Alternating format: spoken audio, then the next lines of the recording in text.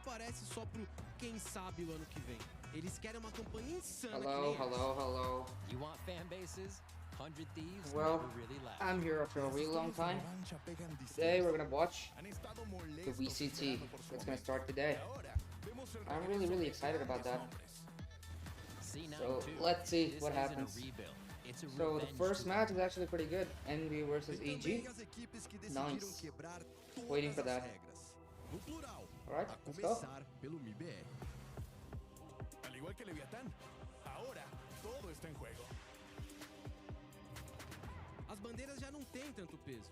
Uma mistura de países e de estilos. Um caos total. Sentinels y Crew también están metidos en ese caos. Todo mundo vai dar a vida em 2026.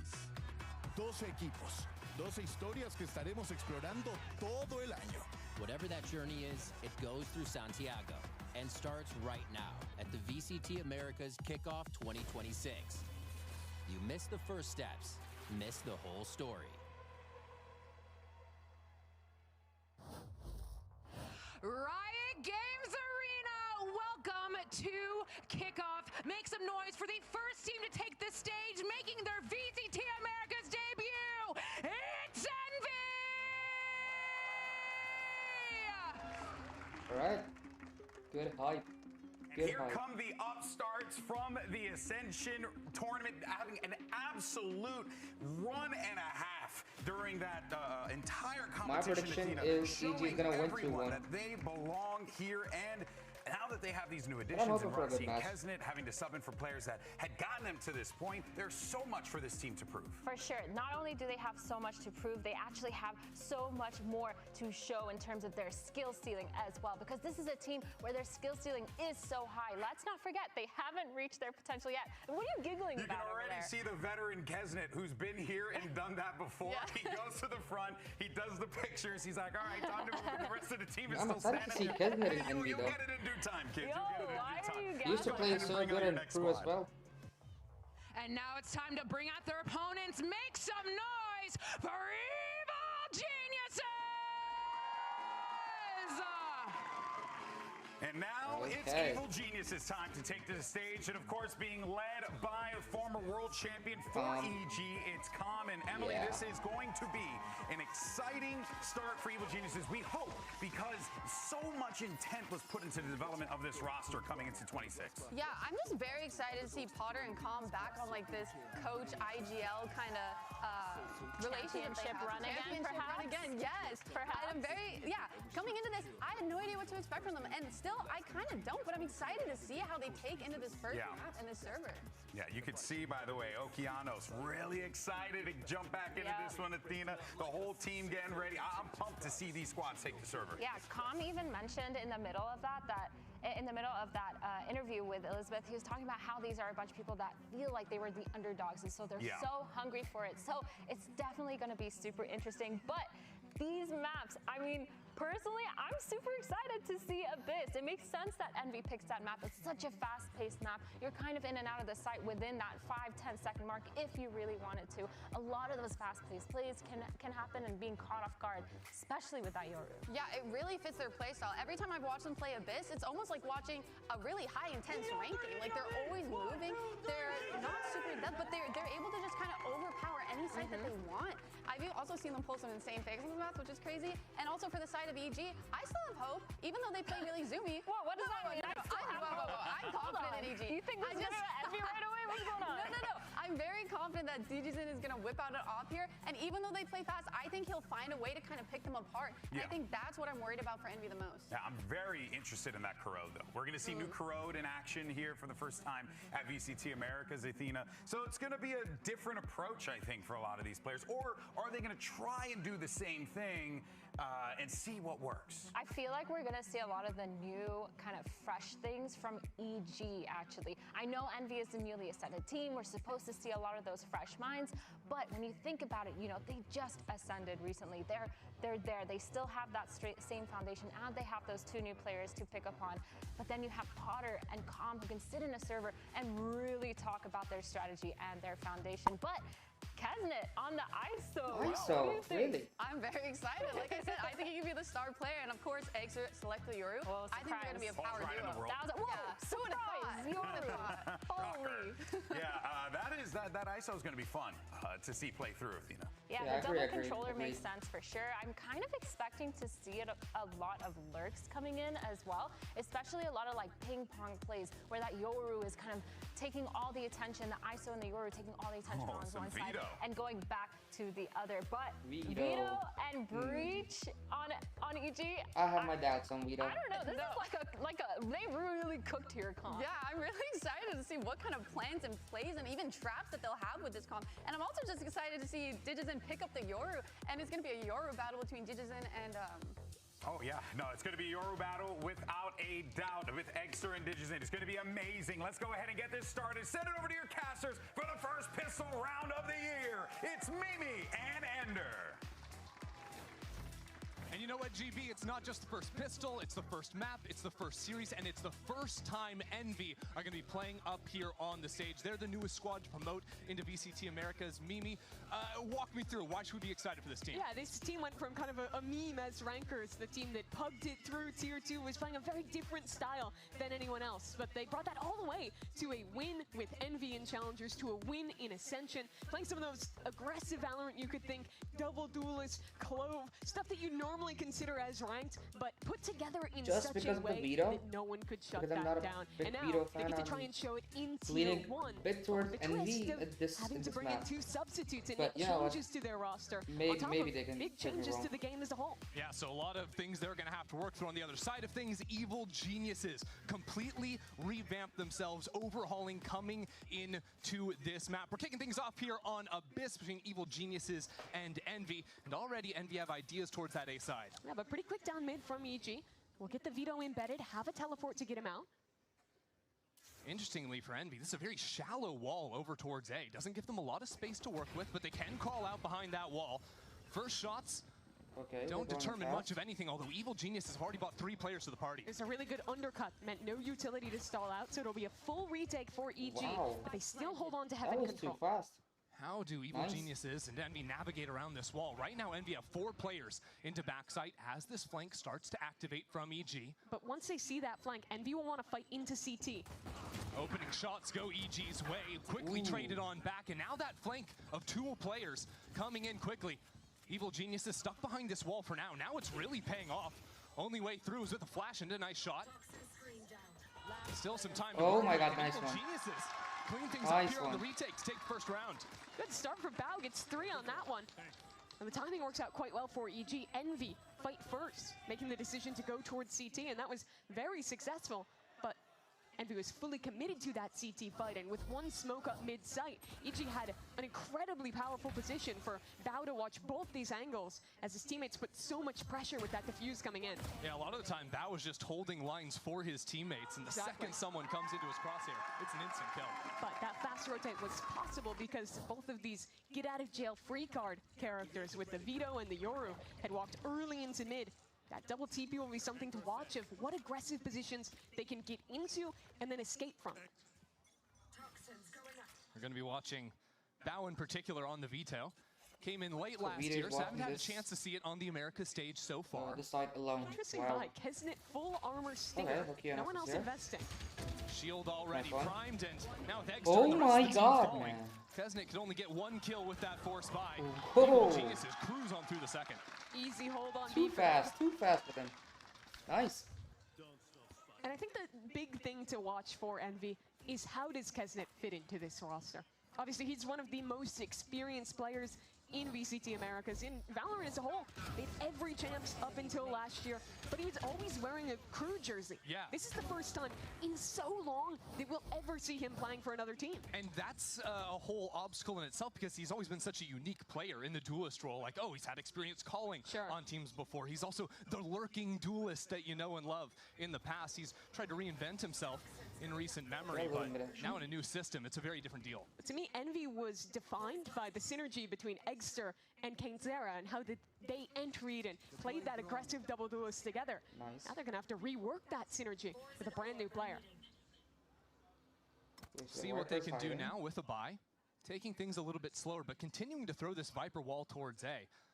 As we have a slow round, I want to dig into it a little bit because it gives Envy some opportunities to step out into the space and maybe try to remove some of those more comfortable close positions that EG would normally like to play. It also helps you to feel a little bit safer in conditioning utility towards mid. You see the Viper Orb is in that direction. They throw one mid smoke that way, and suddenly it is a big problem for Evil Geniuses. Yeah, he could lurk out behind it. 4 players could walk behind it and pull it down, and all of a sudden, one side anchor is looking at a whole lot of players. Right now, that anchor is Bao. Over on the left-hand side of sight, but keep your eyes on the lurk coming in. Inspire has made it all the way through mid, waiting for his moment. Oh my god. Nice one. Now DigiZen holding it down. Evil Geniuses aren't out of it just yet. As a matter of fact, Envy have nowhere really left to go. What? The spike is up here on site, desperately calling forward reinforcements. And as those shots do not find their mark, and Oki and Yo, they're choking, they're choking. What the? Yo, well played by Inspire, but very well controlled they all for EG. choked. They held on to backside control that entire time. That was a good one, though. It's great timing to play forward. Look at that stun coming in from the breach. Nice shot, too. Yeah, a really unorthodox pick on this map. If you were reading the patch notes, you'll note there was a little buff, right? That wider stun, slightly faster flash timings, but not huge changes. However, I think there that breach is just so impactful. Vito's got his fucking ultimate on the 3rd round. Importantly, those changes make Breach a little bit more reliable than he's been, and that's always been the weakness. So you put a good player behind that, and you can absolutely fry. Pros could almost 100% of the time turn his flash before the changes. You still can turn it after, but it's a bit harder. And with the delay, the nerfs to the stun duration, a lot of people could run outside of it. Now with that extra width, comes a little bit stronger. Especially in a complicated fight like that. Nice shot. Man. Nice Pistol's shot. not going to stand a chance against DigiZen. Op Outlaw, this guy just wants to buy a scope. Yeah, it was last year when DigiZen was playing. Nice shot, Kesnet. It was his operator that was massively Whoa. feared and continuing to prove his proficiency on the scoped weaponry here. Nice one, It's shot down, and EG will hold on to this anti-eco quite well. And it's a very interesting story for DigiZen. This is the 2nd time where he's been sent on the loop of play for a tier 1 team in Americas. He performs great individually, but doesn't quite go his way in terms of the team's performance, and he then has to go back to Brazil, grind it out in tier 2 before getting a second chance. And now this is the 2nd time that's happened, but this time his stint in tier 2 was so good, and Envy will have to be familiar with him. He was the highest rated player, bar none, in America's Ascension, the tournament that Envy won to make it here. It's a fun situation because Envy, of course, had to prove themselves as a team to qualify, but you also have so many players that aren't on Ascension-winning rosters that are just fighting for individual spots. And someone like DigiZen just having that half year to be able to do it, prove so much is massive. But who would have thought it would be EG, the jersey he'd be wearing? I don't think many. Evil Geniuses, of course, who went through major changes last year as well, with Ye and Icy in the roster, now rebuilding a very different story, but looking phenomenal so far. Absolutely. I mean, it's been a series of long shots for Potter, waiting to see if she can find the one that sticks. Maybe it'll be this year. Bao goes ahead and evolves right at the start of the round. That's a nice shot from Supa. I think that was just spammed through the smoke onto Inspire. That is a lovely start for EG. There are still 2 players behind this, and we have a lot of space up into mid. Still have to break that one player, though. As Supa slips on back towards spawn, allows a few players to cross. He knows there's bodies in here, and he fills in right behind them, taking a good timing, but shooting at clones. Those ghosts end up biting him right in the behind. As Bao falls as well. Envy have full control of this B site. And Oki falls as well on the road. This is a very good position for Envy. DG could have a timing. At the same time as he falls, I was going to say Calm starting to activate on a flank, but now in the 1-on-3. And you sort of know Calm's motto. So they go ahead and double swing him. Poppin will take that kill, and Envy are going to get their first round on the VCT Americas stage. They've been conditioning that wall towards A pretty much every round for Envy. And like we talked about previous, it means that they always have an orb and an extra smoke available to help out in this mid-fight. They've shown kind of feints in that direction earlier rounds. Now they finally activate it, explode mid-control, and find success getting back into B for their first round win in Americas. So now Envy, after taking that round, have 2 major ultimates on their duelist to play off of a Bucky in Exeter's hands. But now they've got to deal with DGZen, his first op in hand, and he's looking to contain mid. Yeah, that op can sometimes be hard to work with when there's a Yor ult on the other side. So often used to just overwhelm a site. Right now, Envy haven't really given any opportunities for Digizin to go for the fight. Just a fake teleport up in top mid. Okay. But he'll just repost on that line. Knows that mid is still clear. Yeah, and a drone in A main sees nothing, so Evil Genius is going to be aware. The B hit is online. That's just got a Bucky. Digs in his heels backside, but that Bucky is going to be a problem. Eggster, how does he choose to play this one? Jumping on forward and just sits right behind Envy. What? Look in the right What? direction. Someone turn around. That was absolutely no Nice. idea until he realizes Eggster's behind him already. That was ridiculous. And yet, the spike is still planted. Envy are down a player, but now they have a Hunter's Fury online too. And they have a late lurk coming mid. Okay. Now Digizin scouting things out Nice with one. dimensional drift of his own. Evil Geniuses have guns behind it too. This lurk might not be quickly enough for Envy. Not unless Rossi's able to hold it down. There's not even a lurk coming in now. As that player nice falls shot. on the other side, it is clockwork. I don't think Out guys from can EG. do this. That round completely falling apart after Alright, he's gonna Eggster save. just got caught out. Good round. Looking the wrong way. Good round, good round. I'd love to see that from Eggster's POV. That was a very weird Yeah, that was- interaction. They were just of course that was back-to-back, really weird. Walking into each other. Yeah. Exactly. Bao actually walks They're all the way actually behind back to him. back. But look at That these one. shots from Bao. I've been pretty impressive in these first few rounds. I think one of the maybe a little underrated players coming out of Tier 2 in 2025. Okay, the He first time did out get an by opportunity Envy. to play in Ascension. Makes Didn't sense. quite go his way with SAD Esports, but I think even in that endeavor not being super successful, he was always incredibly impressive as an individual. And just waiting for that opportunity. He's shining here, 9-1 to start his journey in Americas. Yeah, you talk about seizing the moment, taking one of those opportunities, starting off a game like this with a new team here for the first match as well, and debuting the veto for Americas here in LA. But now Envy, they're down 1-5, right? They call a timeout for themselves. They need to make some adjustments. Mimi, I want to know where your head would be at if you are Envy, trying to switch things up here on the attack side. I think where they've been losing most of these rounds has been in the late round. EG has been basically always holding on to full backside control and then refighting in as Envy is going for these executes. I really like the round where they did put more of an emphasis on mid control. And I'd like to see them slow these rounds down a little bit, continue to take that kind of space. And I think when they're executing, I'd like to see them saving utility to be able to fight into back sight and be ready for where EG is holding. Because they're really not contesting forward in most of these anchoring positions. Yeah, or it would be the one guy, Eggster, up on his own. Exactly. Didn't go well last round. Now, if they do take things a little bit more slowly, that's where Digizin's operator could be a little bit more of a problem. And you talk about an op in Poppin's hands as well on the Sova, looking to play off-site in the post plant with that Hunter's Fury. Well, you see EG thinks they're going to put more of an emphasis on mid. 3 players stacked there, but B looks to be the destination. Everyone ready in main. Oh, well, they spot out Bao, but still good luck getting past him. A quick teleport away, and this Hunter's Fury comes in early. That stun out from heaven does slow things down, but Envy are surely going to get the plant anyways. So it's a 5-on-5 retake. How did Envy play this post plant? They have Eggster in a forward position, and I think he's the man this round. And they chuck the spike to Inspire to get the Viper's pit online as well. That forward fight is here, as now the pit will fall down as well. 3 players of Evil Geniuses approaching on the flank through mid. Poppin has to hold this. He has an op in his hands, but he's already nice down one for Keanu's and Bao. 1 for 1's all right. Had already used the Hunter's Fury. How does this go for Evil Geniuses? They have to get through this pit somehow, but they're so separated. 2 players all on their own. Digizin strikes first, and now Okeanos entering the site himself. Nice shot. Okeanos Awareness, lethal awareness. in that, but Inspire Yo, will fall too. really, really EG good take awareness another. shown And by that's a great example of what Okeanos. happens when you don't hold on to mid control. Immediately, when EG realized that was a full hit on B, they fell back, played retake, and because they had mid the entire time, they were incredibly fast in pushing through a flank and pinching the site, so the Viper's pit was basically nice useless. shot. So in a way, yes, Envy, they fight forward like we were hoping to see out of them, but Evil Geniuses have the right call, whether that's in the moment or expecting Envy to try and play up a little more. Oh my god! 2 very different attitudes in the coaching booth as well, and the scoreboard reflects it.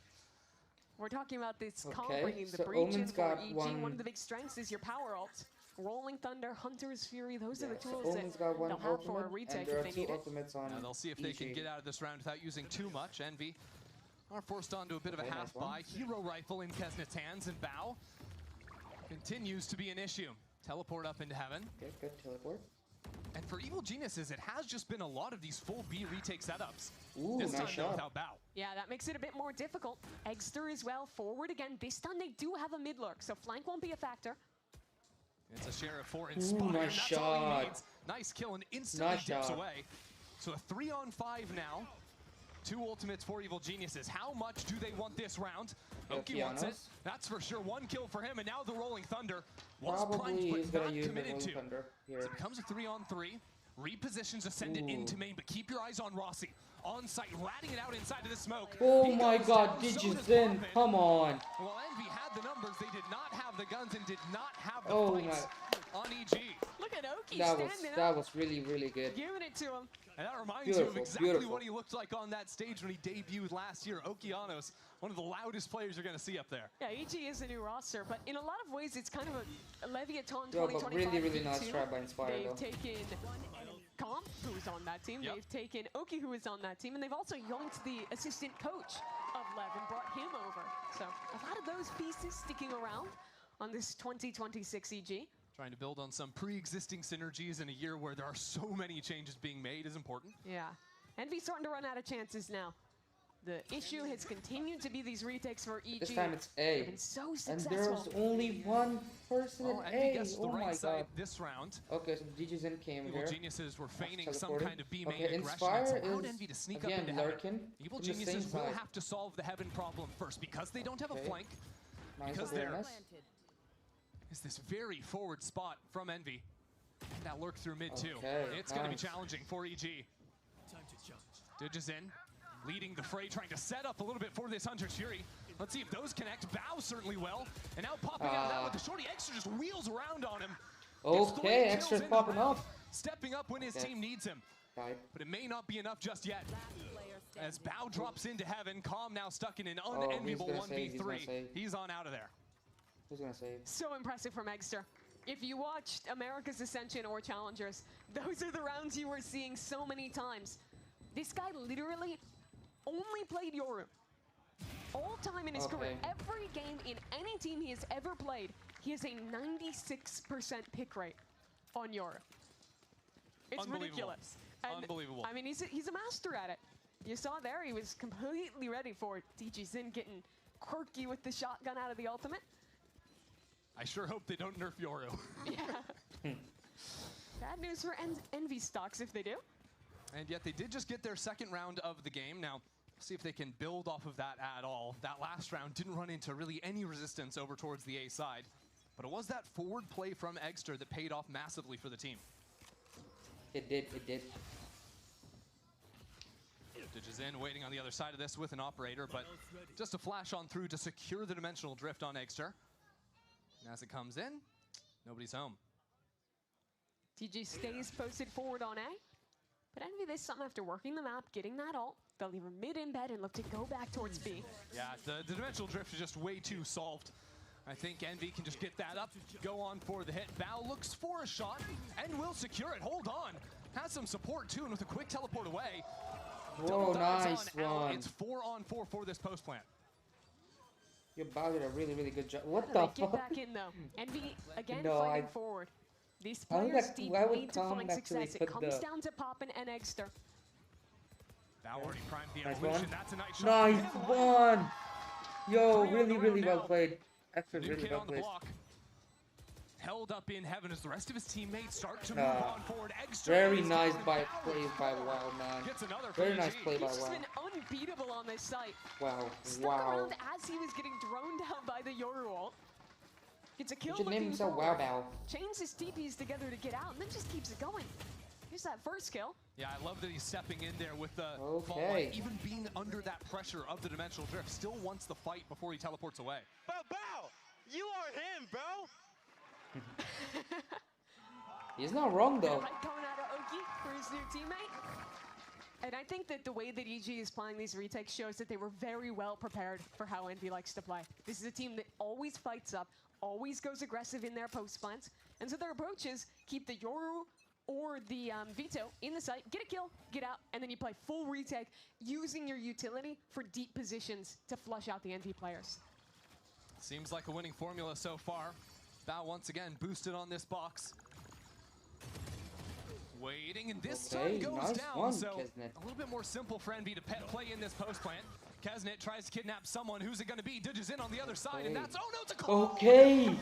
Okeanos! Oh my god! Unbelievable. From bad to worse.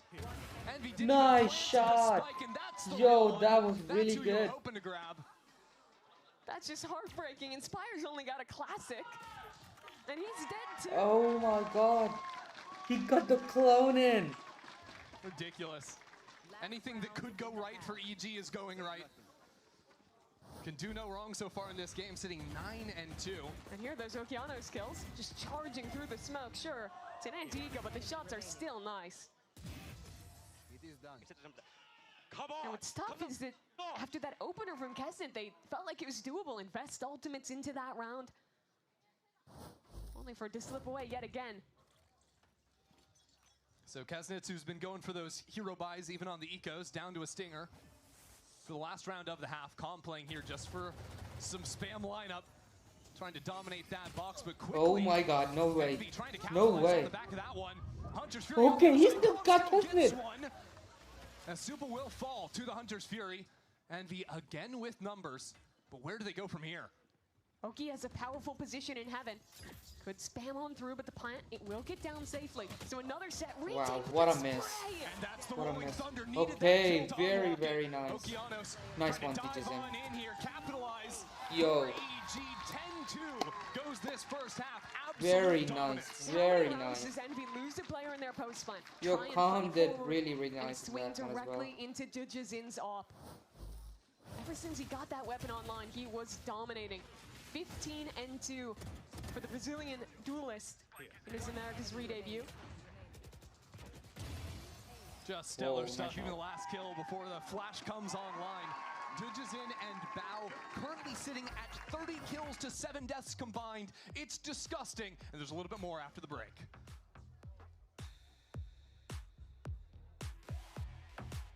Yo, I think what matters in the next... Can I help you, sir? Here's the bill from the dealership. What matters in the next half is who wins the pistol round. I mean, whoever wins the pistol round, if Envy wins it, they still, I think, might have a chance. Because if they lose the pistol round, then they're gonna full by the second round, the eco round, because they cannot afford to go for the bonus round without going full buy on the eco round.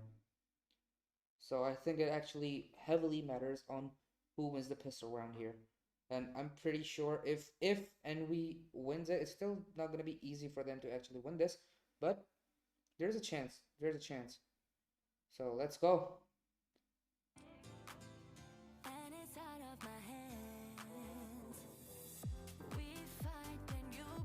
Yo, Didgesin and the guy Bao.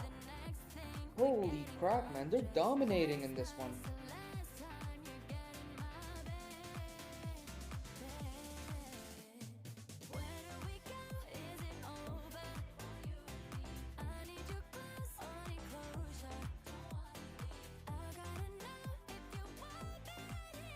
Okay. Let's see. Well, there's no other way to put it than that was an outstanding half for Evil Geniuses. Actually, I think there are a few other ways I could have put it, but I chose to go with that 10-2 and up against the new squad. Defense. Yeah, that was the one thing I didn't more want like to say. a ranked match than a VCT. Because don't win much it on wasn't defense, much like so- scrims. A bit of It a was rough more start like for a new they're Ascension playing squad. ranked matches. You know, I can't help but think a little bit about our previous Ascension teams.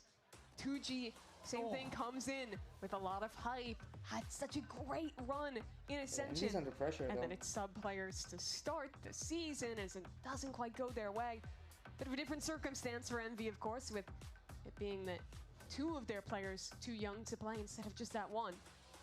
But still, how can they bring this back? How can they make something happen here? And it is also Envy bringing in some veterans, right? The power of Kesnet didn't really get to see that come online into the first half. Hopefully we can see, though, on the defense side of things, Envy find their groove here, at least early on.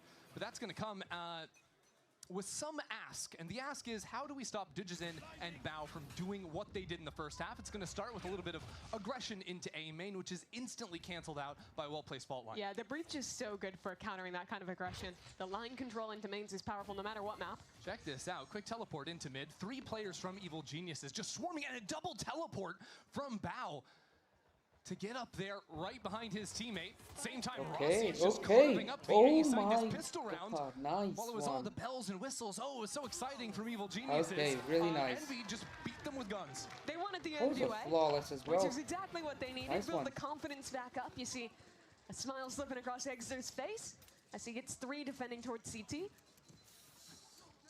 It's okay. A simple round to start. That's how you build these things up.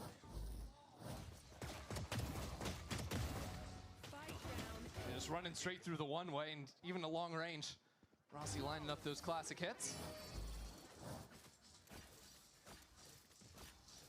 Still going towards now, I do want to check and see. I believe Exeter may have grabbed a bandit as his secondary. He had it for a second.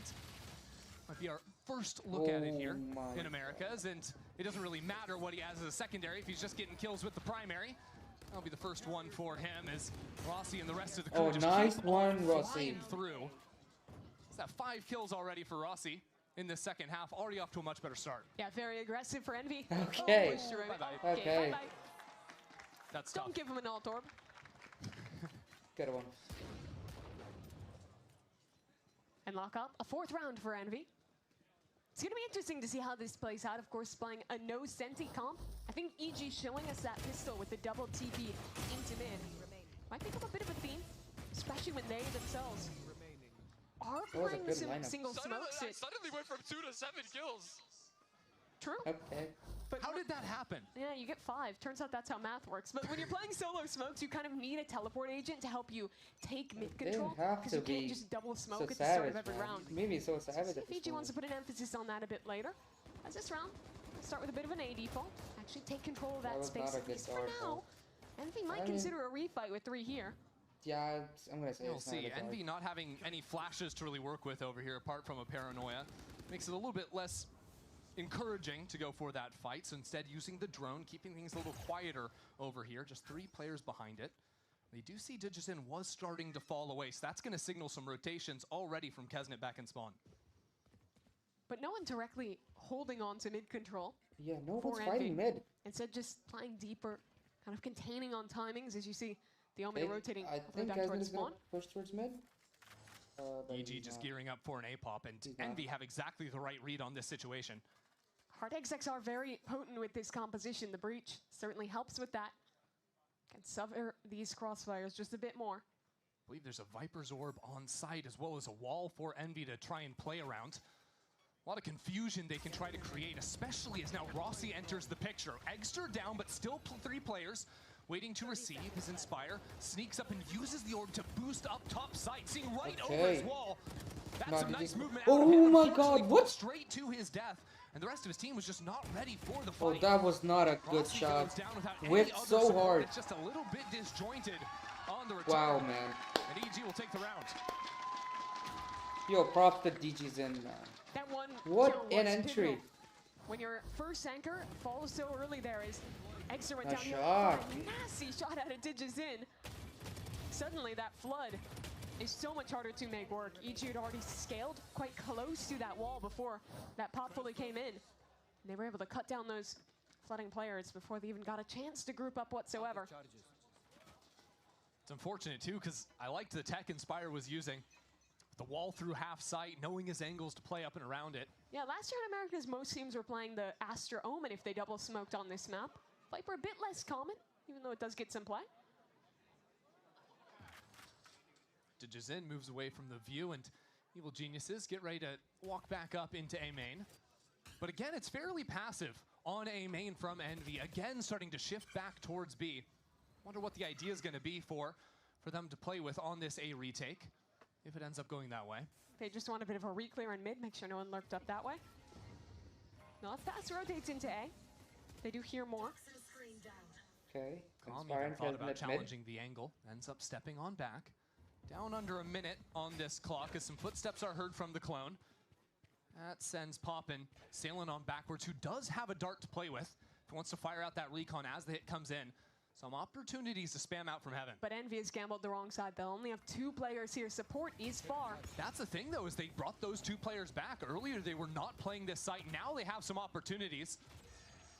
A Paranoia comes out. That recon as well. These players are spotted, but the flash hits him. Poppin falls away as Rossi takes the kill. Now less than 30 seconds. Evil Geniuses trying to fight into backside. Spike Plant under a little bit of pressure. Some utility, timing that one out as the swing comes in. Nice swing by Kesnet. Primes another shield, goes down through the flash, and now just 10 seconds left. It's starting to be a little bit of a mess. Inspire charging on forward as the spike goes down, but there's too many left to deal with. Envy take their 5th. You saw that Flood retake fail in round 15 with Envy getting cut down 1 at a time. But a round like that is exactly the goal of how they play. Leave 2 anchors on the site who are very willing to proactively fight and just get that bit more time as the rest of the team just fearlessly charges back in. Look at Kesnet, shield up, not a care. Even though he dies, he gets time for the rest of his team to set up for better positions on that retake. And now Evil Geniuses, not going for much of a hero. I think Digizen's going to buy something, a little something here with the opportunity for a dimensional drift, but setting Envy up to start to build onto their economy. They've got the operator in Eggster's hands as well. No one's playing mid again. Wow. This could be the start of something if they keep it clean Envy these next really couple hates rounds. Abyss mid. Still a big if. EG put more of an attention on mid. They showed something similar in the pistol round. Looks like they could go for one of those double TPs again, try and blow up this part of the map. Okay. Here's that teleport. This time, though, Digizen not asking for too much more support behind it. Just has Supa guarding his back, and as Digizen steps into that smoke, that's the hero rifle gone. And what should be EG's chances into the round, Rossi chooses to teleport over from the other side of the map, support this B site, and just say, this door is closed over on B. EG realizing that they're not even going to challenge it. No, they left our Aster in mid. They want to call back towards the A side of the map. Leaving an embed here. They could even go back B late. They're really taking their time with this eco round. Yeah, EG are kind of throwing out the fishing line here and seeing if anything bites on a round like this. If Bao could find someone, if Envy get a little over eager, if there's someone playing up in A main they could take down. But now as Bao is gone, so is the chance of a good catch. It's got to be over towards this A site now for Evil Geniuses. And again, they are really working on the clock. Poppin is out here alone. This seems ill-advisable. It's a 1-for-1, still Envy with the numbers, as Kesnet also is isolated. And now Envy have given away a pretty large advantage. Only 1 gun picked up from comp, but there are 2 ultimates online. And these EG players are so separated. Envy are all on their own too. It's 1v1s across the board. Okeanos now, without a rifle himself, stepping right back into that flank, and Rossi will finish off the round, so got a little bit hairy for a moment, but Envy still take the round. The way Envy played that was scary to me. In the 3-on-2 anti-eco, Rossi's jumping out onto site pretty much alone. If he dies there, it could have been a very different round, but it isn't today, and that's how this team likes to play. They're willing to take those big risks to make the individual plays take that time. Really nice shots. It was so successful for them in Tier 2. Nice, Rossi. So, Envy head into this next round, and this round is the big one for them. Obviously trailing by 5, but look at the ultimates on EG's side. Envy need to come up with an answer, and you can't help but feel like it's going to be off the back of Eggster. Top performer for Envy so far, has the operator and the dimensional drift himself. I do like this approach. They gamble 4A. If it's a B hit, they'll just full retake with dimensional drift. We've already seen how Inspire can work that B site behind his smoke.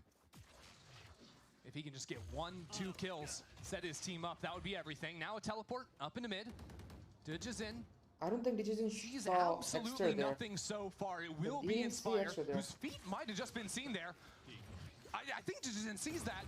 Maybe not. It's a little bit of a mess. Inspire in and out and around the smoke. That'll be a kill for him. And still chooses to play on another site. one as well. He is digging in firmly as the rest of Envy approaches. Operator now peering out of heaven. Inspire above them all. Takes his shot. Takes his nice. Holy crap. He's going for ace. Come on. Get the ace. And wants a little bit more. Where is Calm hiding? Rossi trying to lay down the gold carpet. Oh. Inspire falls, but Envy takes Oh, it out no. nonetheless. That was a masterclass from Inspire.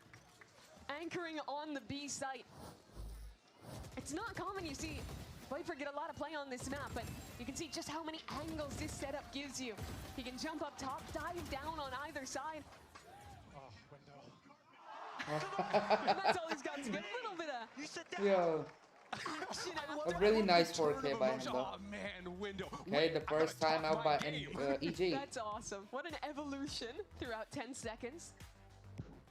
One of the problems with EG's comp into a setup like that is Breach as an initiator really excels at just taking a site when there's not a lot of smokes, things like that, because he can only flash off of walls. You think about someone like Sky, like KO, you can flash anywhere you pretty much want to take it. But with that agent, you lose that flexibility, and one wall going up, you saw there that the flashes for Oki were completely blocked by the Viper wall and never affected that anchor. Yeah, and when Inspire can pop out of any one of those smokes from so many different angles as well, all of a sudden you can't hold all those angles. Even if you know he's somewhere inside of it, it becomes really hard to EG are really cross struggling your T's, here. dot your I's, especially when you're under a time crunch to plant that spike while the rotates are coming in to fight you.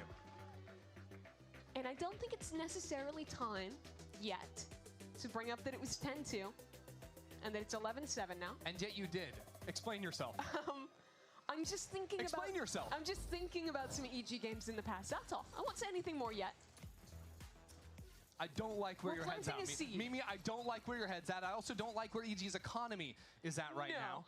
Even Yo, if they have those really? ults. I also don't like that Envy won that round without Eggster needing to get some op kills, without needing to use that ultimate either.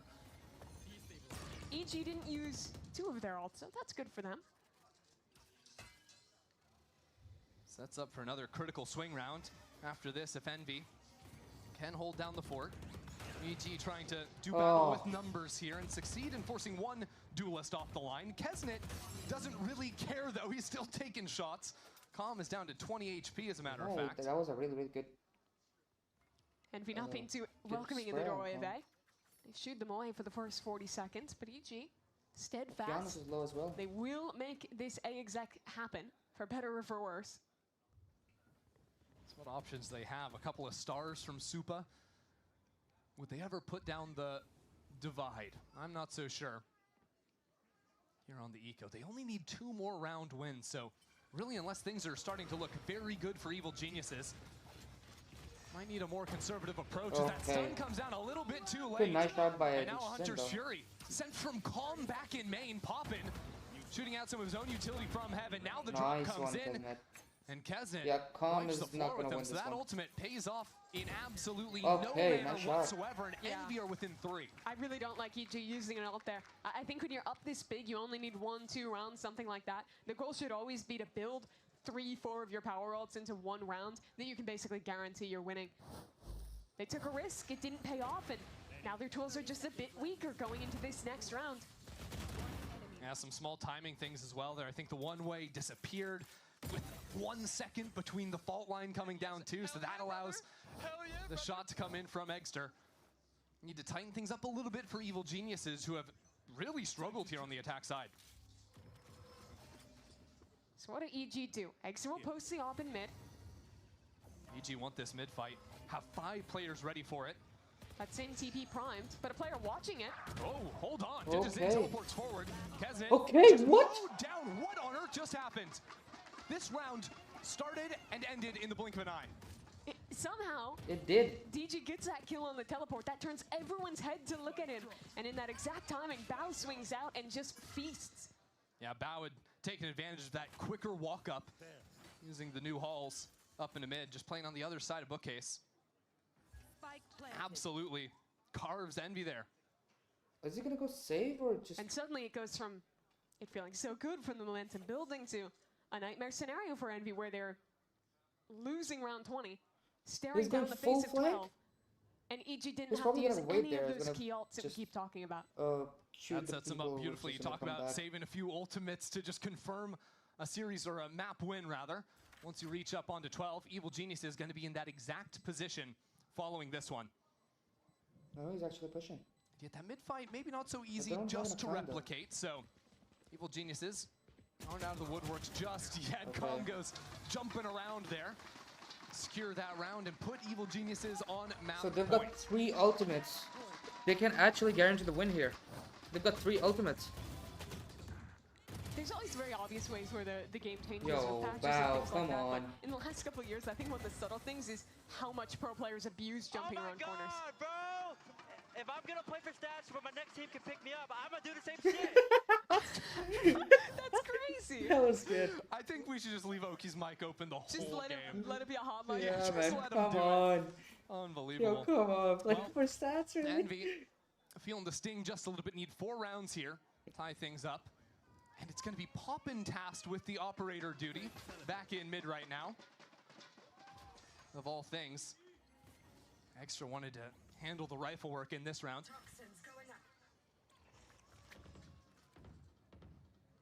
Bow posts up in mid, a TP to get him out.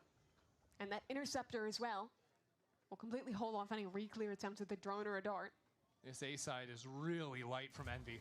Rossi No. just needs to Is he find actually something here and using... fall away. Doesn't even challenge onto the angle. Instead, falling away. Knowing there's a rolling thunder on the other side of that Cosmic Divide. Poppin's out on the ledge. Thought he could play with something with the op of all things. And yet can't quite get that shot down. And now the kidnap. That's the planter. That's Calm. Okay, Picked up by Calm. Kesnet. Kesnet, what have you got? He's got nice Calm. one. And now Envy Okay, could take Superman, their time come on on. the retake, but with Poppin falling, things start to equalize. Inspire takes down Bow in mid. Now without that lurk coming Nice in, EG need one. to fight forward. But that goes horribly wrong as well. And now Eggster getting full information over the sights. He's Yeah, exactly he's where not these winning players this are. one now. Dujazin is down, and Envy stay alive. Yo, they wasted their ults, though. Some key parts of that round. I think number one is Kiana's flushing the wasting lurk his in ult. mid. Envy were aware that Bao was there. They get a pick on him before he can become a problem whatsoever. And the second is that Envy was willing to just play full retake that round. I think that's absolutely the right call. If they try to hard anchor against these ultimates, Bang! could have gone pretty poorly. Let's go. I don't think he's playing today. We'll check in with him later, maybe. Yeah. See what's up there. Now, Evil Geniuses still have some opportunities left, but it's just 2 rifles for them in this round. Really strange buy. See what they can do with their heavy hitters here. And Digizin and Bao, who completely dominated in that first half. Hasn't quite been the same story here on the attacking side, but maybe with them working up into mid and B respectively, they can get something done. Cutting through. More of a spread default for EG this time. Fake teleport. Poppin still holding on to that Hey. operator. Still liking that Okay. angle, going for the reswing. Maybe a Digizin, little come bit on. ill-advised. Now Envy without any way to gather mid-round info. That makes things a lot more difficult. They decide to just split it 2-2. Just play contain on mid control. So EG, if they group for an exec, either side here will be at an advantage, despite the worst guns.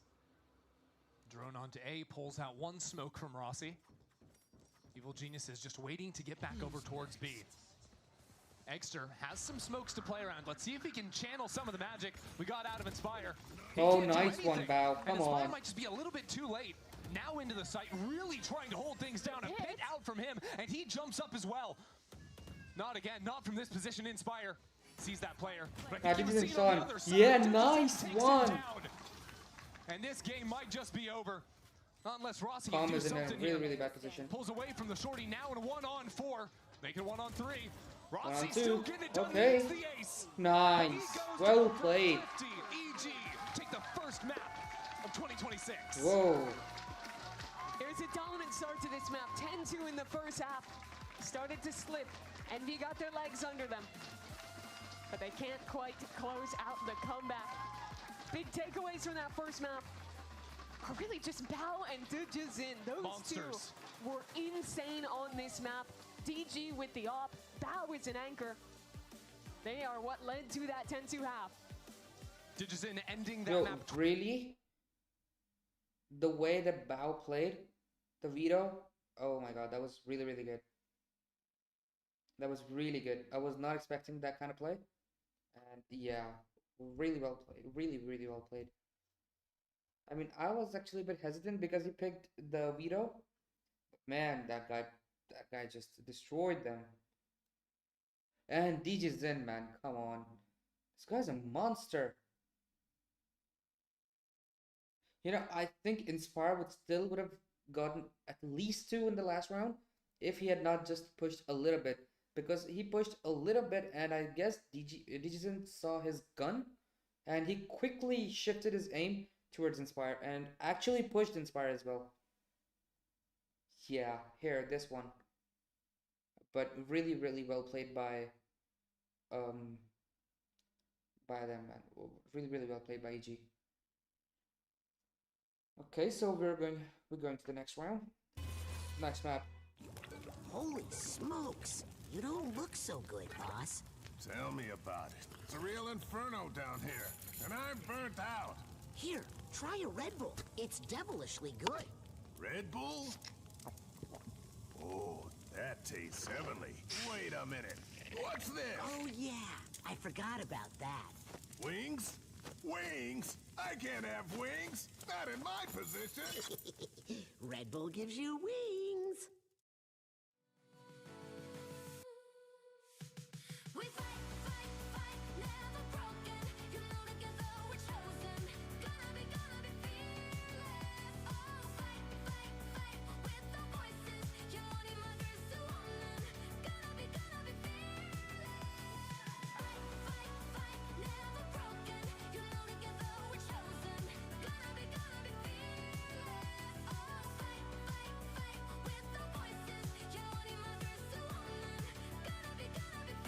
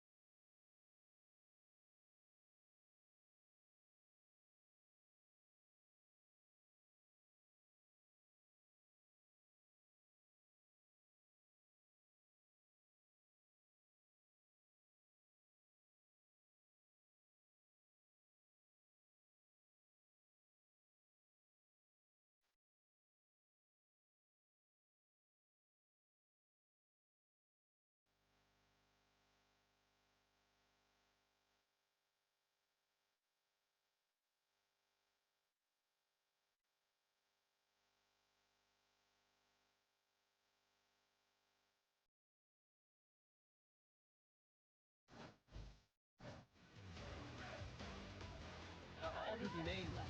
But Inspire has it back to Boathouse and finds 3!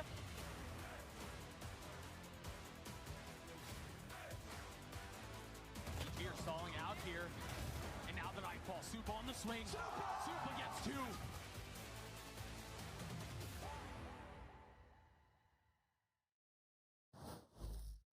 Here with the coach of Evil Geniuses, Potter. Congratulations on winning the first match of 2026 in VCT Americas, but that almost didn't go your way. It was a tale of 2 different halves. Talk to me. It was Envy's map pick. What was the strategy going in? We really just focused on our game a lot. You know, there's not a lot of countering to do, not a lot of data. We didn't even know if Kesnet was going to play for Envy coming to this match. So we really focused on ourselves. We have a brand new player on the stage, so making sure that Bao is as comfortable as possible was our goal. Well, you looked very comfortable. Best luck on map. And I think it's safe to say after that performance that we just saw on Abyss, Bao is feeling pretty darn all right. Welcome back, everyone. GB here alongside with Athena as well as Emily, and we're looking to break it all down. Let's talk about DigiZen because we were really putting the microscope on DigiZen coming into this one, Athena, but it did feel like we got the DigiZen show that we were promised. We were talking so much about his operator, so much about how he can control the map, and he really was doing such a good job. He was constantly in their face, constantly getting these operator shots, even on those retakes. And Emily, I know you're hyped about this round. I mean, an op and a retake has never looked so good. Normally you see the duelists kind of trade them off. Not him. He jumps in, gets a kill with a shorty, and then whips out the op in a Viper and still gets away with it. Like, the impact that I saw him having every single round, especially on the defense half, was insane. And I was a little worried because, yeah, Envy does kind of run it down on them, but he was able to pick them apart like I was kind of hoping for. Yeah, and I think the biggest contributor to that as well is the way that he is just openly able to take space by himself, make himself kind of a playmaker in that sense within those retakes, and coming up with 261 ACS. That is an insane stat to have, especially on just one map where you're opping, and a lot of these retakes are there. Like, you don't see those kinds of stats when it comes to opping on retakes. And what I love about Digizin is that he plays with this very fearless mentality. We were seeing it round after round. He was in the thick of it, always looking to be in the fray, op in hand or not. And it was very clear that for EG, and to what Potter was saying earlier, the game plan, sticking with what you know, certainly worked out well, because it felt like we were watching the Digizin that we've been watching all throughout his time here at VCT Americas. But there was also another aspect of EG's game plan that we were not prepared for, Myrna, and this was the retakes, because we were seeing EG just, we'll just walk right back in there a few of those rounds. Yeah, no, the EG retakes were insane. It felt like they had them down to a book. So the way that they were playing it was every now and then they would have that one player, either the Vito on the site or the Yoru on the site, just getting that one pick and falling off. And along with all that util, the breach util, getting back into site and making sure they have a plan for every single one of these retakes has been insane. We have mentioned a lot about Digizin being a big factor of it, but also the way that they were setting up these retakes, setting themselves up for success, waiting for all the util, clearing out all these angles. It almost seemed like Envy didn't have a chance when EG was on their defensive side. Yeah, it felt like Envy was kind of scrambling to find something to work, especially in their post plans, because for Envy, they're used to be able to brawl on site, get a few kills, and then play the post plan. But EG wasn't letting that happen. EG was playing back, allowing to go into the retakes, and it was really cool to see. Yeah, and I mean, look at the stat. EG had a 71% retake percentage. That is insane. Yeah. And again, that was super successful, mainly because of that. And even Potter, she said, well, we didn't really have to counter. We just played our own game. Well, that was an insane counter to Envy. They felt that really fast within the server, because playing off that site, exactly like you said, Emily, not giving them those brawls and just being able to retake with all the util, it worked out perfectly for them. It was an incredibly strong start for Evil Geniuses, although we did see some signs of life from Envy, even though it did ultimately lead into a fake comeback. Still, it was nice to at least see Envy come back. They're my prediction. I still believe. They came back a little bit. They're back the whole time. No, they were just a little scared at the beginning. She never gave up hope, okay? She never gave up hope. But that means, though, coming up next, we're going to have Corrode. Let's preview this real fast. What should we be expecting out of this one? Because we got a lot of changes. Yeah, I mean, honestly, that game threw me off. I thought we were going to see crazy explosive plays, but instead it was super structured by both teams. So honestly, for Corrode, I have no clue anymore. I really was expecting a lot more zoomies, a lot more fast-paced plays, but no clue. Yeah, well, let's go ahead and hear what Coach Stunner has to say as we get ready for Map 2, Corrode. Here with the coach of Envy, Stunner. Now that almost was your map. It was a tale of two different halves. Tell me, did you see what was the difference in strategy between the first half and the second half, or was it just kind of, we needed to warm up? Yeah, I think we just needed to warm up. I think it was our team hasn't been on this stage yet. It's a new feeling for these guys. They just need that warm up, and I think we're good to go for the next two maps. Should be dominant 2-0 on this side of the map pick. Okay, wild opinion, but I like their confidence. And hey, that makes a lot of sense, right? This is a team, Emily, that is brand new to this stage. They got a lot of things that they got to work on together. And on top of that, you have a lot of pieces that are coming together, in some cases coming in last minute, to try and make this thing a reality for Envy. So it's a bit of a tall task. No, it is. It's asking a lot out of a team that just kind of made it here, right, through Ascension. But going into a map like a Corrode, I think that their playstyle is perfect for this. I think, like I said before in the pre-show, is that if they continue with having the same similar playstyle, like kind of running down, it didn't really work out for them on Abyss, but I think a map like Corrode is completely different. Guys, listen, I just need to speak for Envy here. We need to forget.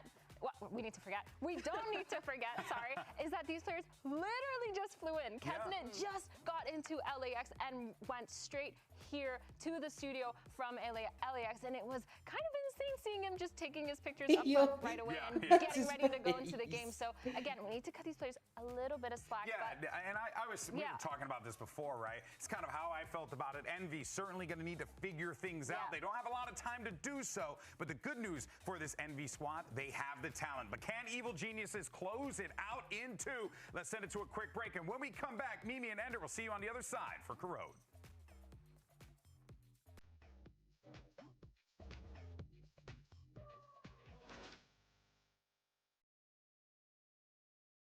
Okay, looking forward to Pro.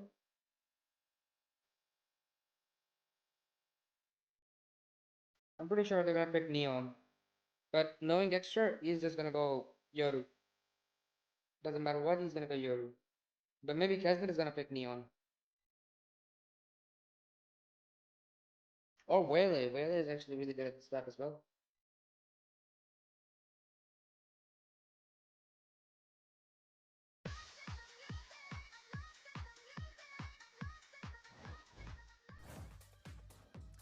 EG currently lead the series 1-0, but we're swinging things over to Corrode now. And after Envy gave us a little bit better of a fight towards the end of that second half, now they have to come back here on Evil Genius's map pick.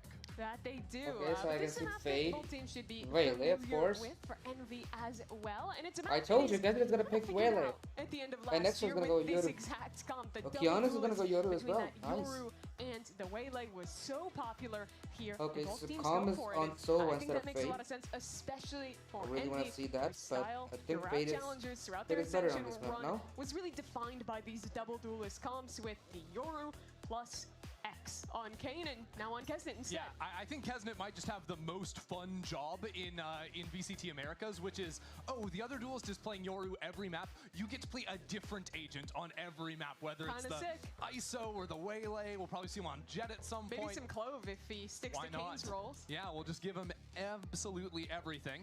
But of course, going to be mirrored on the other side. Digizin saw that matchup last year, also going to be picking up that Wele. He was so good with the off on map number 1. That was one of the most impactful parts of that defensive side for EG. Their EG's going to start out on attack, and you know, you've talked a lot about how good Envy's double dive duo is. I think you have to put some fear for DG and Oki working on that same kind of setup with their double duelist. Yeah, it'll be fun to see Okeanos piloting the Yoru in this one. Still has the flashes, but a little bit of a different role here for the squad. Bao, of course, after playing that veto to perfection in game number 1, now going to be on the Omen. So some very flexible roles for Evil Geniuses, which has been a standard of Potter's coaching style over the years. For sure. We're hopping into map 2, EG leading by 1. As a reminder, if you lose this series, you go down to our middle bracket. You still have one more chance after that.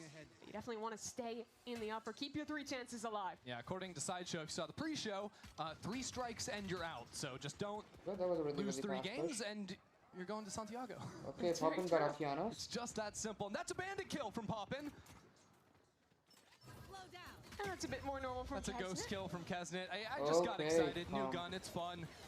But it's still, you know, shoots heads in very similar ways. All right. Even playing field, Digizin down very low HP as Rossi makes quick work. And this will be back-to-back pistols for Envy if they keep it classy, which they do. Eggster starting to finish the round with the kill. Nice cleanup from Envy, something they're always very good at on defense, no matter the roster, is holding and then refighting in together. This is a team that really likes to control the pace in aggression. Oh my that, god. by the way, is how he got the kill by spamming? Just spamming through the smoke with Okay. it. And the more Corrode changes, the more it stays the same. Look, you can't shoot through every wall now, but surprise, you can still shoot through smokes. You can absolutely do that. They didn't change that part unless, I don't know, I guess you want to play Harbor, which I don't think anyone does. No, don't think we've got that in us still. Now, interestingly, there were some small pistols picked up from EG. A ghost for Oki, a shorty for Digizin to do some silly little dive plays. It's Calm to take the first contact. Inspire. Oh, Inspire, come Mows on. down a couple players. Extra now just Is no allowing one players seeing to run into Extra? the smoke. Doesn't care before teleporting on out of there. While Bao has picked up a stinger. This is so Envy. Look at how they're playing this anti-eco. Unreal. Apparently Nice out shot, from Bao. mid, and it has resulted Okay, in he now picked it Marshall up. being picked up. Still not an easy position to play out of as the swings come on through. So what looks a little bit overwhelming at times, it still is going to get Envy their second round. What the fuck they was will that? play No one defense saw that Extra? way, whether it's an anti-eco, whether it's gun v gun, whether they're on an eco. Once they find you, they will want to fight. They are very good at it. Inspire re-swinging there is crazy. It works out for him and ends up pretty clean in the end. I'll take it. I'll take my 2.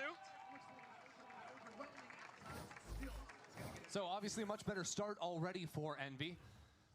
Now though, EG fully kitted up, Calm with the Odin. Of course the gun to always be tracking here. on Corrode. But quick reminder of the changes: you can no longer spam that line, and you can no longer spam this line, which you used to be able to with the Odin. I don't think the walls go quite as far as you drew them, but I understand the point. It's hard to be precise. Words matter, Mimi. All right. Poppin not seeing anyone right now. Oh, now he is. Yeah, no haunt breakers. I think they thought it was going to get stuck in that smoke and not reveal.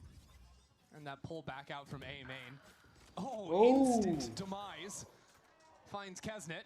Yeah, it looked like Envy weren't quite ready for those players to be so quick up mid, and suddenly this A main hold is just completely crumbled. Yeah, after maybe seeing the ping of the player a little bit further up in mid, thought there was more pressure on the B side of things as opposed to splitting on A. That leaves Eggster here, flashing himself on in. Okeanos just holds the line. No issues there. Cutting through. And one by one they filter in. Oh, nice shot by Poppin. Poppin gets his kill. Yo, that was a can really reset the round nice a little shot by bit, see what damage Envy can do on the outside of things. Inspire is going to be so late on a lurk, though. How much more can Inspire? Okay, Poppin. There's no way you get more here. Yeah, trying to make that mad dash for the Phantom. No luck this time. But already taking 3 rifles out of the equation. Not too disappointing of work from Envy. Inspire's managed to upgrade into the Vandal. Now falls on down. EG get there first. And it really just crumbles in that A main hold. EG catching the timing to pick off those 2 players in lobby, and the thing about Envy is that when they're up, they'll keep swinging and they'll snowball a win. When they're down, they're also going to be willing to keep swinging, keep taking these fights, and you know, sometimes you get success like those Marshall shots that we saw out of Poppin, and well, sometimes just snowballs the round away from you. So Evil Geniuses took things a little bit slower on that last round, tested up into mid, got that split going. Paid off in a big way for them. This time, though, a little bit more of a focus on B main. Maybe pick up an orb, force players out of this space. Envy likes to play very aggressive in how they anchor B main. See Inspire fighting up, using that molly proactively. Doesn't want to give up any ground on B. EG have chosen just to leave Oki back in B main for now.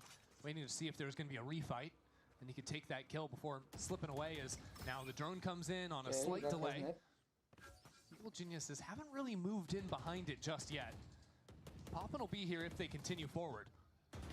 Doing so much. Inspire just threw that smoke. Gets That's a caught by Oki. hard read from EG, right? Expecting Inspire to go for those forward looks. And again, it happens in mid. This is the standard play you were talking about from Envy. They're always going to be taking these opportunities, especially once players go down. Try and filter back an empty space, get some information, look for an opportunity to swing the round. This is exactly how you shut them down. Hold every angle, punish players as they go for the aggressive fights. But now there's still the matter of closing it out, and Envy do have 2 players anchoring. A third rotating in as well on B. Teleport set up into the corner as the dashes come on in. Still that player lodged in sight. Still 2 players back in elbow. Nice one. Gets the first kill, okay, Digizin, come on. Keep on pushing forward. Holy. We're all tied up at 2 and 2. That was clean. So early days, EG have the That was recipe. really clean. Put a little pressure on one part of the map, hold for the re-aggression to come in, and you'll be rewarded. How do Envy look to change things up? So also these first couple rounds they've lost. Add armor to that wall. Add armor to every wall. No. Yeah. Yo, Hunter! That's how you reclaim B main? I think he said, I'm just giving you some polite advice at the end. Exactly. That's what I'm pretty sure God. just happened. I'm not sure. Anyways, Envy my are going to be God, calling a timeout. that to go guy over the is advice just they were too just good. given. Talk about, He's you know, too how good. we re-clear B main, these types of things, perhaps. We don't just swing through our own Viper utility, I would say would be the first piece of advice to take up on. Maybe, you know, get a friend, get an initiator over there to help you out a bit. Get something. Fortunately for Envy, they're going to be stuck on a half buy heading into this next round. Have yet to really contest Evil Geniuses on any of these rifle rounds so far, and that just looks to continue slipping away. Now, Evil Geniuses was a team that was struggling a lot more on their attack side of things back on Pearl, if you remember. But I really feel like when they're playing these slower rounds, and just taking the fights as they come, especially that slow work into mid. It's really putting a lot of pressure on these Envy players to go for those timings you see them looking for. Yeah, and it feels familiar, right, to see Calm back on this team, to see him alongside Potter, but it is very different than that 2023 squad, not just in the players, but in leadership. It's Calm's first time being the primary IGL for a team. He's always been a very vocal player on that initiator role, as many players in that role are, but now having to take over and kind of nurture this next edition of EG. Envy getting active up into mid, but instantly punished for it. Seeing if they Three could people find pushing anything mid. here. They're still going. I don't like this for DJs. DJs now Oh, the pressure told comes in. you. Can't get anything else. Okay, Superman got Rossi. And now this puts EG in a really strange Whoa, position. It's less nice. strange when Envy just keep running into you and dying. For a moment, EG were separated, 2 players towards B, Good 2 flake. towards A. Good flake. That can be hard to play when sound is off and it all stalls out in the round. Bit of a divide there. Eggster runs forward, continues the fight as Kesnet is falling back and rotating away. I think if it's Kane there, you probably see them continue pushing together. Now, Envy on opposite sides of the world. You really hate to be in a position like this, and for Evil Geniuses, I just think that they've responded to a lot of this aggression very nicely. Yep. Like, it doesn't feel like they're reinventing the wheel or anything like this. They just, whether it's the last couple of rounds, put down an insert maybe, played a little bit for mains, and just waited for Envy to sort of overexpose themselves. Plant will come down. As it will eventually activate, but he's spotted out and won't get away with anything. Now, Mimi, you were one of the Envy believers we had before this series. So far, they had that comeback towards the end of Abyss, but couldn't actually turn it around. Nice what's the hope you would sell to try and get things on the right page now that we're heading into an actual honest rifle round for them? The first thing I would sell is that I accidentally submitted the wrong pred. And I meant to Okay, no, I'm not going to accept that. I'll sell your argument here for Envy. I think the number one thing is slow down the mid-round aggression on your own. I think that what EG is doing is in their default. Coach, I'm sorry. I meant to give it to him. I didn't expect him to run there. I'm Talking actually sorry. to the camera. Walter White to camcorder. No, but I'd like to see them slow it on these kind of mid-round re-aggression. You've seen a lot of players just get caught walking up on timings, and it hasn't really been working out. If they go for re-aggro, I want to see set plays instead with the duelists playing together or getting Poppin involved. Extra gets him. One easy solve. If he pushes, Just Extra the gets him. Operator in Exter's hands. With that Viper on A main, though, it's a little bit harder, so Exter just has to hope players aren't creeping up behind that wall. Get his kill and get out, but already DJs has gotten pretty close here. And EG with their hard reads on the main aggros are anticipating this. That dimensional drift goes up into mid. Quick teleport out from Okeanos, trying to scout on back as Exter gets that first kill. Quickly traded away. And now Kesnet under pressure. The Hunter's Fury trying to play off the back of that information. Forces Envy to run away. Okay, as come on. gets knocked down in mid. More and more individuals from Envy are asked to enter into the fight. Rossi steps up when it matters. Nice one, Knocked down just in the same moment. As Evil Geniuses throw that wall up, slow things down, plant the spike, and set up in the post. 2-on-3 now. This is a very big round for Envy. If Kesnet can get one kill, he'll get his ult online. This hold from Evil Geniuses, covering a lot of their bases, and now as they see more and more players, Nice shot. make it a little more simple.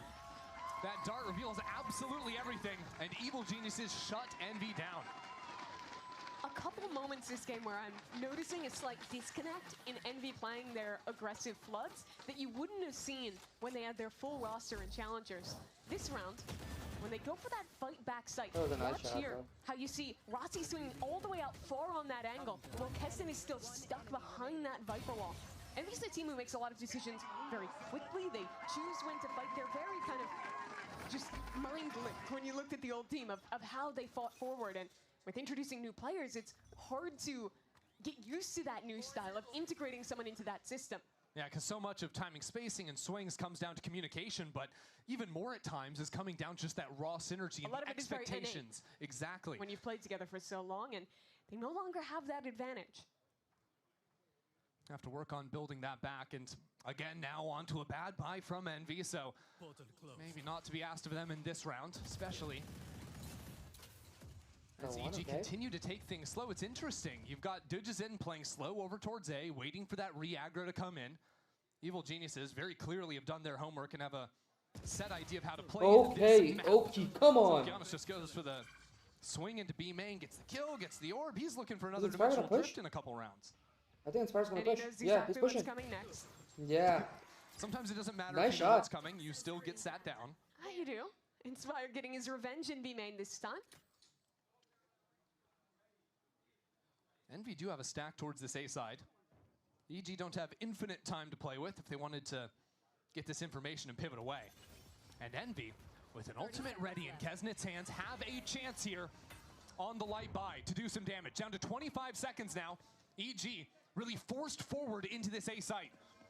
Bundled up with 4 players. As the saturate comes down, they're slowed again. 15 seconds. 15 seconds, come on. Locking it down on A. EG have no option but to force their way back in, and it's so many for EG. Calm, left alone, charging on in. Only one shot left. Yo! Time to plant, but not time Yeah, to no, pull Inspire away from gets this him. spike. Inspire gets him. Inspire Not gets gonna see him. him just yet. Peppers him through I the told you, smoke, Inspire gets him. takes him out. Inspire steps Yo, up to but the really, challenge. really nice play by Extra and by Calm. And finally, EG's slow rounds Whoa. are punished. Yo, he's teabagging, okay. Yeah, he's teabagging, okay. And it's coming down to the wire. He's So still little teabagging. time left to go. Inspire. What does he go for? There's a gun over there on the ground. The spike, it's ticking away. Yeah, and he gets it. With Yeah, 6. good bit. Okay, Inspire. I see your game. I see your game. Okay, And we're just man. going to move on. This guy's trolling. This guy's trolling. This fight was everything, though. Inspire has gone for that refight so many times because they just made it too long. They finally exec in 10 seconds. Bandit in the corner. Ugh. That is a big round for Envy to win.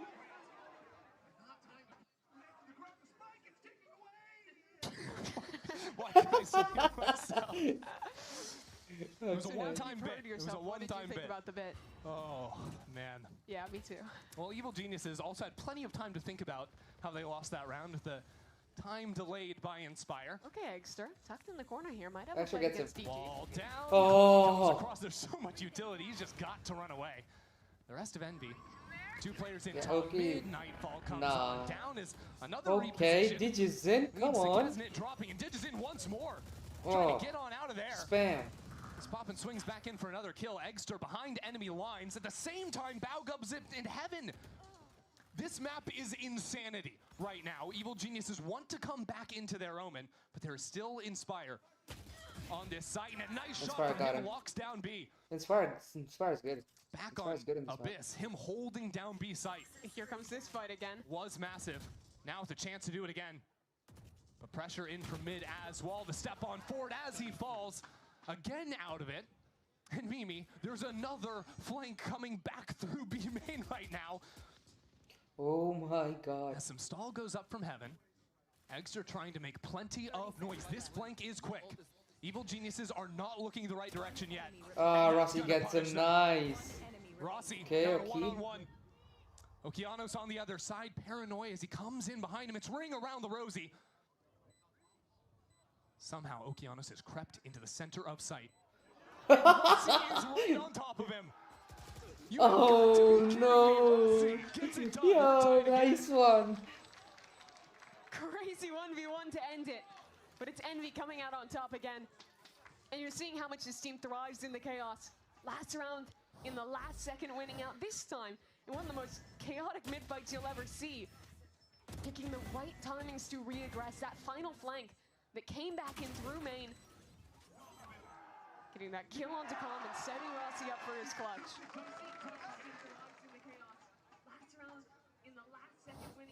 A little bit wild in that last round, but Evil Geniuses are going to hit the break button. Now as a couple of rifle rounds secured by Envy. Calling that timeout. Potter They gonna... really only one. It was that crazy eco and then Oh, that you're last right, round. yeah. I They don't feel lost like we've- 2 rifle rounds Yeah, in a row. It's true. I don't think we've truly seen a clean round from Envy yet, but you don't need clean rounds, you just need rounds. A lot of things going through the minds of these players right now as Potter tries to right the course. One thing I'm looking at for Evil Genius is they've got a slew of ultimates. You've got Dimensional Drift, Hunter's Fury. I think every time we've seen them with those 2 ults, they've always been trying to combo those. And they've basically only shown slow rounds thus far. They're always defaulting, they're always getting an embed in each main, taking their time in mid. We've never that seen round them was go all for a hard Rossi and execute. Inspire. So now with the results online Really, coming out that of was the all timeout, Rossi and there's Inspire. an increased threat The that they're flame gonna from turn up the Rossi, that pace, was really certainly. good. And Envy is Inspire gonna be killing thinking Bao there, about yeah, that was some EG actually will really, commit to it, though. really good. And there's a whole lot of flexibility you can have, even if you just wanted to use those to get a kill instead of fully committing into a certain zone on the map.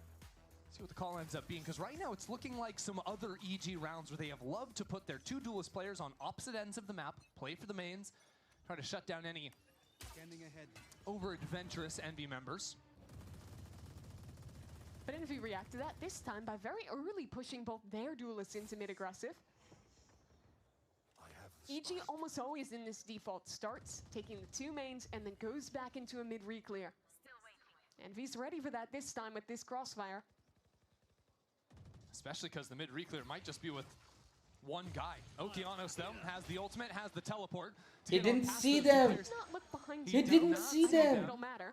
Yeah, I mean, at the end of the day, you're going to see an empty. Oh my God, the problem man, is these come two on. mid players are coming in quickly through this smoke. Eggster has no fear when it comes to swinging on through these, so flash through in front of the sentry. Oh my God, nice one. One more player behind. Okay, DJZ, come on. Geniuses just mow Envy down. This round over in the blink of an eye. Even these last two members of Envy completely isolated. And it's one piece of util that does it. Digizin saturate there was so perfect. That refight in was very well set up. A flash, an Omen paranoia. But DG counters it out completely.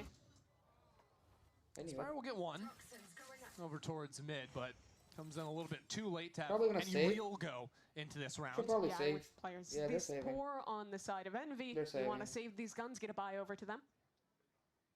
Now, what I'm curious is, obviously that round from Evil Genius Leap, pretty solved, right? You know, they use those two ultimates to run on into the A site, hold down the quick flank through mid. Now they've got to solve these Yo, next really? 3 rounds. Superman without no the Keanu's, benefit really? of those critical ults. Wow. So EG now, after showing having those ults online and playing a very slow round, this might be the one where they play with something a little more aggressive. You see them starting with all 5 players in A main, still with that ult online from Digizin. They won a lot of these critical A main brawls earlier in the half when they went for this kind of aggression. I know what's going on with Kesnet though. He's usually really, really high Pit pressure. put down over towards the B side. Rossi's in a good spot. If you wanted to fight for the forward space with the paranoia instead, dips on back Oh, as nice Kesnet goes in, shot. one shot and Kesnet, out. come Go on, for that the was kill. dirty. Back onto the line with a good paranoia as Oh. well. 2 and 2 kills. Blind makes things a little bit more challenging when Rossi turns on a dime for a quick headshot. Helps out his teammate secure that one. Now Common 1-on-3. And no Poppin wins space this. anywhere on the map. Spotted a shoulder. Tries to whittle away with a shock dart, but at the end of the day, he needs to play a little bit with the clock right now. Envy know exactly where he is. A player going back to police in mid as well means that Comp basically has to telegraph where he's rotating. And he doesn't have much of a choice with 40 seconds than to try and get a pick back into A. There are some 1v1s for him to take right now. Poppin's gonna get I it. believe he No? was spotted on the jiggle, though. At a timing he didn't even catch, so now the spam through the wall. Only 25 seconds left, and now the chip damage is being sent Com's own way. Recon dart out, that's a clone. That sees, goes ahead and grabs him. Actually, just missed. He's really taking his time here. Spots the flash, turns it, pushes forward, but no kill, and now without any Extra time gets him. left on the clock, the Extra magic gets him. is Yeah, I knew lost. that. And Eggster will take a 5th. I don't know if I've ever seen someone killed by, Yo, that was what all that, Kesnet, 4 or man. 5 What jumping the bucky fuck? right clicks. Well, I think there might have been a Those short shots on involved Digizin initially, and then it switched over to Bug. I'm Okeanos, not I really believe? quite sure. There was so No, many- Russ, What I know is that Bao, Kesnet Bao. won them this round. That Those was, shots were yeah, Kesnet, man, come on. impressive. Dirty, Sure, that was Rossi really too as dirty. well. A headshot right before he falls down. Yeah. I like to see Envy willing to play that more passive defense on A, though. They lost a lot of early rounds, just like full committing into this lobby fight. Here they play a bit more passive and fight back in after they hear that EG util. Get rewarded for it. Oki, the only player with a rifle in hand for Evil Geniuses. And Eggster One of the first times ever Nice. steps into the corner. Finally realizing this pattern of how Okeanos likes to play for the B main space. Probably the best round for it to happen as well. Take that hero rifle straight on out of the hands. Ditches in a little bit slow there. Pick up the gun, and Spiral will take that kill too. They do get out on site, but this is still a tough fight. Inspire here. I mean, it's just a mess, right? Making quick work of things. A flawless That was easy for round Envy. for That them. was easy. That was really Take easy. the lead for once Envy. again. Come on. It's been a while since we could have said that for them. Yeah, I really like that different approach to the B main fight. Showing the one way there, which is just so effective to catch Bow on that timing you're talking about that he just kept taking. I know, it really feels like the second half of Abyss where EG is leading, they have the read, and then flip switches and it starts to slip away. Yeah, the main thing though was Evil Geniuses on the defense side were absolutely lights out. It's true. So if you're going pure side, Whoa. double dive on in from Kezen with the Whoa. lineup there. Nice trade That was from a really Okeanos, good but a little lineup, bit man. further back this time around. EG was trying to run their own set play, set up for that ultimate. Said they're the ones getting caught out. Thankfully though, with that trade back onto Kesnet, his ult won't be a factor and it goes 1-for-1. Now over on the B side, Okeanos has stuck around. He heard the TP out. Does he know about Rossi? No. No, he does now. Gonna remember that one. EG had stepped forward into A main as well, but Envy are just holding these angles a little bit too strongly right now. Good Prowler Yeah, out, no, not allows good Inspire to go ahead and get yet another. And now with the ultimate to regroup out of Rossi, this round is cooked. And these are the exact kind of solutions I wanted to see from Envy. Instead of re-clearing space alone, go for the mid-round set plays, always be paired up and fighting together. It's pretty basic stuff, but they execute on it so much better after getting that first time out. Oh, he got dinked. He got dinked. Goes ahead and runs all the way into mid. Unfortunately for him, Exter's already 30 seconds left. caught this rotation. Just going for the jump peaks. Now reveals exactly what is going down. 20 seconds left onto the clock. So Envy are actually going to have the lead here going into the second half on EG's own map pick. Assuming all goes according to plan. There's still a little time left onto the clock. Exter chooses to just go ahead and allow the spam. So while you can't spam through most of that wall, that little corner right there, you still can, Mimi. You can. And that's Envy up 7-5. Really great recovery from them. They win the pistol, lose 4 in a row. Yeah, that was a really, really together. good This one was a by great set play. Kezen. Sorry, Kesnet. A lot of it was about figuring out how EG was playing B main control. They started dominating that space in the second quarter. And it nets them an advantageous half. Still more to play. Second half of Corrode after this.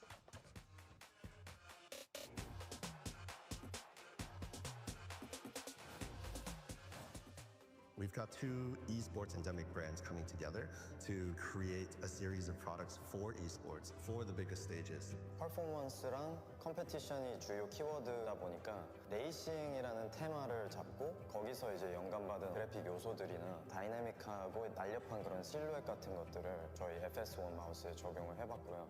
我们希望可以协助 POSA 成为电竞圈的顶尖品牌，而 Voxy 是其中一个助力。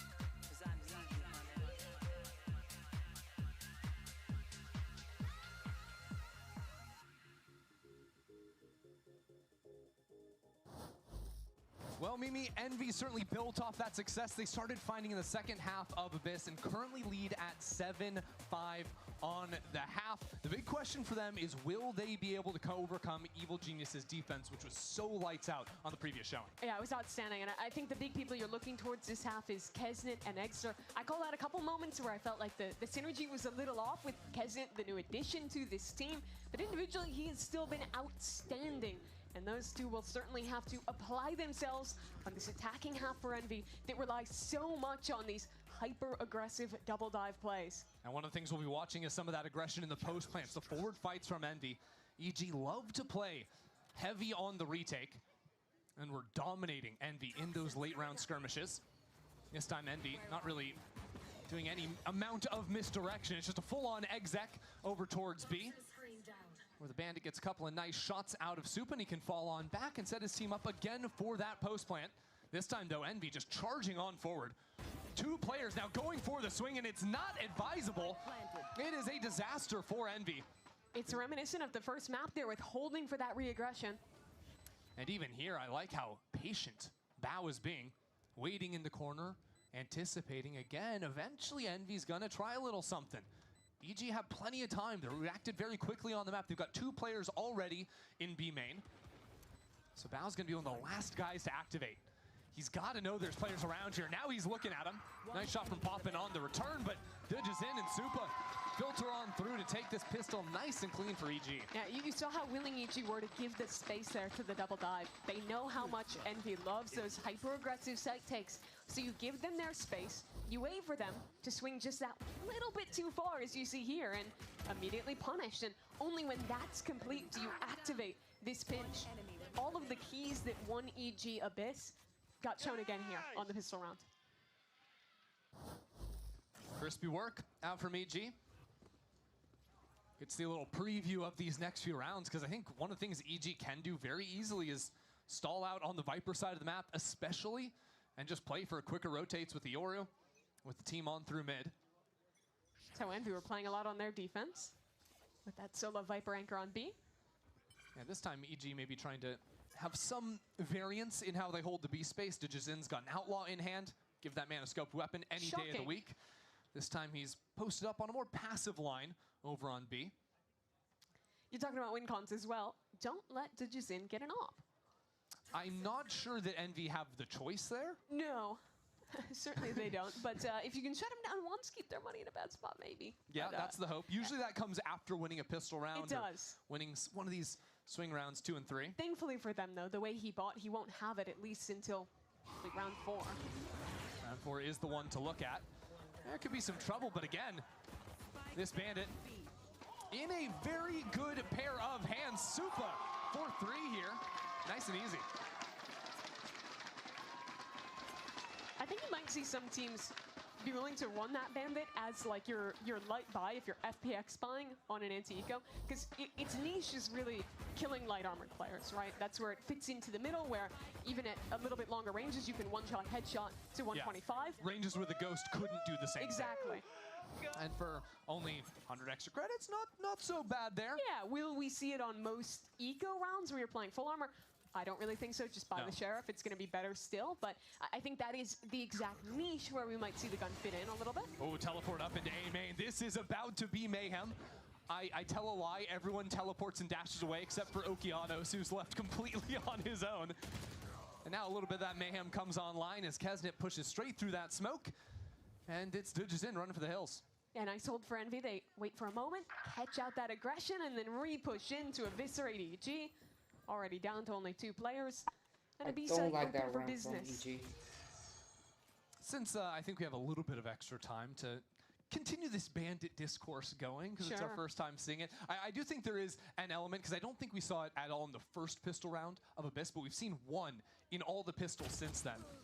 I think there is a big thing to look at, your enemy agents, if it's more common for them to be buying a set of light armor or not. If you're playing against teams or agents that either don't have the right money, depending on the util they have to buy, or the tendencies, not so valuable on that pistol round, but there's plenty of good value. There's also agents where it just works pretty well for in how they're buying. I think Viper is an example, right? Where you spend 200 on your orb, and then, well, you have 600 left over. Do I really need a snake bite? Maybe not. Yeah, when you can have a light armor, when the option is light armor, snake bite, or the bandit, I don't hate the bandit choice coming on through. Dujazin, through it all, has managed to pick himself up a vandal, but doesn't see anyone on the other side of things, so is left without much of a purpose in this round. That's so sad. You also have to remember that the gun sounds cool, and it feels good to shoot, so. Okay, those are compelling. Those are compelling sells. Is there anything else you've got for me? No, I mean the other reasons were the main ones. Okay, yeah. I'm bought in. I'm mainly on the sounding cool thing. Yeah. This main fight, though, was just absolute destruction. That was kind of a throwaway round from Evil Geniuses. You can write that one off, maybe overcommitting. Up into main. Yeah. Yeah, we'll take that. Now we'll see what they've got for us on an honest buy round. Well, it looks like they might just be running back the pistol. All 5 players ready to go in B main. Envy, as compared to EG, are going to run a lot more fast rounds on their attack. Fight up from Okeanos, trying to contest this orb so Poppin can't just get a free Nightfall. They're not even waiting for it. Kesnet is up and over. Okay, Look at that Kesnet, dive. come on. Nice work out of him. Nice one, But Oki. Okeanos still yet to fall. 1 kill in mid, but Calm is completely holding it. Well, shot straight in the back of the head. Envy around every single corner. This time the B hit goes perfectly for them. A bit more reserve from Envy that time. They slowed things down in the middle of that hit, then re-swing in together to kill these players that flooded in backside. That was a great little pause. But I also love how Envy call around EG's expectations. When you see Poppin on the fade is 1 off of the Nightfall, you expect you have a little bit of time. He's going to go into main, he's going to pick up the orb, they're going to ult, then they're going to exec. Nah. Instead, it was that combo piece between the Paranoia out of Rossi and Kesnet on the dive that really got that initial pick going. And of course, like you said, reset and continue that hit in as a team after Kesnet had TP'd back to the squad. So Envy keep their lead here, go up 9-7. And they're gonna have that ultimate you talked about online now. Great Paranoia as well. I think this is figuring out exactly where Super's anchoring. He played that position on their last B-hit round. So here they have the perfect util combo set up to ruin his day. One of the key differences, though, for Evil Geniuses is how they actually played on that B site. You know, not having the opportunity to fall back and play for the retake. That was just them trying to contest against the hit. I think maybe getting a little surprised by the speed at which Envy continued on forward here. And it has forced them now onto just Sheriffs and a Bucky. And Okeanos already dead in A main. Extra got EG was going for a re-clear kind of trap play in B main, but no one's home to receive that. So Envy instead will set up for a nice easy split into A. Scom's just hoping he can get something with that Bucky. The aeroplane Buckster. I don't even think anyone from Envy is going to run towards him.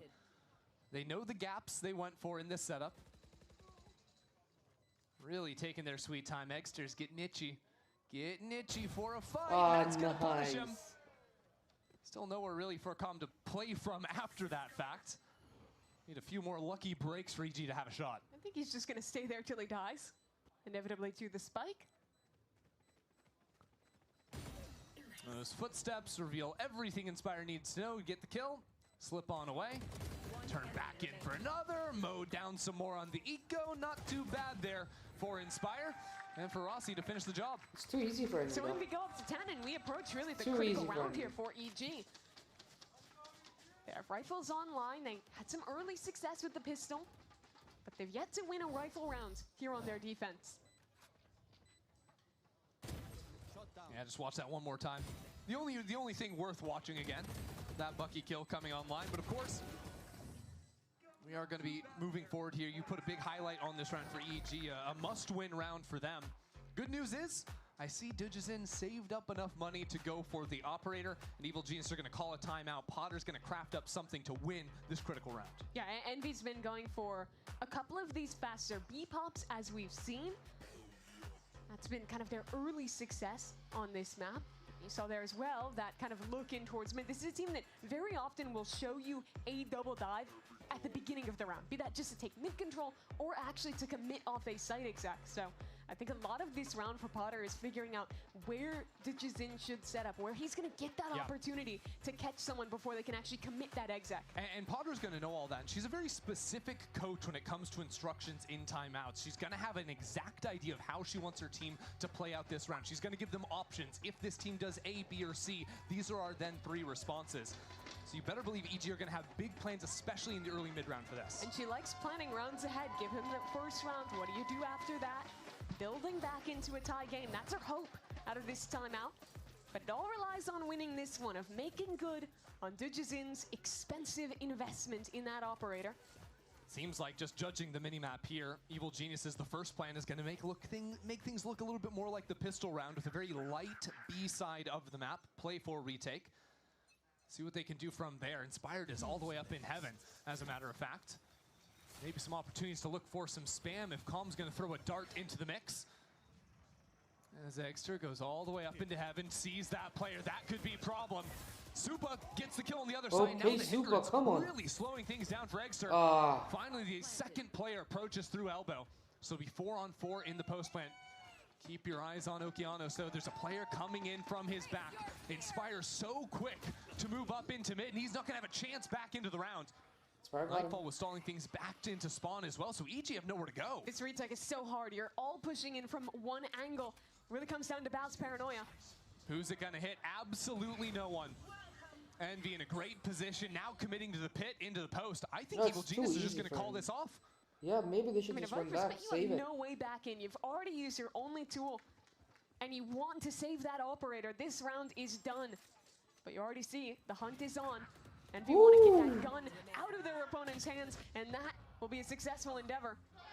Everyone falls for EG, and Envy too easy for Envy, too easy. Sending us to bind. Evil Geniuses now with their money in the gutter. That was a round they simply could not lose. Yeah, Envy have done it to them, really switching things up. You see the success of that fight back into elbow, something that had eluded Envy in a similar round back all the way on the pistol. Well, the thing is that the initial elbow fight didn't even go all that well. There was a team hinder on the player. I don't like this from so much EG. Success holding that down. I don't like this from where the EG. round got won was Inspire on that mid lure, killing Bao, meaning there was only one angle to get back in.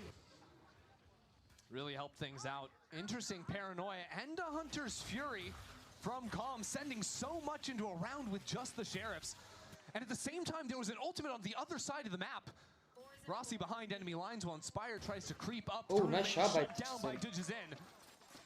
This round is a wild one, because you've still got Okeanos in sight. In this smoke, Evil Genius is starting to rotate over as well as Oki spots a player, spots a shoulder as well, needs some shots, but cannot get them. And now Envy have to get past these two players back in spawn. Shouldn't be too hard as the hindrance keeps Kezen alive against all odds. A shock dart now lands the kill. Calm. And now another shot out of Calm. He is stepping up for EG. 4-on-2 for them. Rossi in the smoke. The shorty has to be everything. He's low. Rossi's got to have these. But they dodge the flash. He's nice not one, looking Calm. any of the right ways. Calm, nobody has a bullet. It's madness. And Egster now. No way. Yo, that was all Calm. That was all Calm. Yo. The shock dart to confirm his teammate's kill.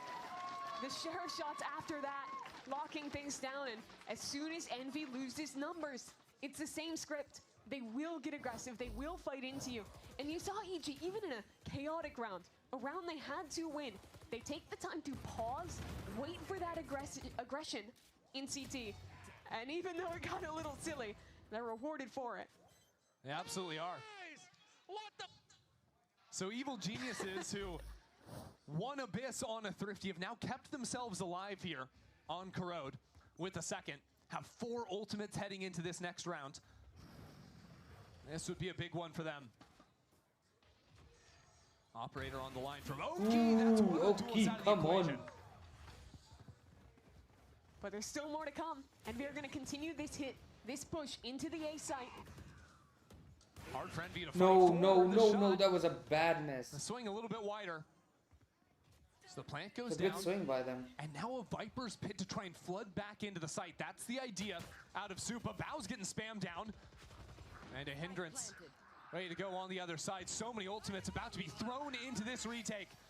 Evil Geniuses know how much is riding on. That's 4 ultimates at the same time. And yet it's all stalled out by 1 C's. By Poppin on this line. Flash turned, runs away. Egster just being baited for. But Egster's not doing anything. His whole team is falling down. Now he has that was something. Oh, shit. No way. EG, Oh, he one of the whiffed. best He whiffed individual hard. offers that you could have, and he chooses to step aside, give the op to Okeanos this round, steps in with 3, and again keeps his team alive. If they lost this round, game over. Like you called out, 4 ultimates used. Their money not in a great position. Nice! But they close it out, and the gap narrows to 2. It's Get still a little bit gap nervous for them. now for Envy. Stepping onto the stage for the first time. Now to lock in and close out this second map to keep things going. Quick up from Kesnet. Now drops down the lights as well. Nobody actually in that path. And it has allowed Envy to move forward very confidently towards the safe side. It's going to be a full 5-on-5 retake. Last time Envy got stalled out on the forward look. This time they're not even trying it just yet. Now the cover clears. A paranoia out. EG pulling the trigger. Envy really shying away from these lines. They don't feel good about this, but they have the Nightfall now to fight on through.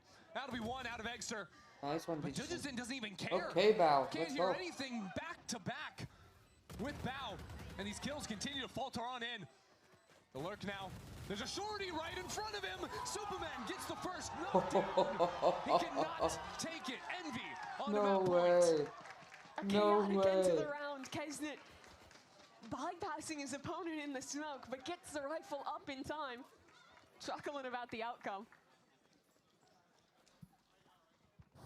That was a very different approach from Envy. Like you called out, they didn't fight up. Instead, play a much more passive post plan. Only go for the duel once they activate that Nightfall. And really a round like that, 5-on-5, comes down to the littlest things. And thankfully for Envy, their substitute closed it out. Judgeson steps into main. Not hit by the C's, Oh. was hit by the flash. He teleports back, and now with the lurk dying in mid, Envy really locked into this fight. A saturate hits Judgeson himself. I'm not even sure what happened. It's madness. Kesnet is up on top of site, and Envy continue on in. Okay, Okeanos. So it's just Kesnet Yo. on the round. Okay with the 4K. Oh Okeanos, my god. in his sophomore year of VCT Americas, is just performing so well. 23 kills at this point on the second duelist. And what a job he did anchoring here. That last shot is nasty. Really crisp work out of him. And as always, playing up to the crowd. And that round did start really wild. Both saturates went into that same corner and hit on to Jazin trying to anchor. Yeah, I don't know. The round was in slow motion, and then it was in 8x speed. They had to catch up. Absolute madness. So map 1, Envy started to build the comeback. EG was up 10-2, and they nearly brought it back. 9 rounds in the end, before it was a couple for EG, starting with an eco to close out. And now with the script flipped a little bit, it's Envy in practically that same position, with an eco round ahead of them, overtime starting to loom, with the task of closing out. At least they have that security of overtime, but Envy need to turn things around here quickly. Of course, here in America's Kickoff, we got a triple elimination format, so not everything is over after a loss here, but to start off your year, Envy can't allow this second map to slip away from them. But if you go all the way down to that lower bracket, the 3rd bracket, you have to play so much to qualify. So many games to make it there. It's a lot simpler to just not win? lose, just stay in the upper bracket. God, when you put it like that, it all makes sense. And it does. Back to the well, maybe, with at least a feint of this B hit, but it's a very heavy hold from EG in main. This is aggressive on the anti-eco from Okeanos. Oh. He's not entirely rewarded for it either. Judgeson never really took a chance to go for the swing, and again, looking for that fight. I don't like it from maybe trying Judgeson. to switch up the formula here on an anti-eco, be less Yo, predictable. Super is hella Yeah, it's weak. not so rewarding. Damn. Super's hella And weak. you work back into mid. That was Pretty much uncontested ground. Oh, nice shot. That's a problem dealt with. Lovely shot. The gun is taken away, and now DG turns to attend to mid. Oh my god. Lines at all the Nah, right too times. greedy, too greedy. Does only get that second before being traded out. And Supa's on relatively low HP. There is Yeah, a no, world here. Supa was just... where NV I don't can know get what the spike fuck was down. he Both doing these there. players are so low. Scum got something cooking with the shocks. Do Envy have an idea? Right now, that idea is Yeah, separate. I believe Envy divide get and this. conquer. Envy gets this. Practically win, the they'll perfect win. guns against low They'll win HP here. players. An Odin and a Judge. Paranoia forward. Pushes Yeah, back they in the get it. corner. They get Rossi it. for They get it. I three. told you. I told you. That was really easy for them. Good game. Good game. Good game by them. On those two players, they don't care. They see it through to bind. A mirror of map 1. Eco rounds to shut down a comeback. And Envy push us all the way. A great recovery from them after losing map 1, especially in that second half. This is a pretty good way to start off Americas. I like it. We get to see the full 3-map series. We get to see Envy, new kids on the block, win a map here, and Challenge have threat for winning it all. And there will be that 3rd map of Bind coming up right after this and the Analyst Desk.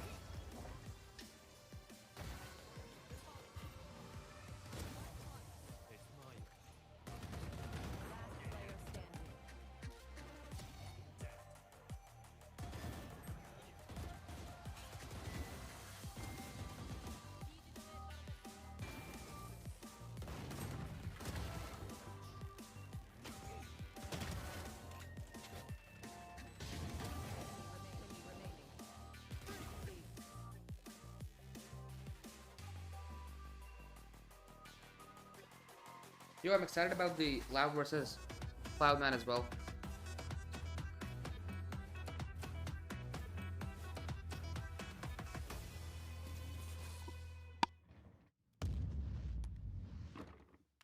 Red Bull gives you wings.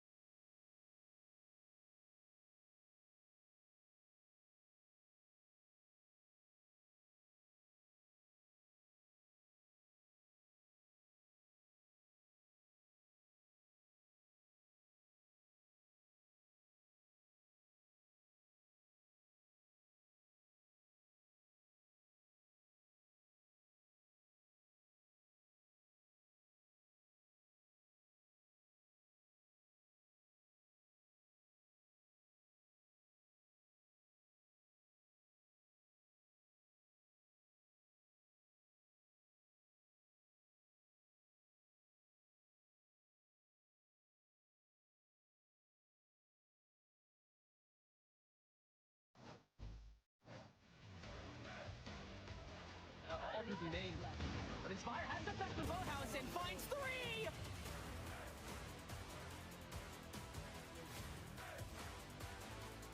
Fear stalling out here. And now the Nightfall. Soup on the swing. Super gets 2.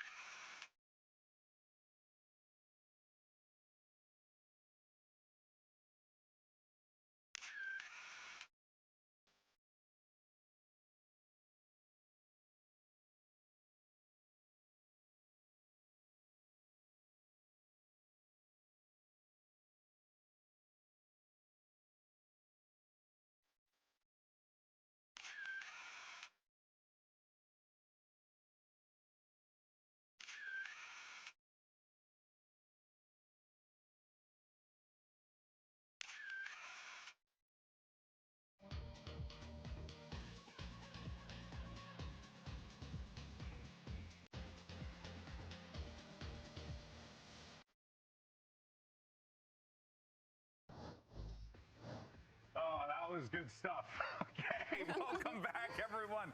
As Evil Geniuses falls in map 2, Envy managed to tie up the series, and we get ready for Bind, which will be map 3. And there you can see Mr. Blue Steel himself popping there, taking some of the commands from the rest of the squad. Dude, popping swing should be popping air, because he was getting air on those jumps really in those was. pictures. You saw him, impressive. and he's just mogging the heck out of everyone. Yeah, it was like straight up like.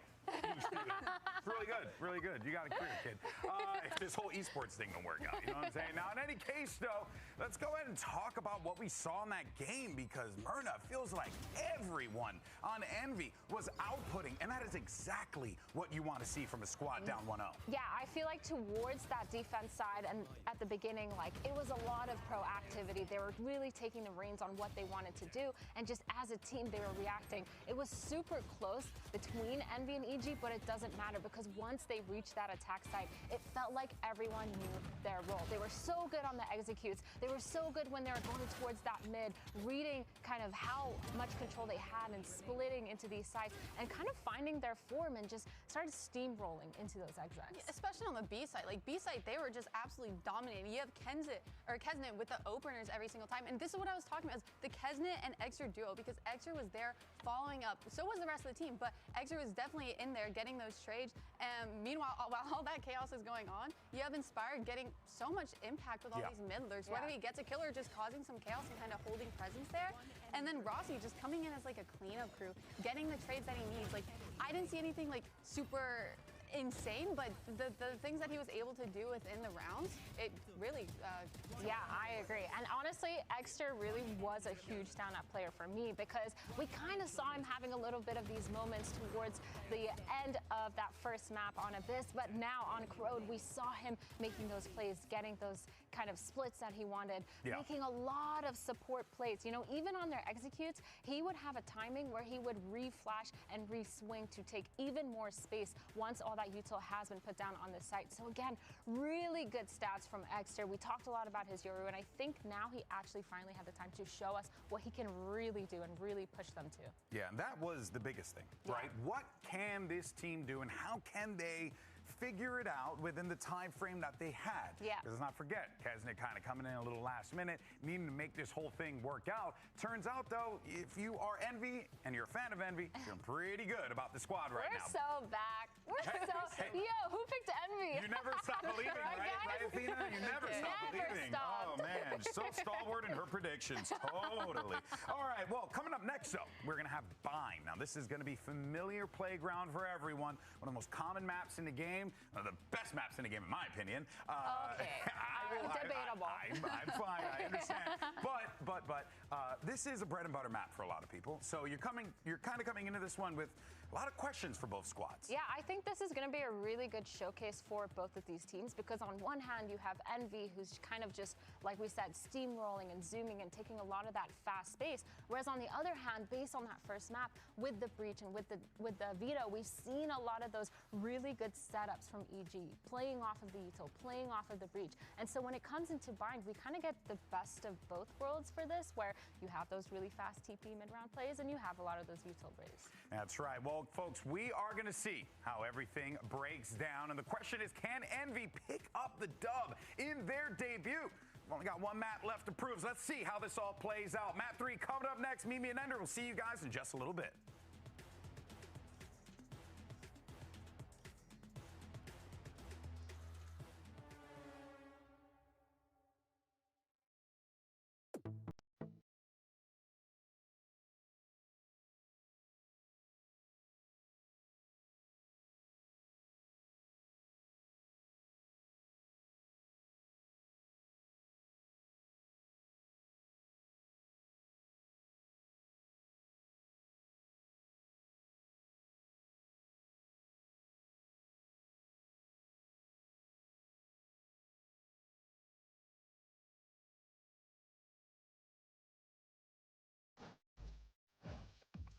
Well, our first series here of 2026 in Americas is going the distance. We are heading into Bind for the third map between Evil Geniuses and Envy. We've got Agent Select here on your screen. Basically mirror on both sides. We just got Poppin on that Sky versus Comms Classic Fade. Yeah, big surprise double duelist running it back with the Waylay Yoru. Looked pretty good for both teams, but I think Envy definitely shined in that second half of Corrode. They found a lot more success on their fast executes than EG really ever did on their own attack side, and now EG faced down the barrel of a possible loss here against Envy, who not only is the squad coming up from Tier 2, having just ascended at the end of last year, but also has had to come into this with 2 substitutes, with one of them having landed just today. Yeah, Kesnet. Crazy coming in at the final hour for Envy, and of course, you know, it's not an easy position to be in when you make this jump up into the big leagues here, when you've got to make roster changes as well. But I think to start your year off with a win means a lot for some of these fresh faces, for some of the rookies on the stage. And Envy have given themselves that opportunity after taking down EG's map pick in Corrode. We are diving in now to Bind for the first time to see how these teams can start their years off, Mimi. That we are. Excited to see how EG wants to play this attack side on Corrode. They were very much defined by super slow rounds, working to bait Envy into re-aggression Identical before team, really except figuring for everything Sky out to make a and decision. Fade. And the start for them this half is slow as well, with the duelists on the corners. Envy just paired up 2 and 2 in Showers and over towards B Long. I think looking at the minimap, there was a bit of a fight over towards Showers. Quick teleport away from Digizin early on after spotting 2 players, and now Envy choose to keep things a little more quietly as the smoke expires. Kesnet was thinking about a fight, and now that opportunity will arise. A mess there as Okeanos left without any real help from the rest of Evil Geniuses, and saw him finding a lot of success early on EG's attack back on Corrode. But Envy have done a lot of work now to improve on their extremity control, now forcing EG over towards this A side. Yeah, they saw the Brim Smoke plus 2 players long. They knew that this is only a 2-strong setup on A, but the issue is still backside, which EG do not have control over. Yeah, there's also that Viper Orb on default, making it hard for EG to advance in, except for the creep up. And actually threatening a backside plant of all things is wild as the teleport comes on through. Poppin now hindered on, nice taken one, on Digizin. down. And Envy just Digizin, come on. down. It's a 3-on-2 right now for Rossi. Sort of stuck in the corner, calling in support from Inspire, but it's around the world now for Evil Geniuses. They hop in that teleporter, hear that pressure behind them of a follow-up TP out of Inspire. Now gonna plant the spike, just 10 seconds left on the clock. Inspire stays alive for the time being. Really being loud with it and crouching straight into another kill. There's a player right underneath him. Comes the wrong way, it's 3 for Inspire, and another pistol. That was a scary round for Envy. They ended up having to play that essentially as 2 1v2s on the work back in, but Inspire just wins his outright. I don't understand how every single map so far we've had one of these situations where, like, back on Abyss, Inspire, top site B, falling down on players getting a kill. We saw the Omen on top of site underneath another player. Absolute madness. Got another one here. What are you doing? What are you doing? We're not going to get the answer, I guess. I don't know. I always love when we show those reacts and then you just see them have to stop talking and go like collect their chair and sit back down for the next round. Don't want to pull into Vera. Gotta be locked in and ready to go. That's a deep cut. I was there for it. All right. And the hindrance just going to make things a little bit slowed down for the time being. Envy completely locked down these extremities. I think if you can maintain control over Showers and B Long on the map of Bind, you're going to have yourself a really pleasant defense side. That's one way to put it, yeah. It becomes a lot more pleasant when you do have that space. And Inspire will ensure that at least on the Santika that is locked down. Even a shot through the wall there. Takes Supalo. And the reason holding on to one of those 2 sides is so good is that even if your opponents do go for a dive play, your backside anchor can just fall away. You're still retaking from 2 angles. Makes it a lot easier than getting full push off on binds where, especially towards B, is kind of tough to retake. Yeah, bow is super low. This chip damage Everyone just is super making a bad situation even worse. Nice. And that'll just about be wraps now for Evil Geniuses. Rossi getting a little creative, jumping up on this one. Evil geniuses love to take their time. That's a really important thing to remember about them. And Nice. Rossi going to get us through this round with a flawless for Envy. So now, EG, we have to see what they actually want to put together. I think the biggest issue, like you're bringing up, is their approach to extremity control. On the pistol round, the way they lost was a re-clear on B long. They killed one of their duelists as they were taking that space. And for most of this map and their previous attack side, they've always had kind of a 2-2 on each extremity. I wouldn't mind seeing them start stronger towards one side early, just to really pressure, get an embed, and then go back and clear the other side to say showers. And this time they are doing that. 3 players ready to take B long. Still 2 on the other side of things. As Inspired actually got all the way up into that smoke on A short. Trying to play a little bit more of these close range angles here on the bonus from Envy. Envy oftentimes to go for re-aggression in positions like this here. They temper it. Yeah, dash and a flash sends Rossi on out of there, but still He's playing so right on the tempted. side of the wall. Spire really wants to see if he can make something happen around this smoke. Yeah, the fight on short's going to come a little bit later if we ever end up seeing Supa activate on that, which he doesn't, playing a little bit weaker on this side of the map. Evil Geniuses don't really have a clear plan in this round so far. They will group back towards A now with an embed towards showers. It makes it a bit easier, but look at this stack already for Envy. 3 players here, including. Oh no, Supa's dead. Brimstone Supa's dead. still within the smoke. Supa's dead. Inspire, a problem. Supa's dead. Absolutely is. Oh Steps on my through that smoke God. at just the wrong timing, though. Less of a problem now is Eggster. That was Says a nice he's gonna shot, be the actually. problem. Now sets up a flash for his teammate. Drops on out of heaven. I mean, this is a little bit hypey 20 from seconds. Envy. Just stepping on back into this. They've got the molly down on the spike, making it hard to get the plant down. Now another swing out of Eggster. Means there's just 15 seconds left to grab that spike, plant it, and there's more members of Envy on the approach. It's a great stun out of Poppin', and there's just not enough time. Not with all these players coming in. It's a bonus for Envy. EG have got to speed up on these anti-ecos. You remember, last map, going too slow on an anti-eco, that was the critical thing that shut down their comeback on Corrode. And here again, well, you do have to credit Eggster with some stunning individual play.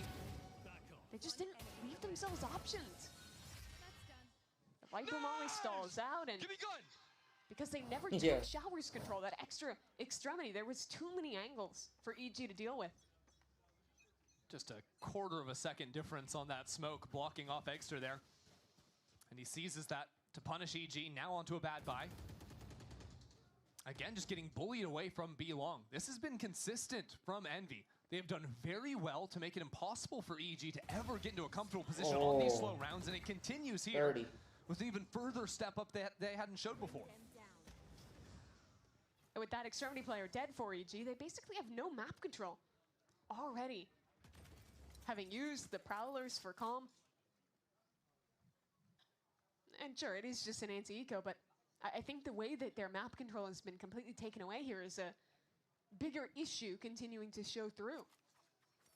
I would be surprised not to see an earlier timeout here come in from Potterns, try to solve some of these problems for EG, whether that's changing the approach and how they actually want a full fight for Yeah. B-long control, or even just switching up their general macro ideas, because whether it's been the long control or some of these fights into showers, it has been a drought in terms of map control for EG. And that's only going to continue here for another That was a round. nice shot, though. It was 145. Does Potter call the timeout? I mean, they should call a timeout. Potter should call a timeout. Are you waiting for the answer? I'm waiting for the answer. You're I just- thought it might have happened like right there and then, but it didn't. So the answer is no.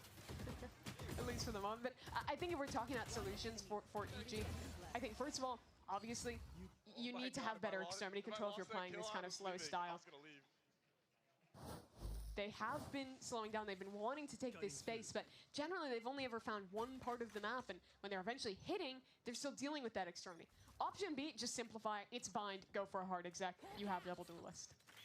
That certainly would work for them. They still have to solve the B-long problem if they want to commit into the B side of things, which really pressure has been shown. This time EG have some bodies and have the chance to dash on in. Has to fall away as Oh, nice Okeanos shot, capitalizes on the distraction, but no one else left to support him again. Means it's just a 1-for-1, and all the while, Kesnet, after leaving B-Long, has gotten into hookah, crept on down, now puts down some damage before escaping once again. So it's a Poppin reset. would just heal him. Envy have just re-cleared B-Long, and this is back to square one. A 4-on-4, and EG don't really have map control.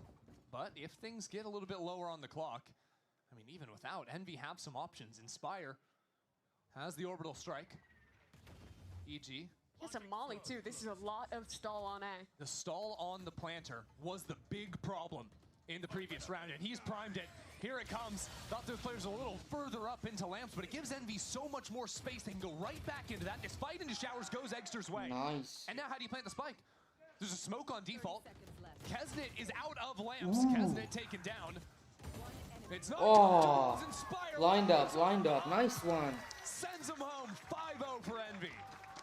They are decimating EG on defense here. They should call a Inspire timeout. just looks so good doing so. This is how that round started. EG actually finds success in getting a pick long, but there wasn't support for that trade, and once this B-side exit comes through, that kill in showers is really everything. Once Inspire gains that space, you see that he actually puts down a smoke on default, and then with his teammates can swing in together finally. and just spam the planters. Put EG in a position where they have to either swing through that smoke or hope they luck out in being able to stick a plant. Well, now the timeout is going to be coming in from Potter, but it comes on a round where they won't actually have a bye. Envy already leaving 5-0, and you know, we've talked about the problem points, I think, a lot, whether that's the B-long control, whether that's like playing slower rounds, or they're getting stalled out on the A-spike plants. She has to come in with some different looks for EG, and not just a one-round win like she needed to in the last map. Yeah. She needs larger systemic changes for EG now. They are starting to get some ults online, so you can build something up looking towards round 9 here, but on this one, it is just going to be a bit of a worse off economy. I don't know why I said round 9, I meant round 7. Yeah, you're looking into the future, and maybe you end up being right, but It could be true. Go ahead. College kids. Yeah, we'll see what happens when we get there, but let's hold off for now. It is just EG on a broken bye here in round 6 in present day, and it will just be them running down a short, it appears. Doesn't take a college degree to see what's happening on the minimap. No, it doesn't. The problem, though, is they're not going to have showers control, and that has been the problem constantly. There's that same smoke from Inspire. What they could do, though, is just fight into backside, and I think that's got to be the idea for them, and it gets mollied off, actually. Nice quick thinking from Inspire. Means EG have to set their eyes once again onto default. And where here's the stall smoke Exactly. up. 1 molly, 2 mollies, and It spam just the doesn't follow. end. So now the fight on through. Good utility out of Evil Geniuses. These are the Oh, right nice one. ideas. Okay. Unfortunately, I just don't really think done. they It's mean done. enough It's done. versus the setup that Envy Your had. opponent's Envy gonna already die had here. 3 players on this side of the map. And yeah, flawless. In Nice. quotes. In quotes. No flaws, that's for sure. I think what's really been cooking EG on these A-takes is the bigger picture is obviously not having showers control, but a micro thing is that smoke. You see that Viper orb that's thrown up? That's being cycled with a Brim smoke as well. So there's always something there that means EG is at a disadvantage. He tried to knife him. Welcome to the big stage. Yep. Get ready for more of that. Yeah, that's Okay, what you Extra's can got expect, but Extra's got the. when they're swinging through that Oh. smoke at such a big disadvantage. Ooh. I like the change in setup from Envy. It's a rifle round. They've also put Inspire over on the B side of the map for the first time, I think, this game. Yeah, 'cause they have Extra the as an pit. op as well. That's also new. So the ideas that Potter might have put in the minds of EG in the previous timeout may be less relevant in a round like this, when Inspire is just sitting inside that smoke with a shorty. They love the shotguns, don't they? I mean, the thing is, Calm has the Nightfall. That's kind of a go, but oh no, the Oh Prowler my. didn't see him! And now the ultimate, that's good. Poppin's getting chewed on through. Evil Genius is Nice not out of one, the range Bao. yet. It's through Okay. the good work of Bao. Stepping in through the smoke, sent Come on, packing. Oki. Goes Kesnet. Now, if you look at the map, it is madness. Both Vipers on the other team's side of the map. We got flanks on flanks.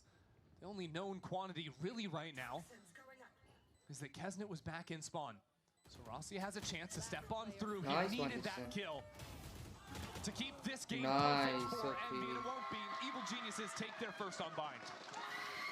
A great combo there with the slow from Tijazin coming through with Bao's ultimate.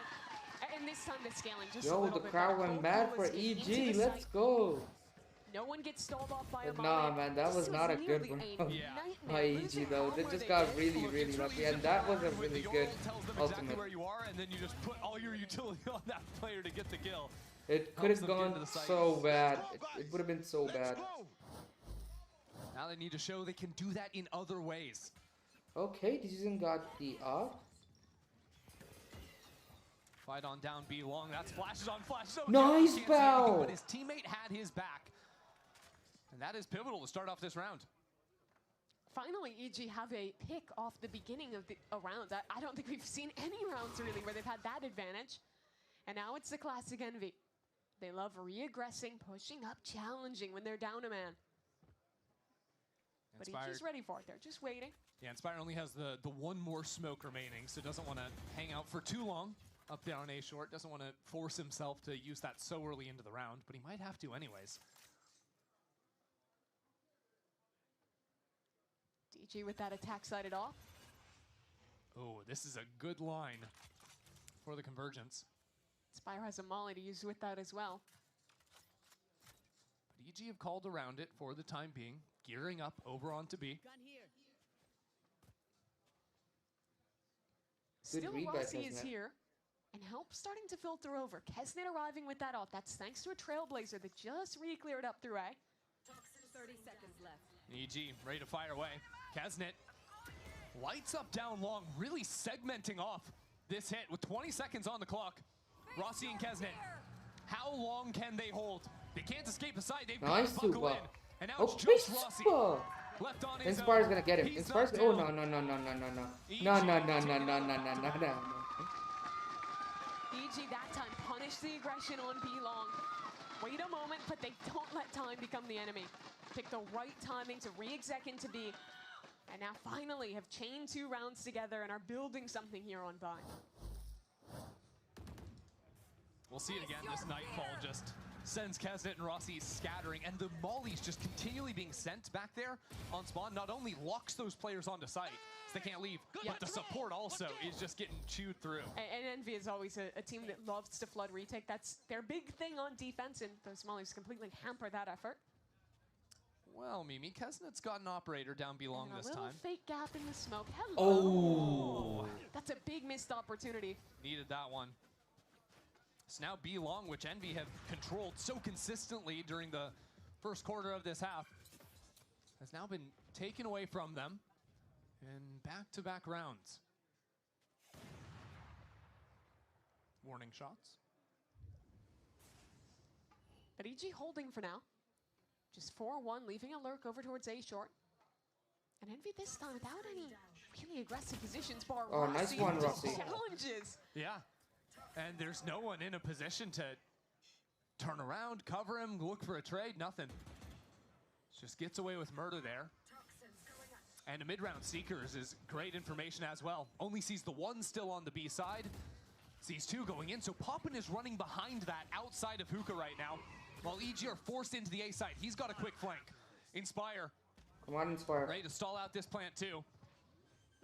Eggs are spotting absolutely everything with the dive on over. That is mayhem. Out from Envy. Oh my god. Putting insanity up to 100. Nice one, It is Hector. paying off for them. Calm is left alone Beautiful again. look out from Envy. I mean, look where Oh the spike is. It's in the no. backside of Lamps. It doesn't make any sense. As Envy are running away with this half. Those are the plays you have to be ready for when you're in a match against Envy. Rossi. Okay, so Envy are already in the lead. Challenges Digits in. No one's there to trade it. That's just cascades into a classic Envy defense. Chaotic swings, good util. I don't even know what he's saying, but Rossi's passionate. Yeah, you know, million words a minute. Getting it through, but Envy, I mean, just instantly resetting after losing a couple of rounds. Really love to see that out from them. Again, it'll be Kesnet rocking the operator. EG still have money.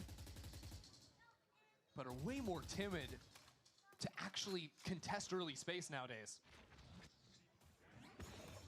Now it comes in, that flash on Very in, nice. but the quick teleport away nets them nothing. Now they're without the double dash.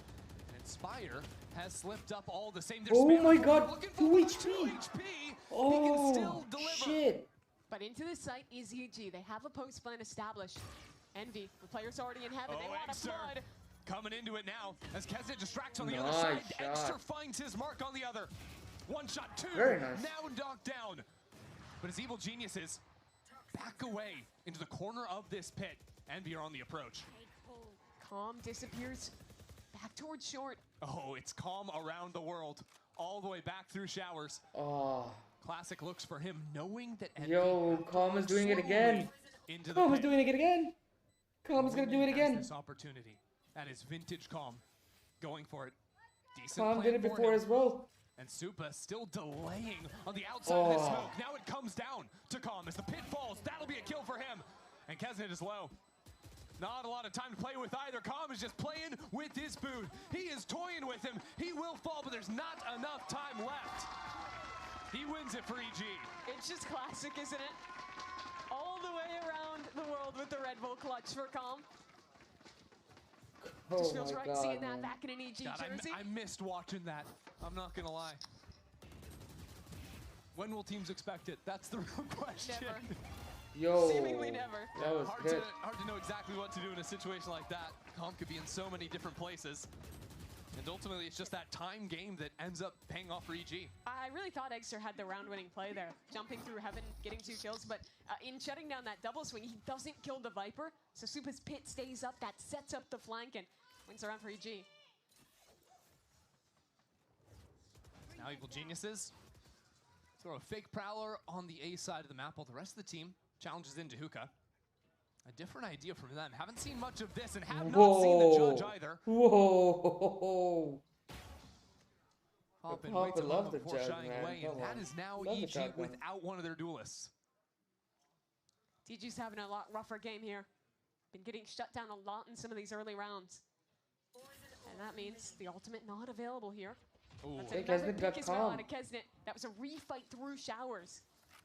Envy have done a very good work at shutting down the solo players, solo lurkers out of EG. In the first quarter, they had very proactive holds on the extremities. Now we're seeing a lot more re-clear plays. And that has Okay. been successful in these last few rounds. Means that EG haven't really been in a position to play a comfortable side exec a whole lot, even when they've got ultimates or could farm an orb and get one online. Now they're heading in 3-on-3 on this B site. Without that same setup, utility Okay, nice. shots, though, continue Oh, connecting. that was a good flash. That was a really, Popping really with good the flash. judge is a problem, and they're No gonna try way. to solve No it with the way. ultimate. Oh my To God, take Val. this round. A flank already from Inspire. He's found his way into Hookah, but currently smoked off. Doesn't have an eye in just yet. As EG repositioned 2 players into elbow. And they're going all the way around the world too. Taking their time. Envy haven't found a fight. It's odd. It's peculiar. Nice one, And now Oki. Inspire out of the equation. And there's players on Oki, let's go. Okeanos to keep EG in it. I didn't think that would be an EG round. Down 3-on-5, making it happen on that B-exact. But Okeanos getting some great work done, practically alone towards long there. This initial fight, and then the Brimstone ult coming in. You saw Poppin just getting lost in the smokes there, caught out by the ult. Yeah, because I think without that ult, there's no chance EG win the round. No, because there's Like- still a player back. Yeah, it's that true, beat true. the judge. And you only have 20 seconds left on the clock, and you don't have the util to clear him. Yeah, you don't even have your main dive character anymore. Despite that, though, we're into round 12, and EG, from what was a dismal start, have a chance to pull this 7-5. EG want to go quick. Dimensional drift into showers already. One player spotted into Okay. the corner. Realizes They EG know don't where- have control where of Exter showers. is. And Digi's in, trying to hit into backside. Okeanos playing inside of the smoke. That is madness. 2 Whoa. for Oki. And Evil Geniuses slow things down. They still haven't planted the spike, but they have major numbers in this post. It's a 4-on-2, and both players from Envy completely separated, with only stingers in I mean, hand. they should win this one now. Probably should just rotate There's no over to B. logical way for Envy to win this round, especially with DG already re-flanking. Poppin makes a footstep, and that will seal his fate. Digizin is behind Evil Poppin. Geniuses, even 4-on-2 in full control. Doing No due way, no. diligence Oh, here to win hey. the round. Poppin has no clue what's happening to him. Okay, And nice. neither does Okay, fine. Eggster. That's Evil done. Geniuses Very within nice. 2 at the half.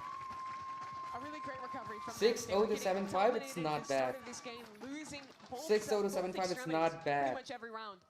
But they start to figure it out, start to find solutions to get that space. Throwing a couple of these faster hits as well, and there's some performances with guys like Okeanos in back-to-back rounds. Make this map 3 doable. Yeah, it's a mirror fashion to map number 2, 7-5 at the half, Envy leading, but this time EG carrying a whole lot more momentum into that. As a matter of course, setting us up for a pretty exciting way to close out this series, and we'll have that after this.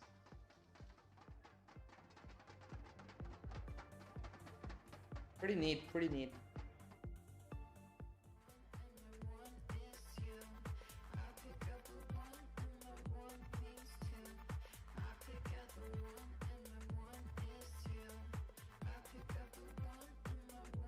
I mean, it's still leading towards NV though.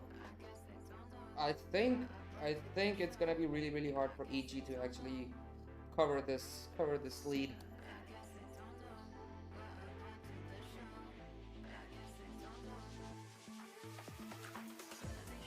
But you know, EG came back really hard now. After 6-0 to 7-5 is actually pretty good.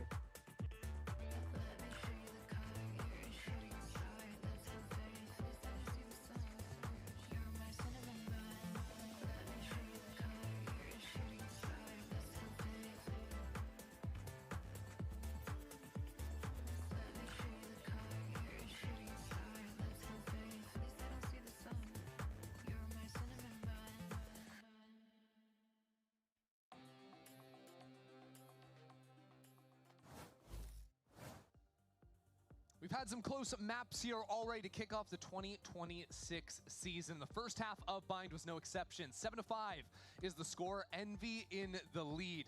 But EG strung together 5 of the last 6 rounds, Mimi. They are riding a wave of momentum here into the second half. They are, but they're facing down an Envy who has looked quite good at these attack sides, especially back on Corrode. With this double duelist Yoru Waylay composition, they excel at these fast dives, and Kesnet and Eggster being super willing to fight deep and punish players as they try and flood the site. I don't expect the pace to be too much different here on Bind, and it's EG's task to shut those two down. See how well they can manage that. Early on, it does look like Envy have some interesting ideas over towards the A side of the map. Slanted wall over on a short 5 players ready to pop out behind it, not wasting any time. The dog on Poppin as well. Double dash up to the top of sight. Oh, nice one, waiting for it with a frenzy of all things. And Envy not slowing down either. They're continuing forward, stopped by a seize as Com continues to lock it down, only now to falter. Nice now shot. Vexer taken on out. Seems like Envy still have not been dissuaded from that forward fight. But already 2 players back through showers. There's a flank on a flank. This is such a weird round, but Inspire still it's gets just a one. 1-for-1 at the end of the day. Gun barrel spotted. Now from Rossi. It's EG up a player right now as shots go wide. It's a very nice on every front. Oh, that was a nice shot. In a 1-on-3, but the spike is just being diffused. EG He pulled can't it stay off. alive regardless. Pretty nicely. EG take their 6th. Very nice hold from EG. They knew that a fast play was coming. As soon as they heard noise down short, Com backs all the way up towards spawn and is able to receive that Waylay and that Yoru diving in. And while that's happening, the other parts of this retake are activated. EG's calling that it's a backside fight, so the reaction is to double TP and have a fast flank in.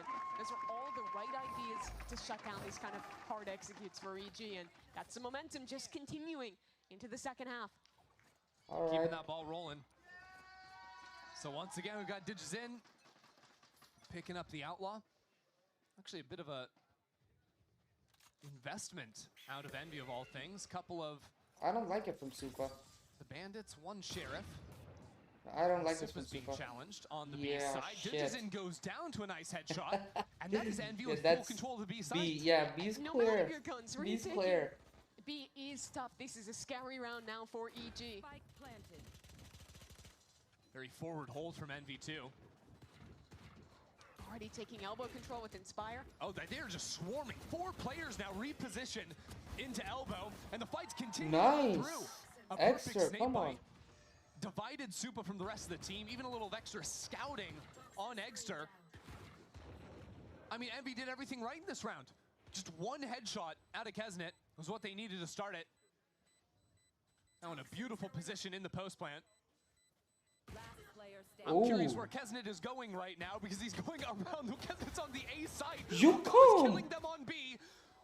Oh, he still got dinged on. He's just gonna be here Poppin got to dinged take on. the gun out of Calm's hands eventually. Calm ready for the one Ah. angle, and Kesnet there to deliver. Nothing makes sense here in this one. It's That one kill was that makes a difference shit. that round. That was Digizin at the I start don't know of why this series Digizin is was only going for absolutely the dominated snipers, man. Come with on. the scope. Play without the Was snipers. feasting on the Antigas with the Outlaw, was on point with the AWP, but here misses one shot, opens up the B side, and like you say, Envy did everything right in their post plant, took the right fight, had a great molly and an elbow, and suddenly momentum is gone for EG. Yo, what's wrong with the stream? It's looking a little bit grim. It's also looking like we're still in the pre-round, but I can tell you we have moved into the next round. There we are. And we are. Yeah. It was simply just walking up to A short from Evil Geniuses. They have no buy in this round, of course. Just trying things a little bit more aggro themselves. Now taking a Whoa, nice one. No one was holding for him, but eventually the trade is found. Sheesh. In the hand of Oki, but not gonna make anything work out with that one. I don't like Geniuses I don't like go Digizin rounds. Not with gonna amount to much here, Shorty. Mimi. Wow. Yeah. No, this is it's a not gonna clean do one for Envy. anything for him. Shorty isn't gonna do anything And for him. really, I think some of the even more worrying things, despite just losing that eco, is that Envy not only have got the momentum on the side, they've got the money, but they're also starting to build an ult economy very early in this half. Frenzy. Okay.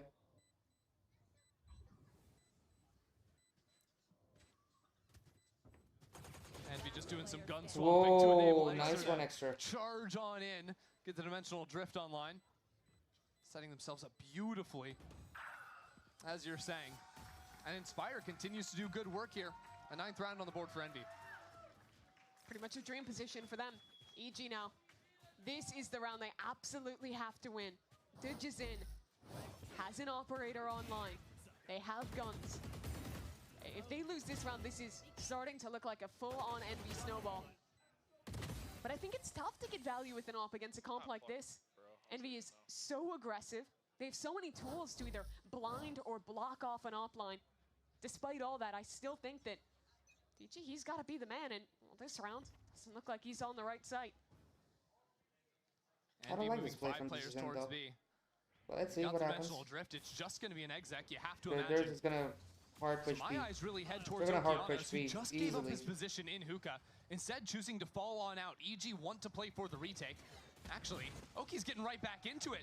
That's a little bit wild. Dead. What is he doing out there on his own? Envy just crushed those 2 anchors. I thought they were anchors. They went back into smokes, trying to fight back I think this is already in. a save, especially if Calm dies in elbow. There's no way EG can win this. Nice, Calm. Calm has secured 1. Calm might try to do a little bit extra on his Aw. own as Inspire goes in. Told you I again didn't like for this another play from kill. Digizin. Calm is islanded on site. Not easy for him to No. escape at this point, so he might have to keep this fight up. Taps the spike, spotted by a dog. I mean, good luck. That's not gonna matter. Yeah, Bao is just Bao gonna just save stims the himself AWP. on out, recovers the operator, I guess, is the smallest of wins. Does he get to keep it? I don't think so. I'm not Nah, sure. he's One dead. bullet He's left. dead. He's dead. Maybe he can line up all 3 Easily. of these guys. I don't know. 1 kill and now the shorty. That's a little funny. Yeah, but at the end of the that day, was a it's good just 3 try more though. kills for Inspire. But nah, they were not gonna let him keep the AWP. And Envy goes up to 10. That was good. The AWP It was a purchase chasing amounts to them. nothing, and I think what you I have don't it up, like but I this think play that from the way Digizin EG by played that, I going felt like for they were very back and forth. Everyone got off site looking like they wanted to play set retake, and then at kind of the last second, you see Okeanos run back into site. He gets mollied off, he gets slowed by the waylay, and suddenly with him dead, a 3-on-5 with an AWP, that's pretty much unwinnable in a B retake. And now they're on an eco. It's getting worse. It's getting worse for Evil Geniuses. You know, one of the things that plagued them throughout 2025 as an organization was they would get into these advantaged maps all the time, go up 11-4, 12-5, these types of things. So many games that ended up slipping away from them. That didn't happen in map number 1, but now it feels like a series that's slipping away from them. You'd think even earlier than that, in 2024, you had some maps like that as well. It's a bit of a theme with EG. Bao's dead. Wow. Well, A-site crumbling also starting to be a theme. This time, of course, on the half buy. Stitches in, goes all the way back to me. That was maybe the craziest visual thing I've ever seen. Super did find one shot with the Sheriff, and they are up numbers. With the gun recovered. I still don't think EG's gonna win this one. Maybe Pokey didn't see him. We'll see. There's a Nightfall thrown into the mix. And now there's only one player left. Kesnet decayed down to 1. 2 bullets in this outlaw chamber. That's 1, but he can't get away. GG, GG. Geniuses will write the course. 10-7. Quite literally out of nowhere. Bring that one back under control and finally break this streak. I want to see on the replay. Oki's quiet now. Oki's quiet now. It started off so good for Envy, taking that site, fighting back towards Showers, and GT being all the way back, but it was Okeanos with that recovered weapon. One right work. Yes. DG went all the way back, dude. He went all the way back to B. Caught 2 or 3 players there, which was a big deal. Wow. Something aggressive maybe here towards short. Oki with the op. Okay, fine. Let's see. Walking into this close cubby. But with the dog spotted, DG is forced to walk away. Yeah, that waylay is just so good at stalling out any quick ideas. But of course, there's always a second layer. Here goes Kesnet. Moving over to the right side for some early scouting. Spotted 1 player, but Envy are not locked into this just yet. They want to go back into B. Only Super. Oh, nice, Super. That might be all he needs. 1 kill already as Rossi steps through the molly, taking a timing. Very nice, Super. Supa's locking it down. And they just keep on coming. 1 by 1, the members of Envy into the site, now bring it to a 2-on-3. But there's a spike they have to go back and recover. There's this massive laser dividing things up, slowing it down for now. And Kesnet, I mean, how do you go back and get the spike when EG can fight you at any time? No smokes available. Extra's right in front of Holy! Extra Oh my god! Completely alone towards CT. A 1-on-3, and Extra cuts them all down. And from elation for EG, winning an eco round, being up numbers in this. You died last. Good job. And the Yoru expert takes it back.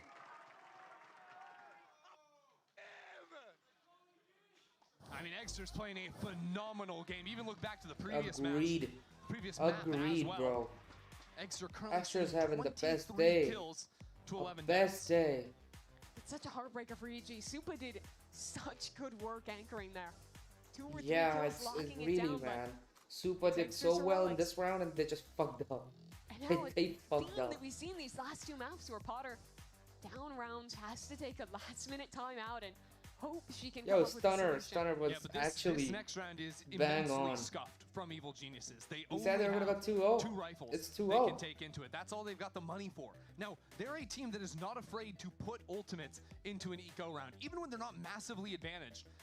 I think it's that important to try and swing some of these around, but now when it's really all on the line, the decisions they make in this round are the decisions that will decide the series.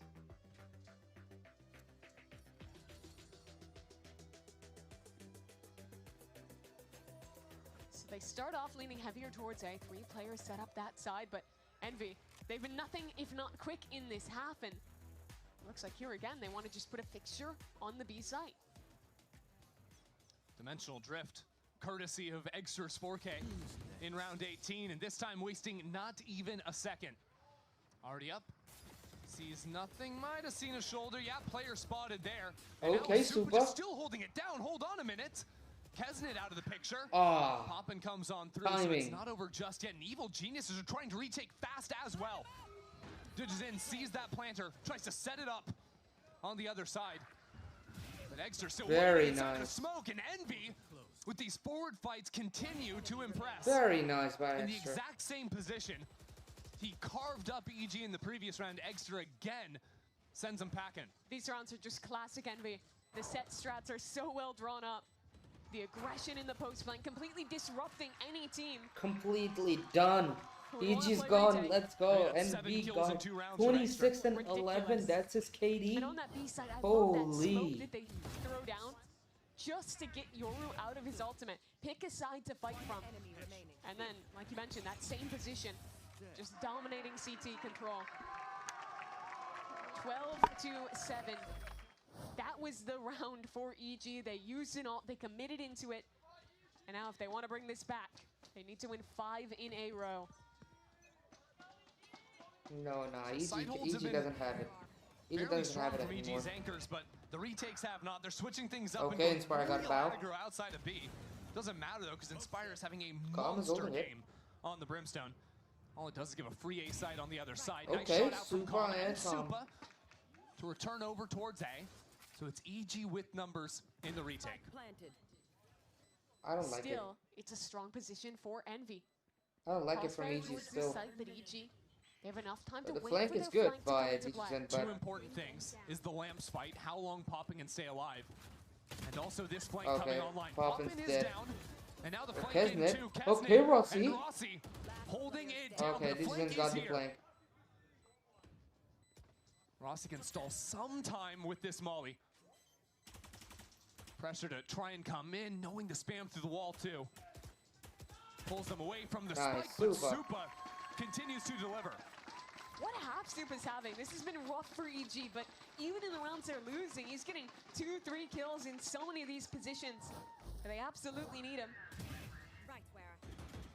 This round started a lot better for EG, holding against that fast aggression towards B, being in a bit more proactive positions to actually disrupt instead of being forced to play into the flood retake that they've been absolutely unable to find success in.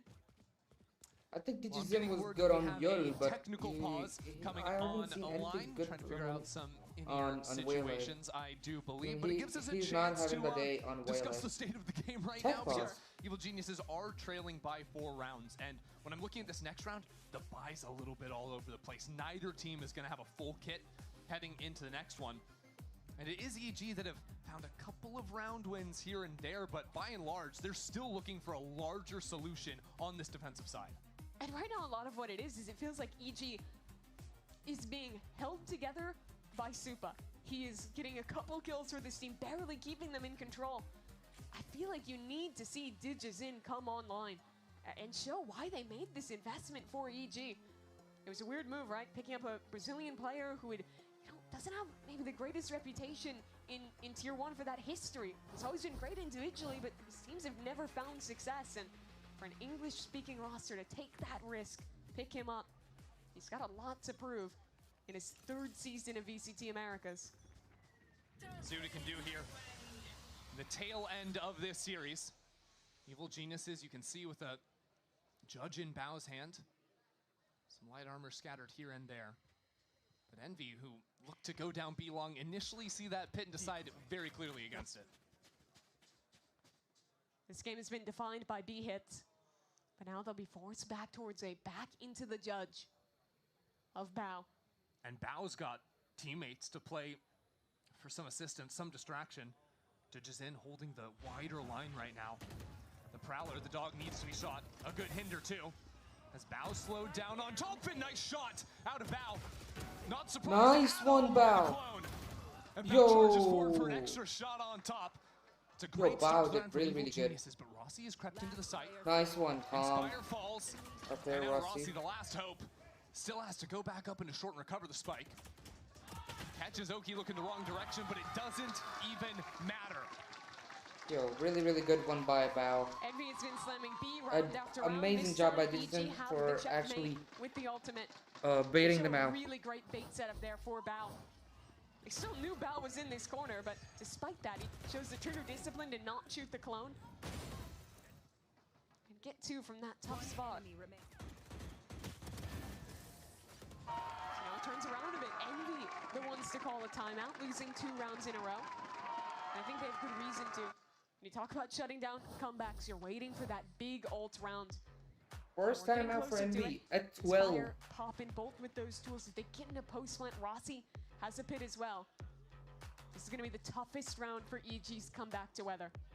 So with Envy being the ones to call a timeout, I mean, at this point, they're just looking to win a singular round, but it's kind of a weird position to be in when the half is going so well for you. It seems like most things are going right. Sure. You maybe don't need to solve big glaring issues, but maybe instead looking at those tendencies out of Evil Geniuses trying to exploit. I think a timeout like this is generally going to be more so either calling out a tendency like that or the coach has a specific call that he wants to see to end the game.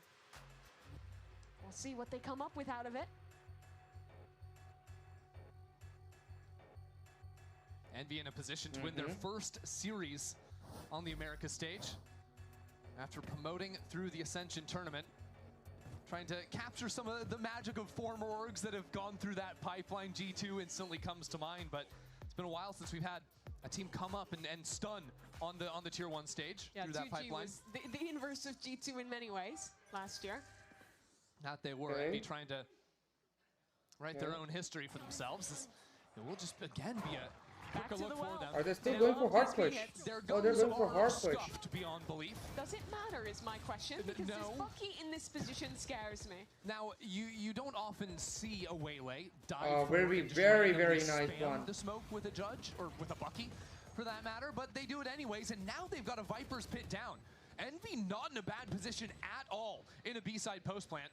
EG have to walk through so much of this gas, go all the way down to low HP. They don't even have the utility or the players to play off the utility right now. 4 players into elbow. Envy are fully. Holy shit! Done. Holy! Inspire was lovely. That was the best. Oh my god. Inspire did a really great elf. Yo, big ups to Stunner.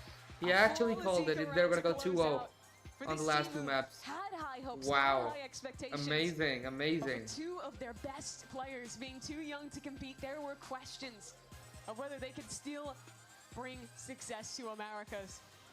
And that is a clear answer.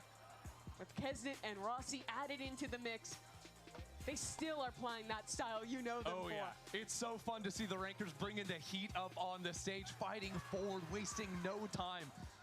Sometimes it just requires great individual play, clean executions, and that willingness to go a little bit further than any other team, and that allows them to come up here for a bow on their debut. A great start to 2026 for Envy. For Puffin, Eggster, Inspire, it has been a long time coming to get to this moment. But now they're here. A win under their belt, staying alive in that upper bracket. Our coach Stunner as well, who's been with these boys for quite some time. And is proving that they're not just tier 2 players. They're not just bringing a style that only works at that level, that they can apply themselves here against top teams and still compete. And nice to see them come in here with a win as well after a pretty turbulent offseason, to say the very least, right? Whether that was, you know, dropping early in Red Bull home ground or playing with different subs all here and there. Finally, Envy have come away with a strong performance and with a win. Truly a great showing from them. I love this mix we've seen. I think that, you know, there's still room to grow. I think there were still some moments where the synergy maybe didn't look perfect with Kesnet coming into the mix, but the fact with such limited time actually practicing in person and getting used to this stage, they've still come out with a win. Shown great resiliency as well, and coming back in some of these maps and really putting a fight to EG, even in the map that they end up losing. It's a sign of good things to come. At the same time, for Evil Geniuses, a disappointing way to start things off after taking the first map. Just couldn't quite generate enough momentum on either of these 2 comebacks on the second maps. And they're going to start off without a win here, but still have plenty of time left to go in this kickoff tournament. Now remember, they go down to that middle bracket, one more opportunity after that, but you definitely don't want to be down into those lower brackets early on. For Envy, it is their day, though. A truly impressive start here, and I think just so exciting to finally see this team on the America stage after waiting so long. Yeah, and the fact, too, that the style didn't change in a massive way, or it wasn't like, they're okay, still let's using the let's Bucky, they're tone still it down. double duelists, nah. Yeah, it's funny because you talk about like G2-2G being polar opposites. I feel like Envy, complete opposite as well in the style. But we are going to send it down to Elizabeth on stage for the Verizon post-match interview with Poppin. Thank you so much, Ender and Mimi. And yes, for the first Verizon post-match interview, it is Envy's Poppin here with me. Everyone give it up for Poppin, who played an incredible game, led an incredible game with Envy. I mean, let's just call a spade a spade. You guys came from Tier 2. You know, there are people who said, is that style gonna make it in Tier 1? You know, there was a question of like, would you guys even win the grand finals against TSM? Now you are here, you have beaten EG. I mean, it's a very basic question, but how do you feel standing on this stage right now after you are the first win of 2026 VCT Americas? I mean, right now, I feel amazing. In general, I feel amazing, just like where I am, where we came from, just coming from Tier 2, coming from just even a ranked player, all of us just content creators playing the game every day. But I'm not gonna lie, after that win, I feel terrible, honestly. Played so bad, and my teammates hard carried me, and I appreciate them for that. Well, I just said to you, you win as a team and you lose as a team. They could not win that without you. All right, let's be very, very clear about that. But I'm gonna talk to you. I'm glad you brought up content creation because I found a tweet from October 23rd, 2023. You put out your LFT post. You say, I wanted to go pro, content took off, put it on hold, but I will work harder than anyone else. Now you are here in the midst of these Tier 1 players, you know, with Kesnet, facing DG Zin. I mean, how does it feel now to be like a Tier 1 player now that you have made it? Again, coming, like you said, from content creation to your rankers days to Envy on Tier 2, now that you're here with the big dogs.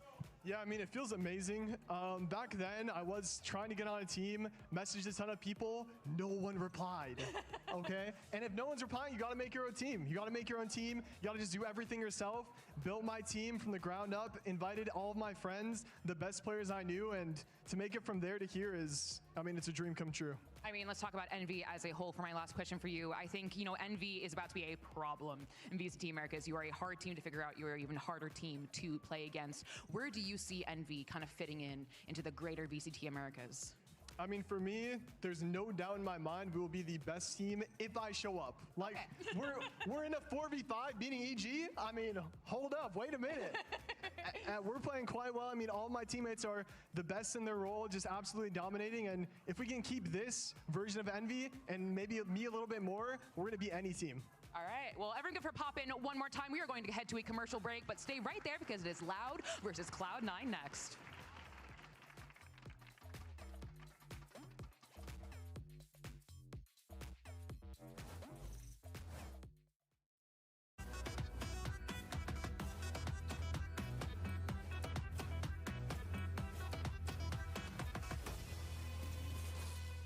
The human body was built to move.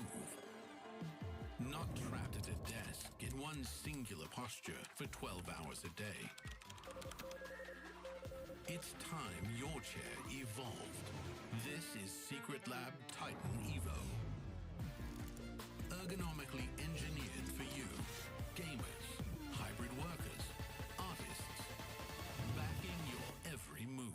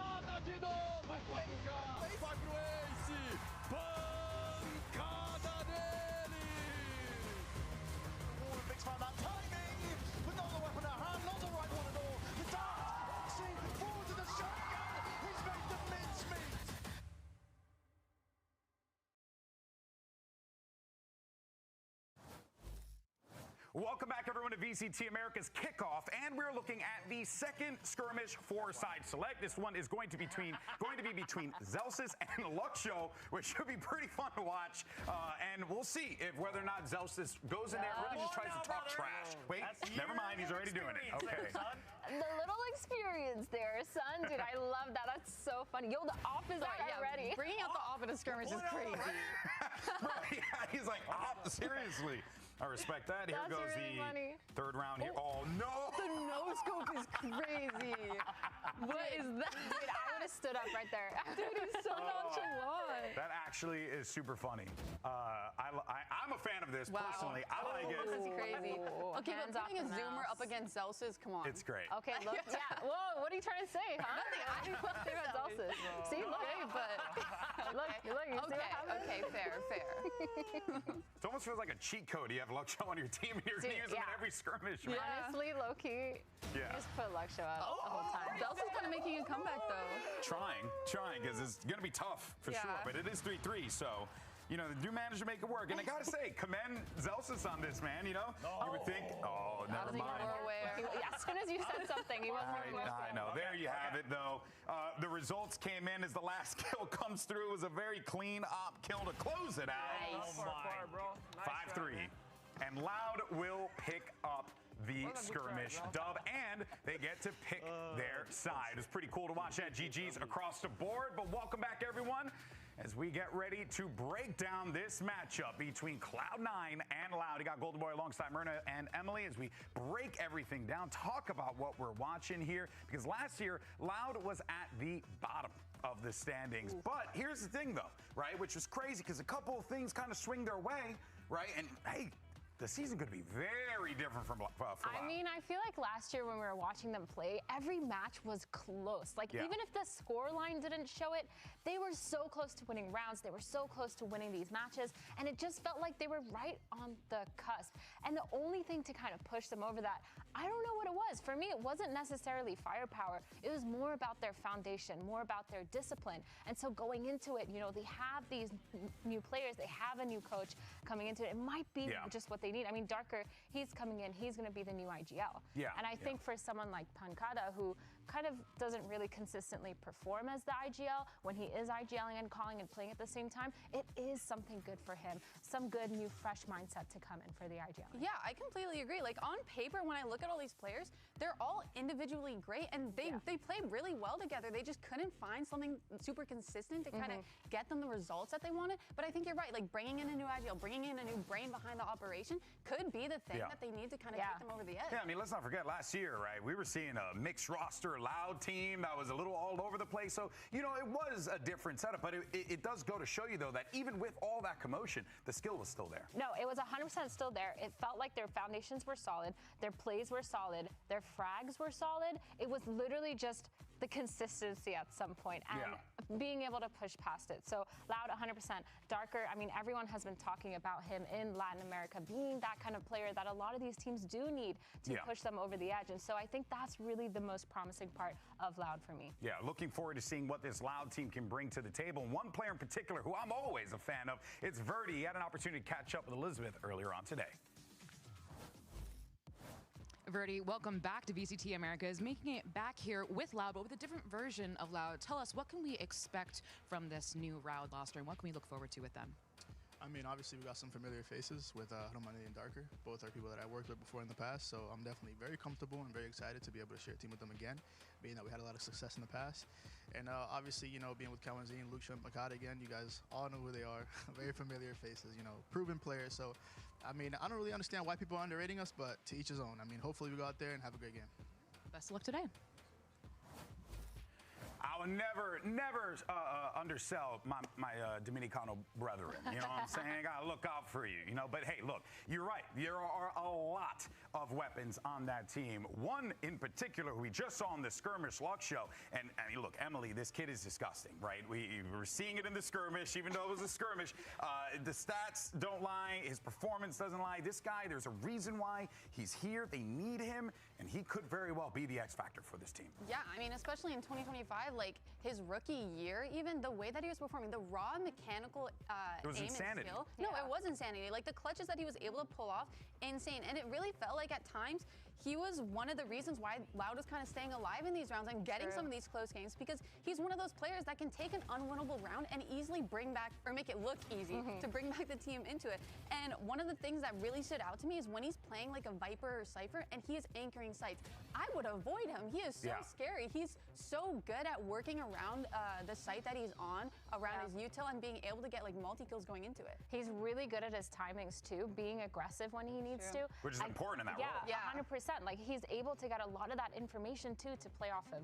Like overall, standout player for sure for Loud. And if he just brings what he brought last year, which I'm pretty sure he will based on the scrimmage that we just saw, then they should be in the running. They only made one change to the roster, as well as adding a new coach. And I think that it's a good change. I think they had Robbie last time, and I think he was kind of underperforming a little bit. But I mean, now they have a good foundation. They were right on the cusp of greatness every single time. Correct me if I'm wrong, everyone in there is speaking Portuguese, right? So, like, I think maybe... You can't ask me that. That's a new question. You should be telling I am us that. assuming so, right? And I think that is also a big part of it as well. The comms, the communication, all that is going to be super, super valuable for Loud. We know that this is a team that can get to the finish line. The question is whether or not they can cross it. But on the other side of the field, let's actually go ahead and check in with the competition. Send it back over to Elizabeth. She had an opportunity to catch up with someone who we're very used to seeing, but in red. Zelsis, welcome back to VCT Americas. In a new gear, we have Cloud9, but you've been on Cloud9 once before. Tell me, what is the difference between the kind of previous iteration of Cloud9 Zelsis versus this version of Cloud9 Zelsis? I think a little bit older, a little bit more mature, a little bit more experienced. I think I grew up a lot in leadership, for example, and then obviously, you know, Zek and Intense carried me, so I have some winning under my belt. Those are just some key points. Best of luck today, leader. It's going to be great to see Zelsis back in the powder blue of Cloud9, but, you know, it's a different situation this time around for him. He's coming in as the vet, the leader. You want to hear something funny? I'm actually cosplaying as Zelsis right now because I have red hair and I'm wearing blue. Like, that's actually, you are the worst. Unbelievable. Hey, but the good news for Zelsis, though, is that he is coming into this team that, honestly, Emily, is pretty well defined. Considering the talent that's on this roster, that has been on this roster for quite some time now. No, completely. The core of Oxy, Vic, and Zeppa, I always thought was really strong. And C9, when I look at them, they're not a team that needed to make like insane, crazy roster changes. So I think these two additions of Zelsis and Penny are kind of just mini upgrades for them that could maybe take them over the edge. Because throughout all of last season, I felt very strongly that they had a lot going for them. Like they could get the place like top 8 even, or make playoffs and whatnot. I remember last year there was a lot of people saying how they're constantly, you know, choking. They're doing really well, but then once they get into that playoff situation, they kind of tend to choke. And I feel like that's what you're talking about. Yeah, like they really pulled through. And the skill not just was there, but you were seeing the pieces really start to form in a way that you're like, wait a minute, this team could make a chance run. And I still stand by that version. That 2025 Cloud9 could have done it. It potentially, you know, it would have been tough. And I'm not saying you win the whole thing, but I do still feel like the talent is there. It's just whether or not you can finally. You know what? I would argue with you that with this change, I would agree with you. Oh, and hey, and then that's part of the reason why they did what they did, right? True. We haven't really even talked about him, but Penny's coming into this team. And this is actually quite interesting because I was like, wait a minute, Penny. V1 Penny. I was like, wait a minute, I remember this guy. But, you know, Emily, like, he's coming in this one. Lots of experience for this guy, despite the fact that we haven't really seen him be able to take the stage in VCT Americas necessarily. But we know that the talent's there. He's been playing for a hot minute.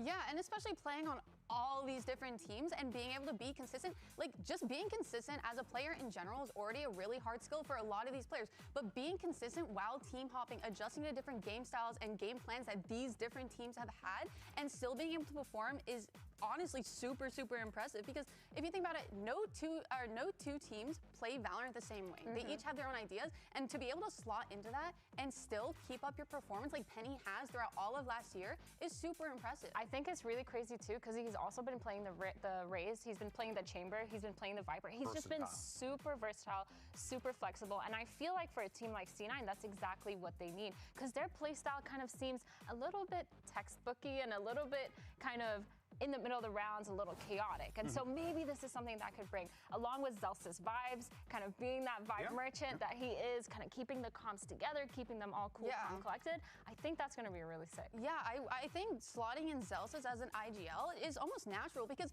we've seen him be super vocal on other teams and even kind of step up to be that secondary caller when he needs. And he is such a vibes guy too. Like, he's the kind of person that can really hype up the team when they need it and also kind of keep them calm in the more serious situations. So it just feels like a natural role for him to take on. And you also have a ton of experience on the C9 side, right? We talk about the C9 core, and my eyes immediately get drawn to Zeppa, because just like Penny, Zeppa's been playing for a hot minute too, and there's a ton of experience there, a lot of knowledge that Zelsis should be able to lean on here, because remember, in Sentinels, he had, you know, John QT there to kind of like take the charge in that and then probably support along the way. Actually, I think a really good setup for that is their off-season tournaments where they did play, I think it was in Sun City and Red Bull Homegrounds, and they didn't have like a super successful off-season, but we could still see kind of the foundation being built real time. And so what we did see was a lot of consistency from all of these players on the rosters. They were playing kind of a little bit of a textbook game and textbook rosters, but it still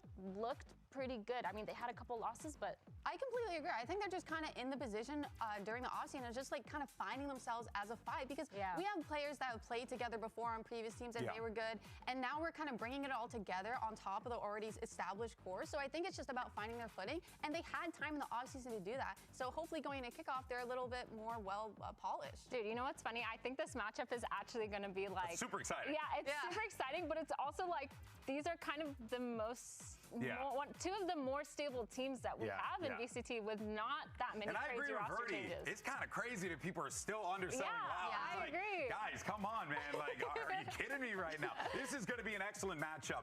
When I saw it on the calendar, I was so ready for it. So, look, folks, we're going to get to the game in just a little bit, but before we do that, let's hear from some of the players about this matchup and get their thoughts before we begin. So our first matchup is going to be against Loud, and it should be a good one only because no one really knows what they have planned. I think Pancata is a really good player, and he's been around a long time, so they should kind of have some preparation. Pancata, we're going to do that this round! I think they have a good roster. A lot of camaraderie there. Zelsis and me and Penny obviously played together back then in V1, so there's some synergy there. I'm sure they have great base, good strategy. Should be a good match. I've played against everyone before. Obviously, it's a new season, so now it's like time for them to truly like show what they have. From me, I'll be running it down and doing the exact same thing. He's taking matters into his own, and a rocket. Oxy to see if he can put death blow after death blow. This kid is back in action. Maybe a couple aces here and there, a couple multi-frags. Other than that, I'll just be running it down and having fun, and that's all I want to do. Listen, I'm coming in strong this kickoff because I need to take C9 to an international, so I'm expecting a nice 2-0 for us. But if it goes 2-1, then I'll just go bald faster, so it's fine. It's all good.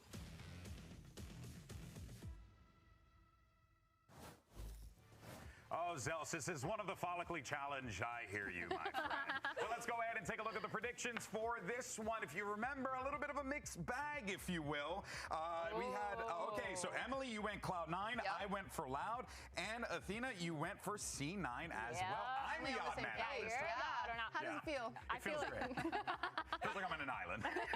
It feels like you want Zelsis to go bald. I mean, honestly, I've been trying to do it for a while now, so this is my final opportunity. So if I'm cosplaying him, does that mean I have to go bald? I think you do now. I think, and I'll cut your the red hair. has to. I'll do it. I volunteer. This isn't going to be practical. Emily has a shaver. We can get this thing going. The community, though, is loving C9. 56.9%, so close. We'll see if whether or not C9 actually comes through here. Look, I'm just going to say real quick, I went with Loud because, truthfully, Emily, I'm really excited about this roster, and I always have faith in Verdi. Yeah, I mean, I don't blame you. Like kind of Myrna touched on, is they're two teams in very similar situations where they didn't feel a need to like do a whole roster mania type deal. They made minor changes that they think that will actually bring them over that finish line like you were talking about. And I believe it from both sides. Like, even though I did vote Cloud9, I think this is going to be one of the closest matches we're going to have all of kickoff just because of how similar situations they're in. And let's not forget, that's after we just had an incredibly close matchup for match one, folks. It's time to send it over to the stage guy up there and bring out our squads for their 2026 debut. Here is C9 and Loud. Riot Games Arena, are you ready? Americas. Make some noise for Cloud9!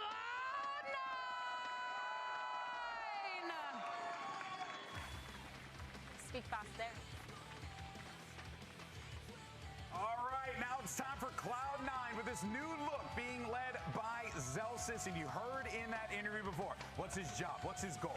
Get C9 to an international event, and the journey starts right here. It's the Team Myrna that has been so close so many times. So close, so many times. It always takes them quite a while to get back into it whenever they reach that playoff stage. So this is kind of the time to get those gears turning, show off what they have as a team, and kind of make sure that they set their foot down, especially since Oxy is planning on running it down. They have the vibes ready up there. They're ready to go as a team, and it's just Zelsis and Imi coach combo that we know have been successful in the past. So. E agora os seus adversários, façam muito barulho para Loud! And the only way this squad knows how to walk out, Loud making their way to the stage, and this incredible squad filled with players that could very well make a name for themselves here and now, because if they have a dominant performance, Emily, this is a Loud squad that everyone's going to have to be fearful of like they were in the past. Oh, for sure. And I'm just so excited to see what they're actually bringing into their first match and kickoff with this new leadership. Like, I want to see what they've been cooking and what adjustments they've made to their game plan and strategy. Yeah. More so, or rather than like the player specifics, right? I'm looking to see how they go about, especially playing against a team that's well-rounded and polished like Cloud9, right? It's not going to be like they're going up against a wild card like Envy. This is going to be, I'm expecting to see some more strategic plays here. I think both these teams have a really good selection of veterans, and they both have the really good selection of fragging power. They have Luke Show on Loud. They have Oxy on C9. It's really going to be a sick fight. And Haven being the first map picked by C9. I really thought that we were going to see a lot more explosive maps. I feel like Haven is super structurally fundamental. Oh my God, I just spat over there. I feel like this is going to be a good test because both teams have a new IGL, right? True. Both teams are going to be kind of playing the slower game to see how each team is playing. Like, they're trying to figure each other out at the same time because they're brand new teams. It's a brand new year, brand new everything, right? So I don't mind that they're actually taking Haven as the first map because it's going to be kind of mind-gamey, right? I think it's also going to be a really good test for the lurkers because we were talking about Luke Show being super aggressive, taking that space and getting information. So I think that's going to be a really big test for him specifically because Haven is just such a big map. You have three different sites. You need to make some sort of presence on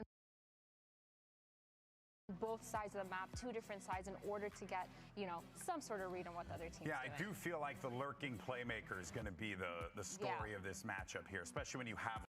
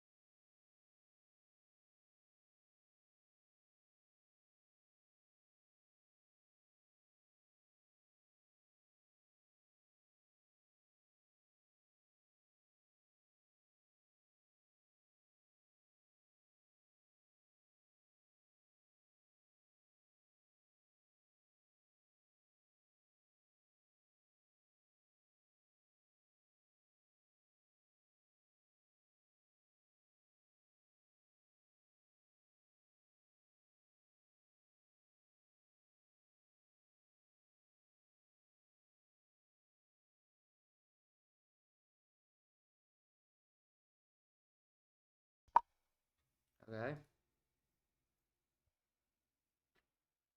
Seen in 1-2 rounds though, but they're in the they're in a player disadvantage here. Nice.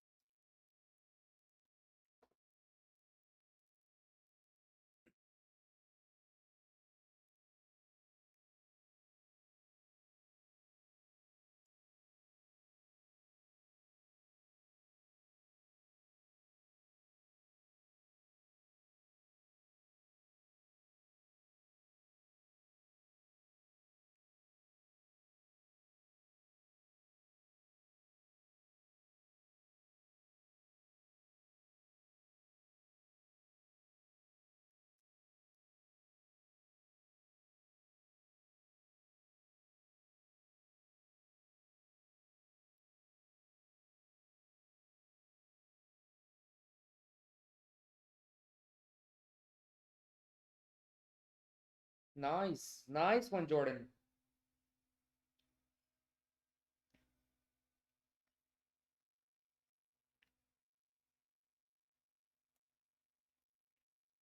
That was a nice shot.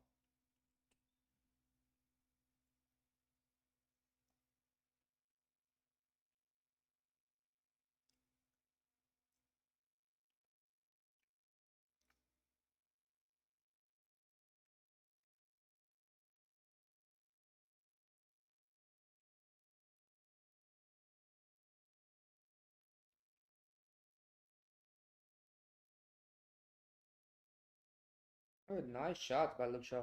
Whoa, wait, come on. Ah, that was good. That was a good round, both of them.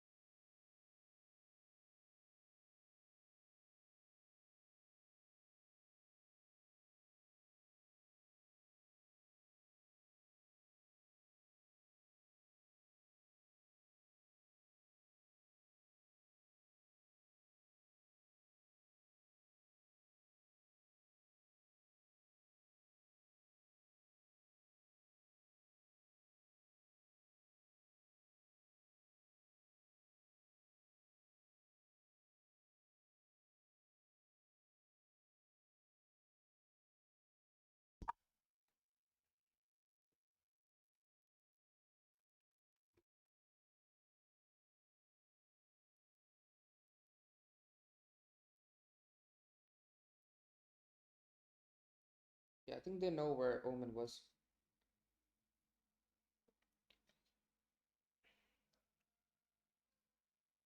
But Cloud9 are on the back foot here.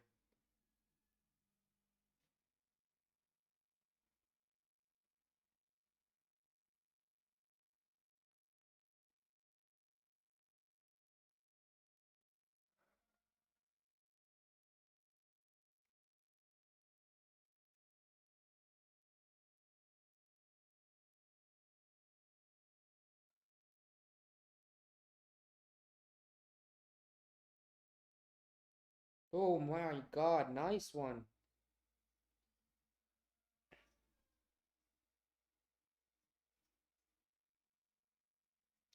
Yeah, perfect by Loud. Now the thing is, Cloud9 got like 4 ults here now.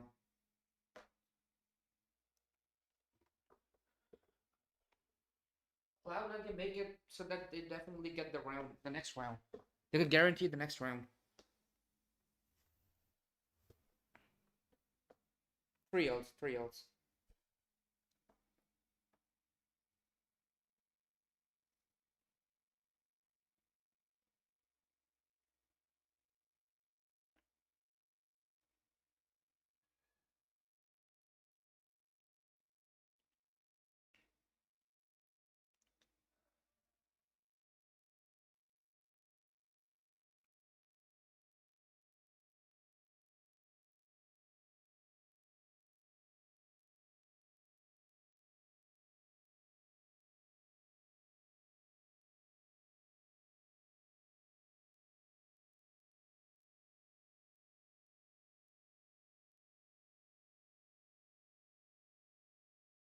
Oh my god. Okay, they know where the Omen is now.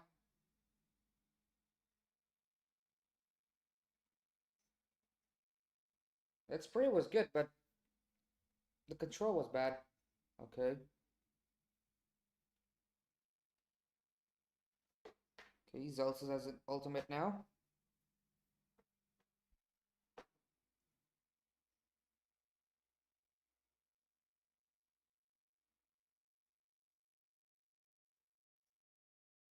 Very nice, very nice. Kalenzin gets Zeltas here. Ah, nice one wick. Nice one wick. They had to use 2 ults to actually guarantee this fucking round.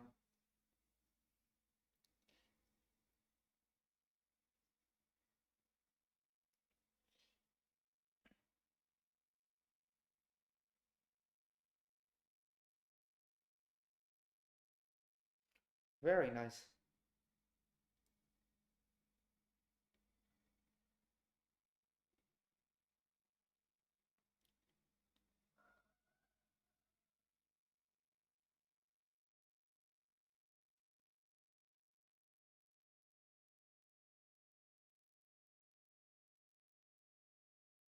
Ooh! Yo! Very nice. Very nicely done by all of them.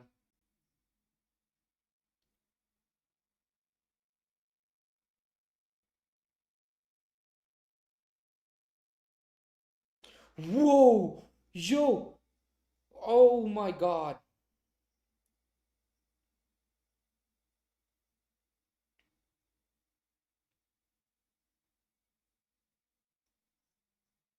Bro. 2 HP? Hella lucky. Alright, Jordan knows where he is. Jordan knows where he is.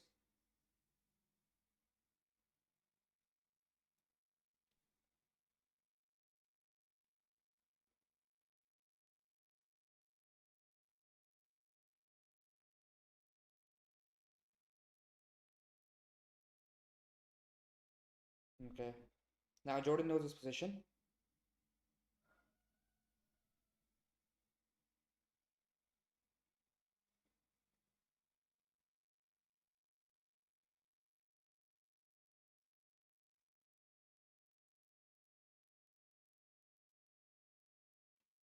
No way. Whoa! No way! Oh my god. Oh my god. Cow and Zine, man, come on.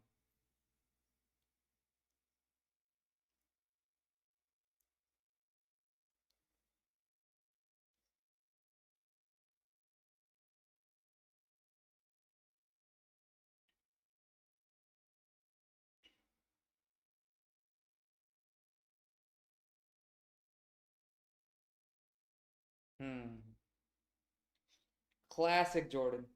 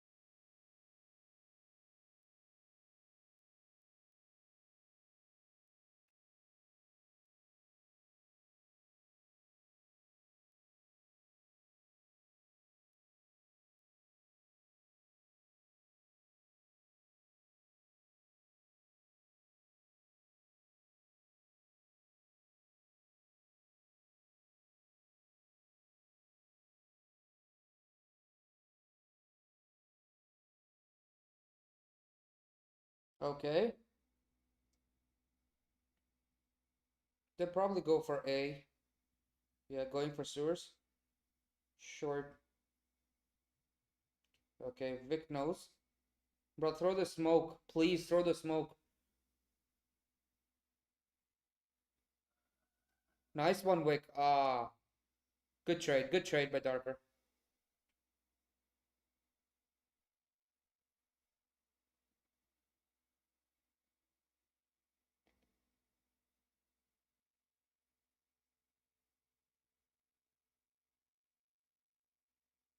Nice one, Zeppa.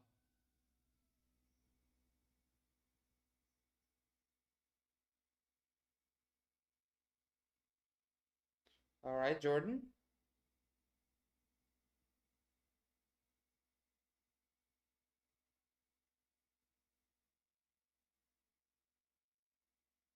Oh, nice one. Very well spotted.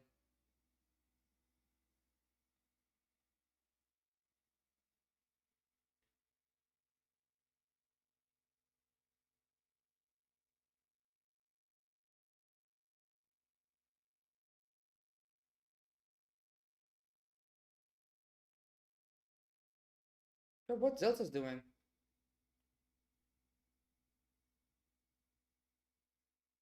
Very nice, Penny.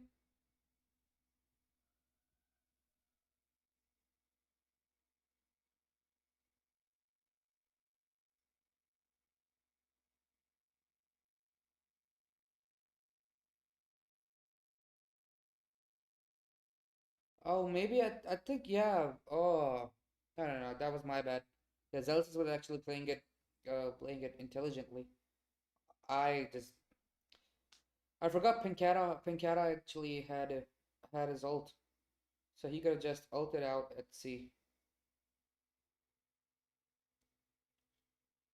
Three people pushing at C, but no one at C.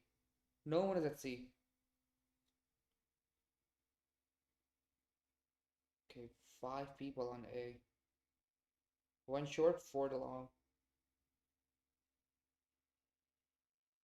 Oh, nice one, Jordan. Okay. Yo, Jordan was so lucky. That was good. That was really, really good. Nice one.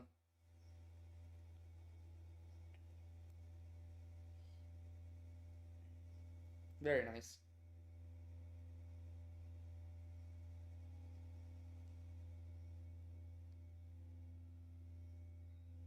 Yo, Jordan, man, come on.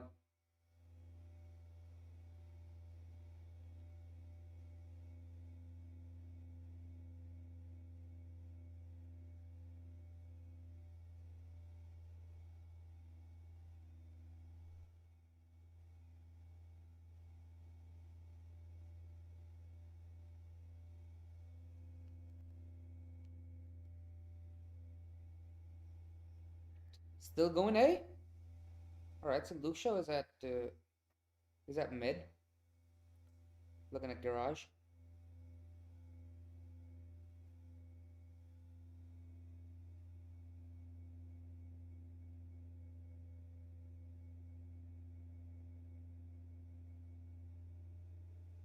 Very nice.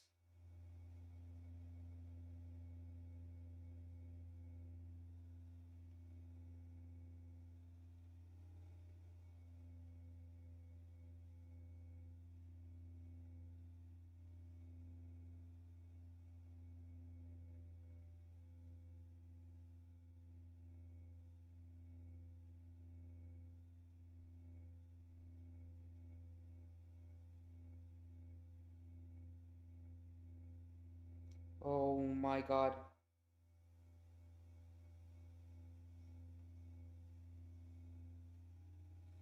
Ah, damn. Damn.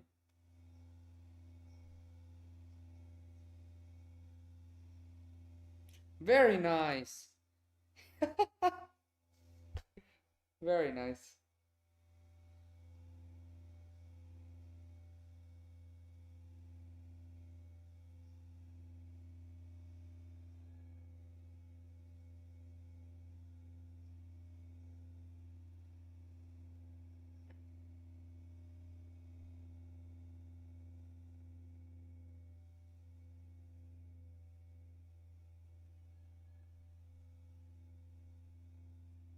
Okay, I want to see how Jordan comes up with his calls.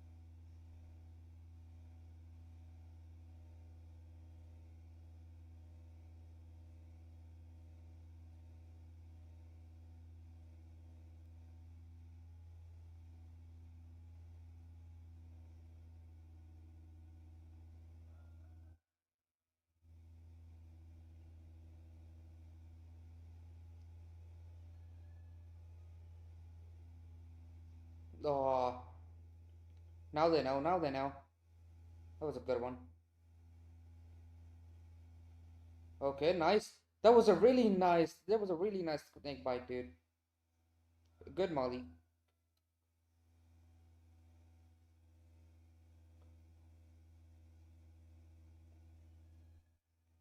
Oh, nice shot. I think they saw him. Yeah, they saw him.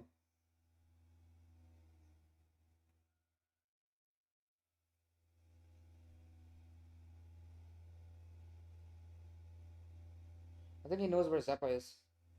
Yeah.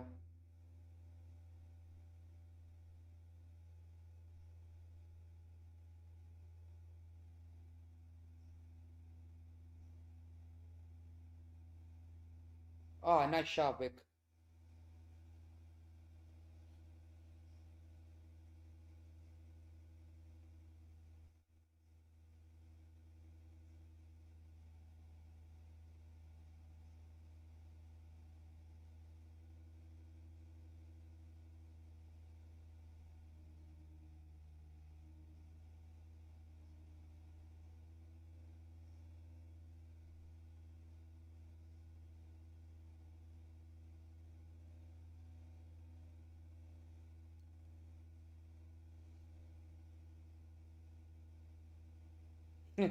Yo. Shots fired. Shots fired.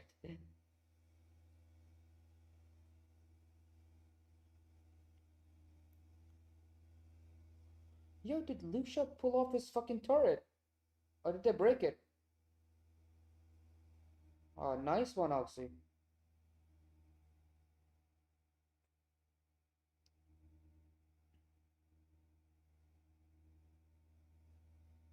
Nice. See, it's completely under their control.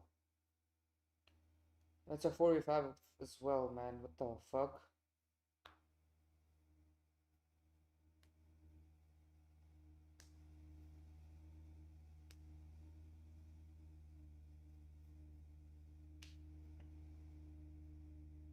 Hmm.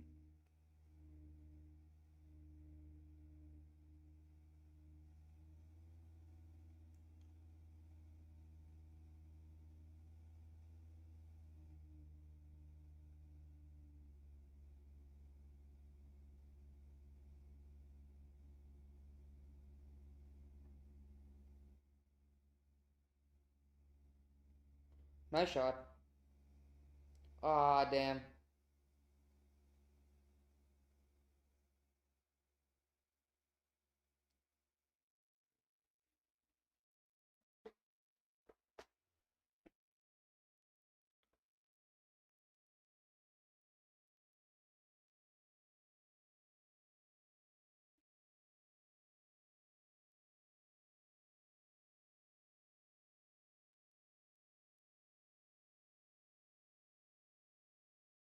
Okay, so he's got an hop. I want to see this hop.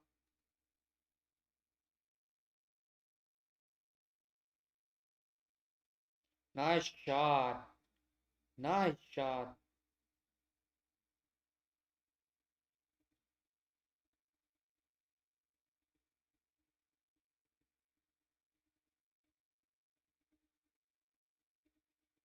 Ah, nice one, Luke Shaw.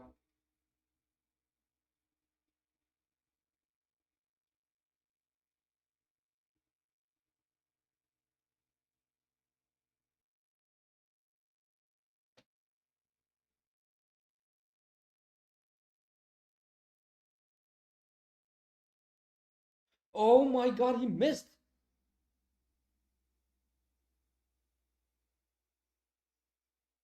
Jordan's alone. Come on. Oh, he's a he's got a stinger. Oh my god. I didn't actually notice that. Wow.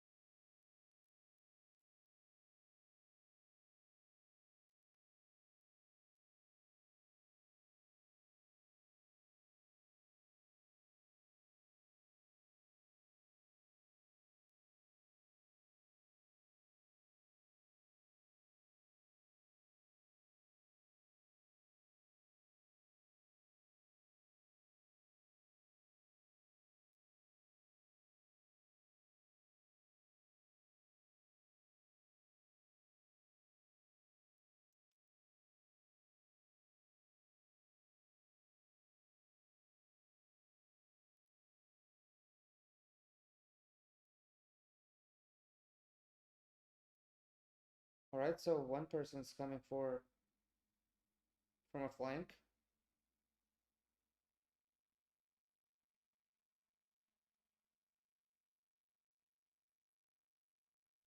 Nice shot, Penny.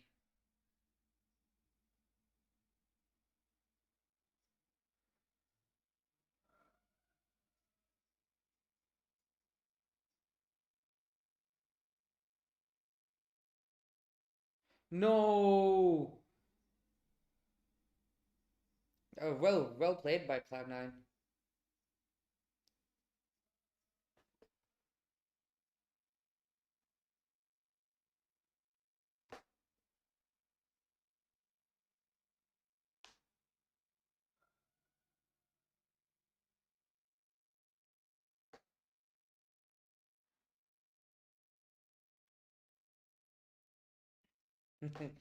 He's not wrong though.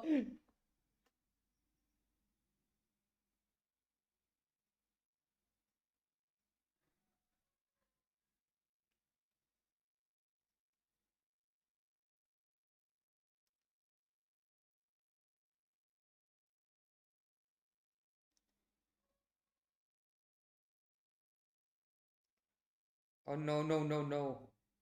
Yo, I thought Jordan was gonna peek that. That was a nice drone. Nice drone, Gazappa. Ah. Oh my god. Whoa! Yo! Yo! No way!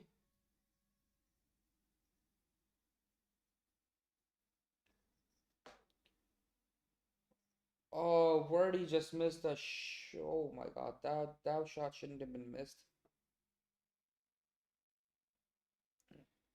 He shouldn't have missed that shot. Nice one, Penny.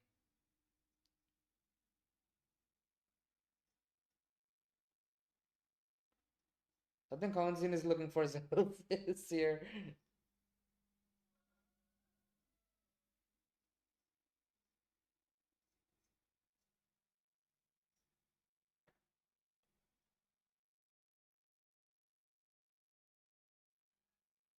Wow.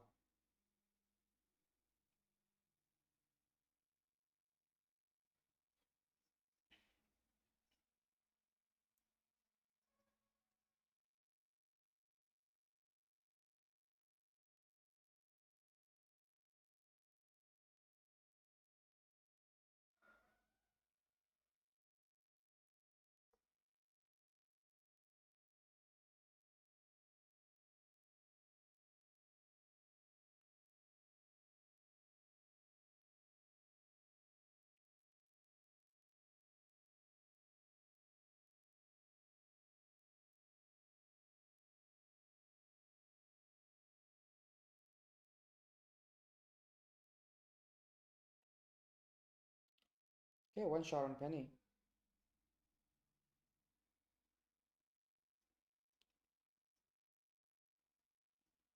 Oh my god, balls of steel though. What the fuck?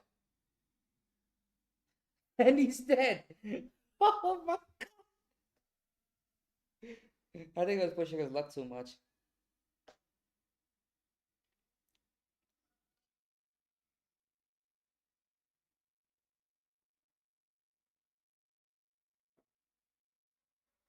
Nice one, Oxy.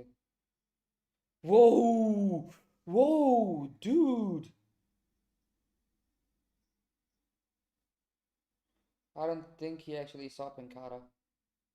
Nice shot, Pinkata. And Penny is really low.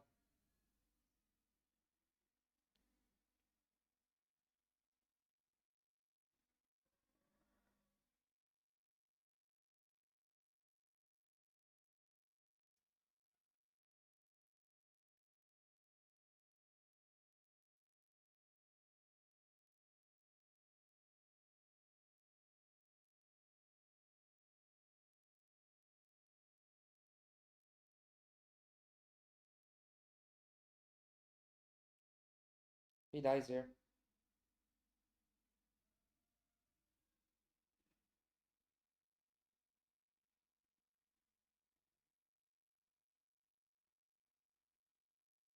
Yeah, easy one.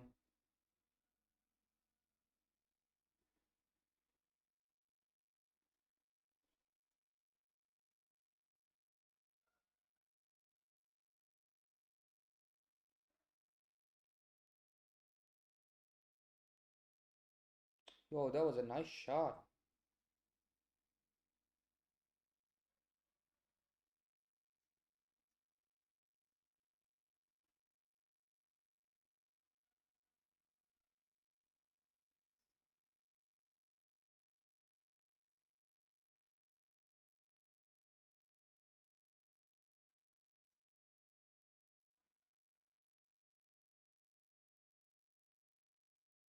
They got 4 ults though. Nice shot!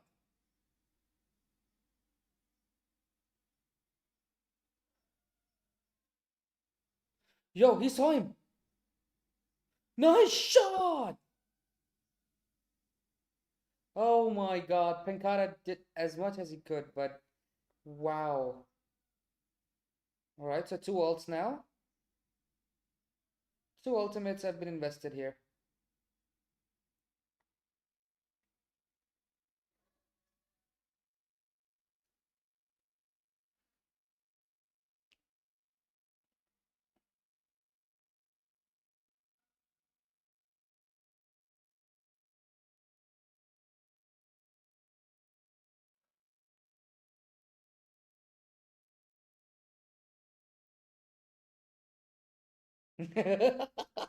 Yeah, Oxy goes burr.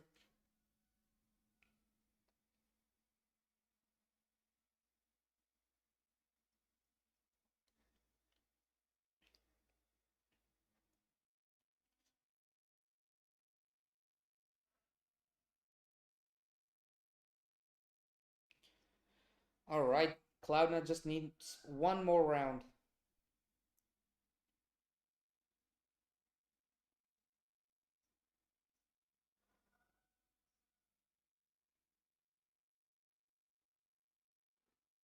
Yeah.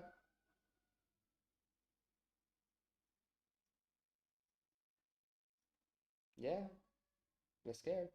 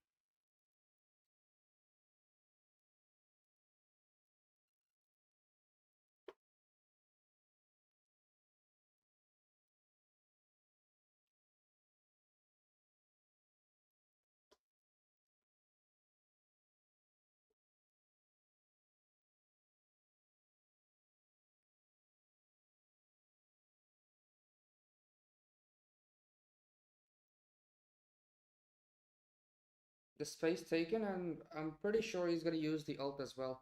Jordan's gonna use the ult. But Cowantin's got an ult as well.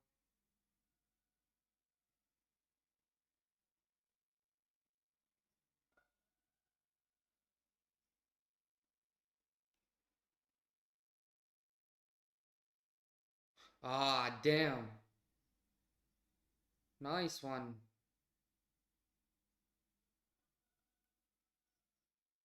Yo, Hoxie.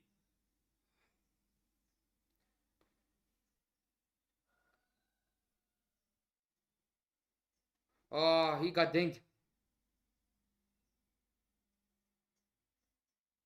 That's done. Yo! Amazing! Well played by Cloud9 in the last round as well.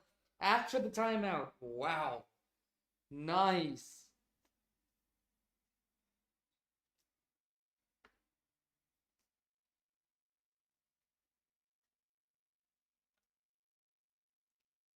It was, it was.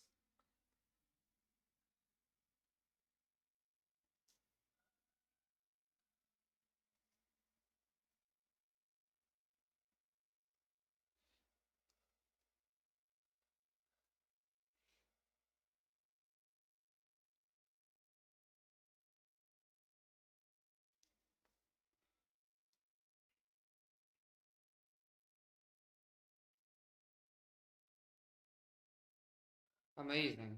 Amazing play by all of the players. In Cloud9, of course. But Darker did really, really well in this map as well. And Cowanzy. And Cowanzy.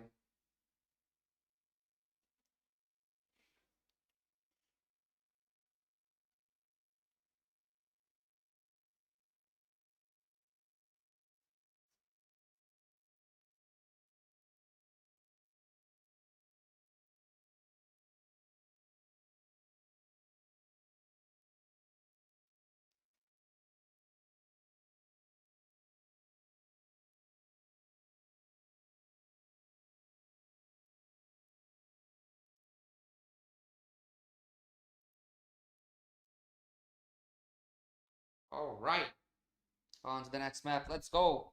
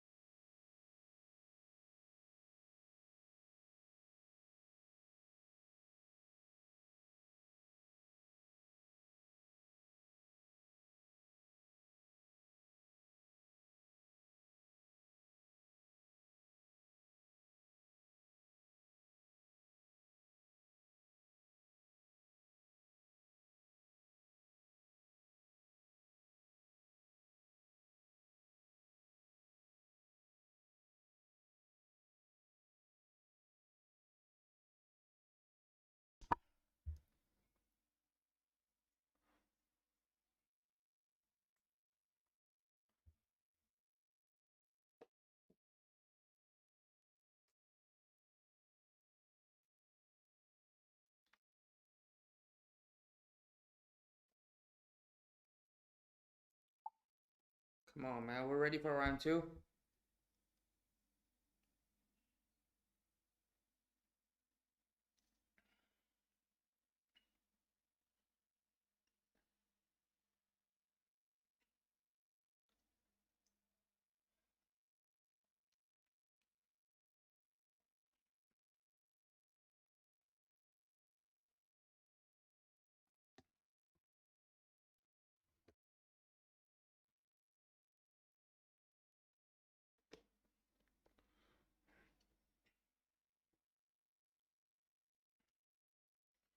Okay, Vito, Vele, Breach.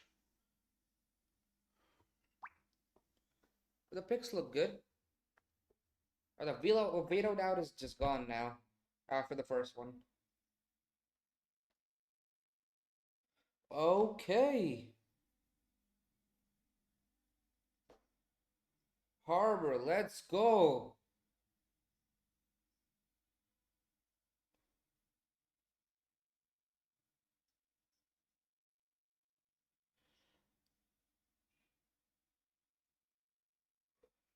I like both those picks. Both of those picks. I love the Chamber pick and the Harbor pick.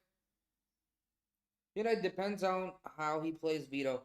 Because Bao did a really, really great job playing Vito. And he was actually playing it to perfection.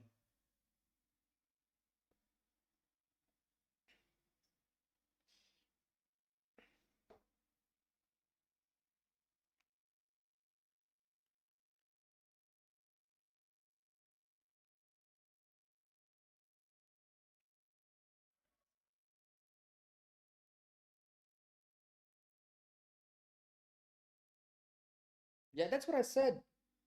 Bao did a really, really great job playing Vito.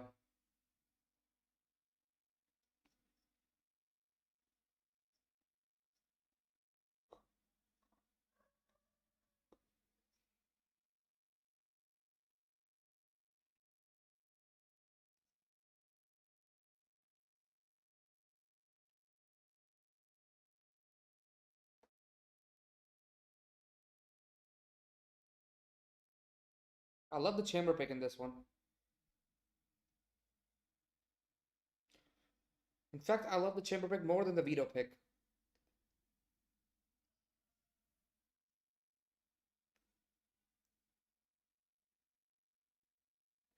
Okay, good damage.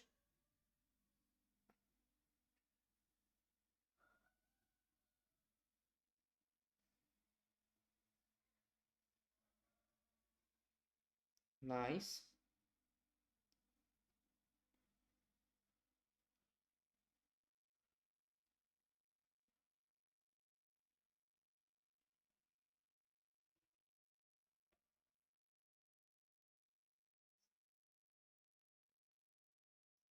Oh, nice one. Nice shot. Good one. Ah. Whoa. Nice one.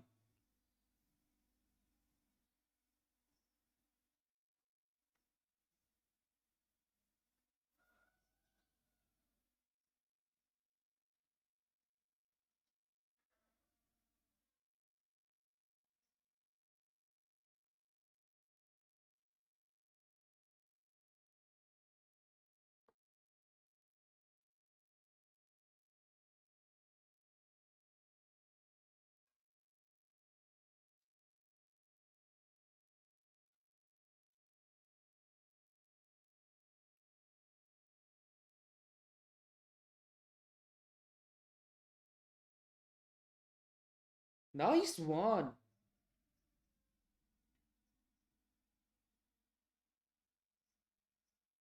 Yo. Good shots, but not enough.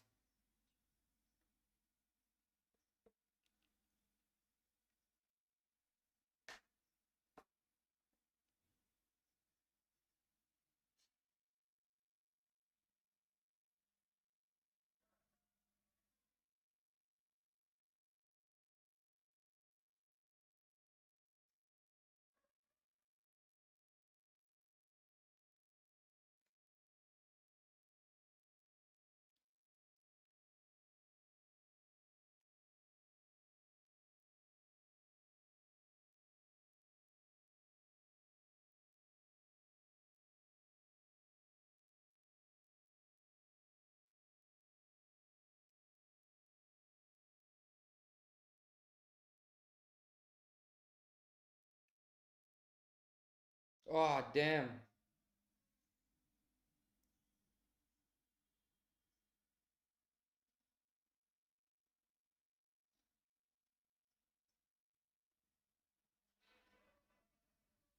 Nice.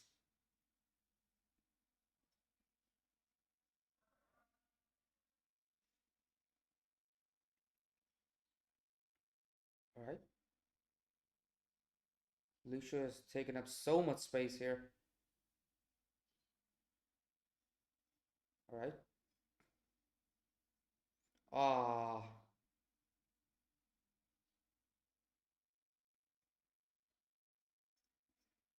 Nice one wick. No.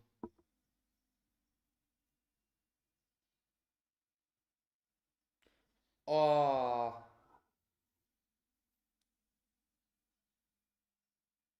Pincara's left alone.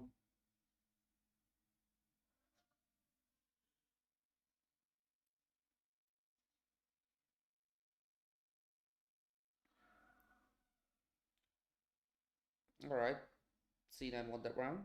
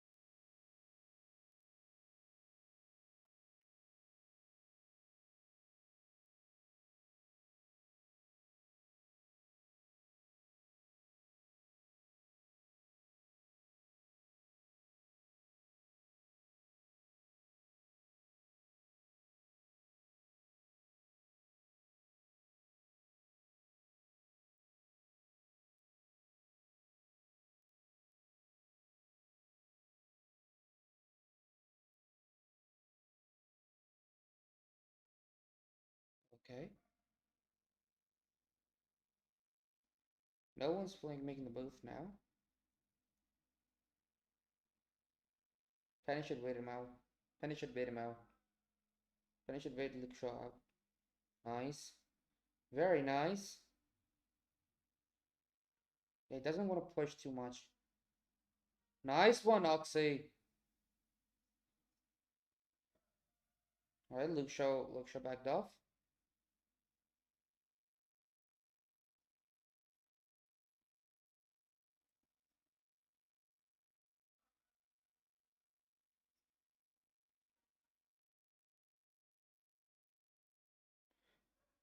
Oh, he saw him. Oh, he saw him. Nice one, Zeppa.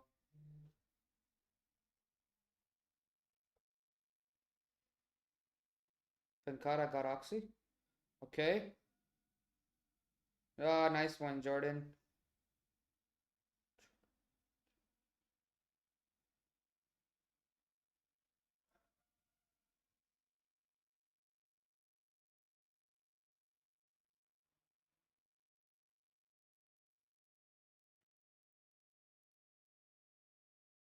Oh, he shouldn't have done that. He didn't have to do that.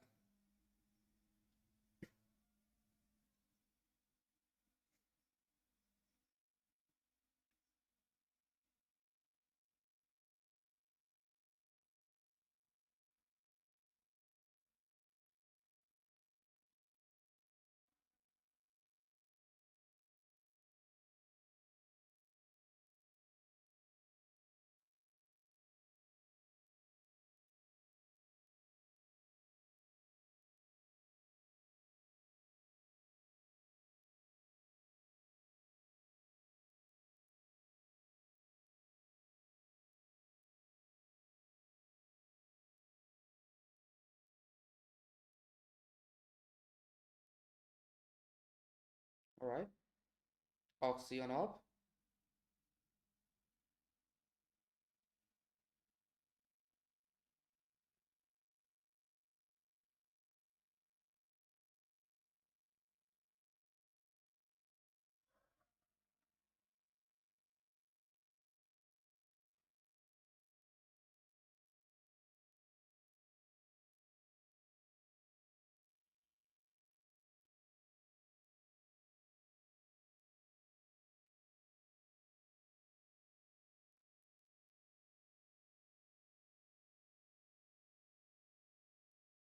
Nice one, Penny.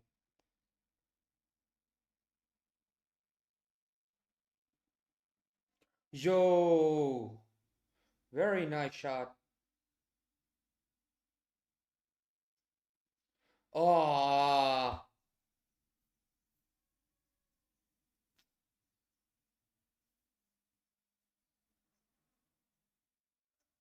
Nice! Very well played.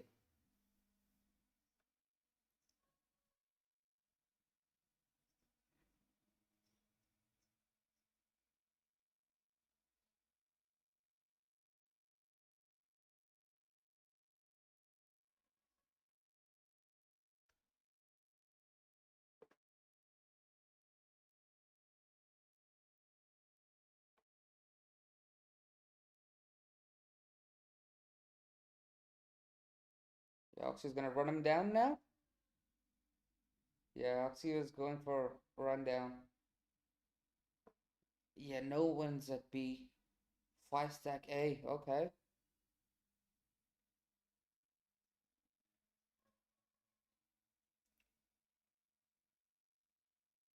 Whoa, got Penny. Ops down.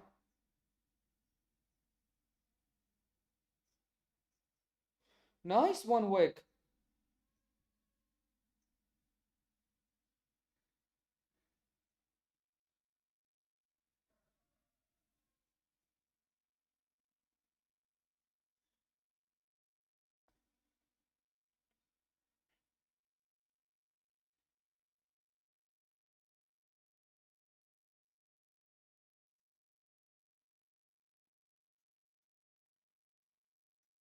Okay, Jordan. Yeah, this is a loud round.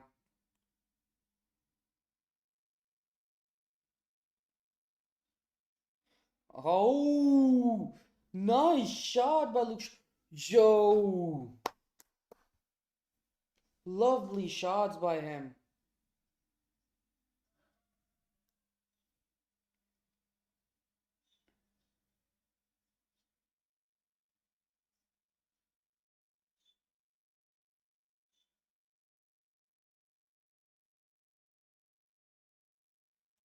Ooh, bro.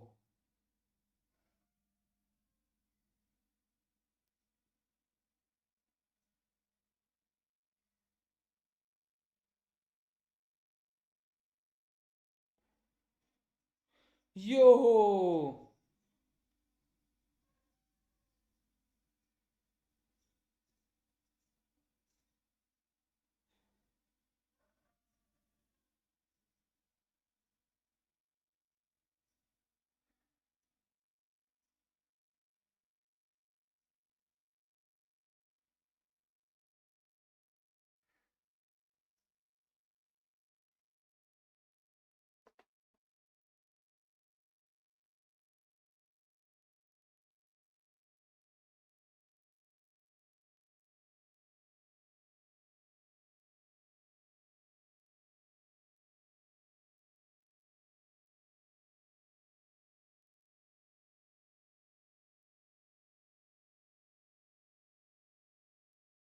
Nice shot, Vic.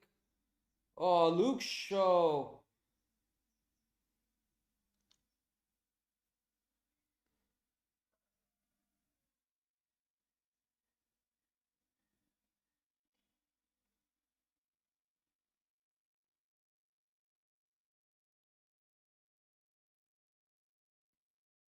The spike's down though.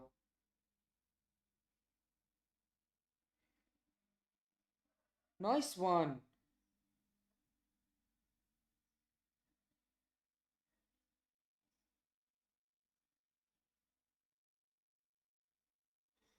There's Jordan? Nah, Vic's playing it.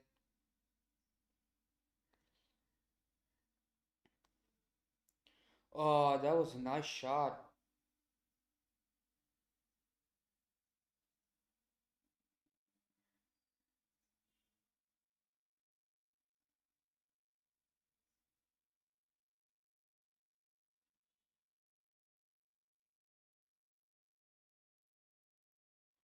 Okay, first time out called.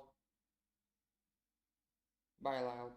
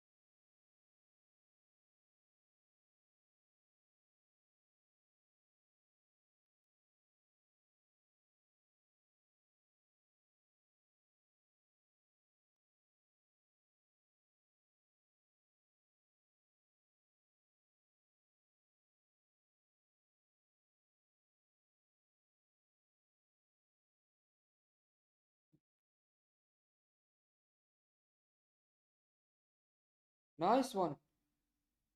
Whoa. Lovely by Penny.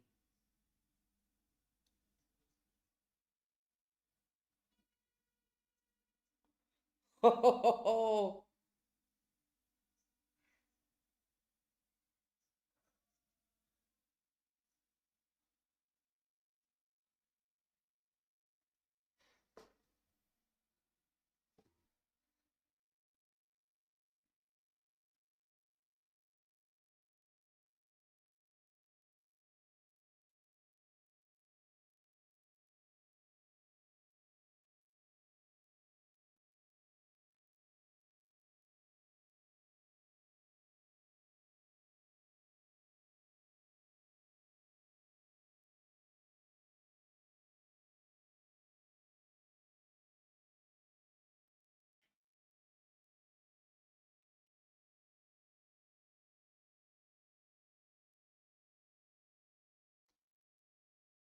Nice one, Jordan. Okay, he got the up. They might go mid to B.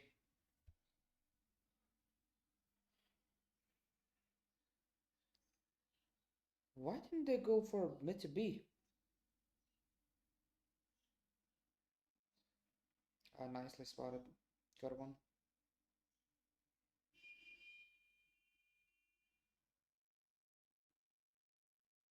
Whoa.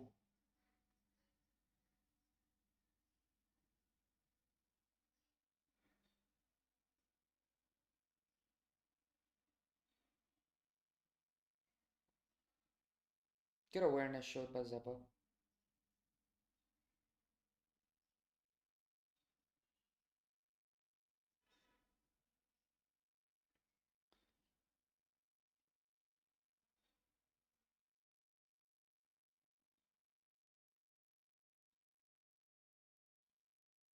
Whoa, nice.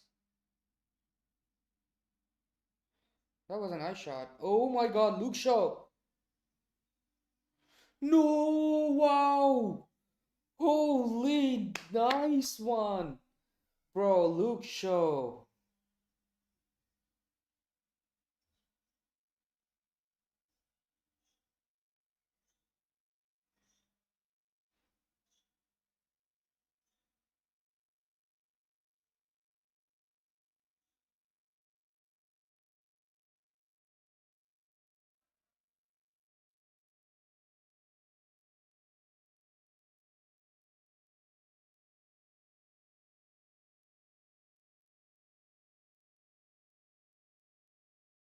Oh my god.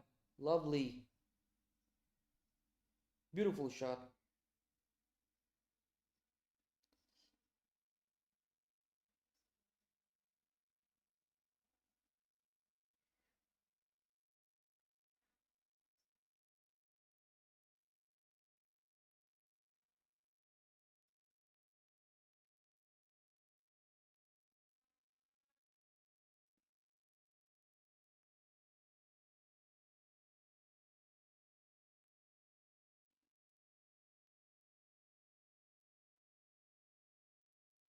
Oh, he got Luke Shaw.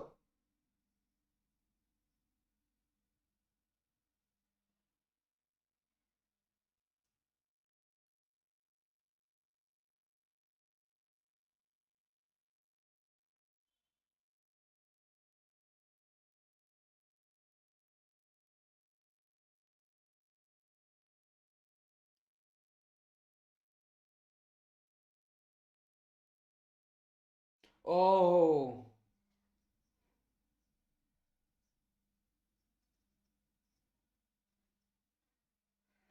Oh, he was seen. He was seen. He's still gonna hold it. Wow.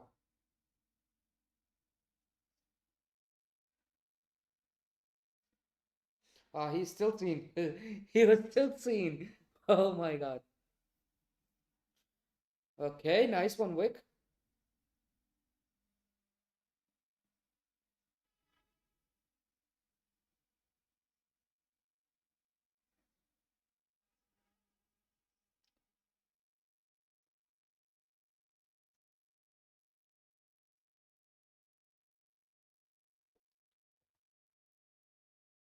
It was.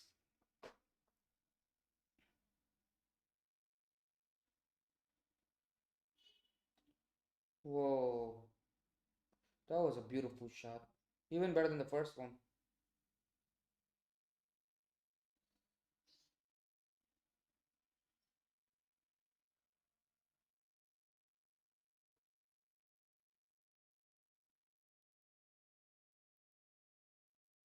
No, no, no, no, no.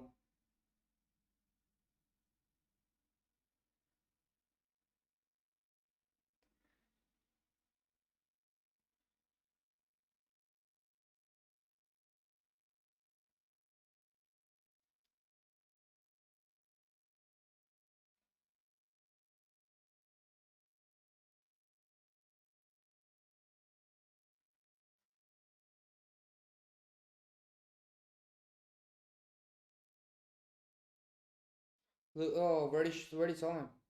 Already saw him.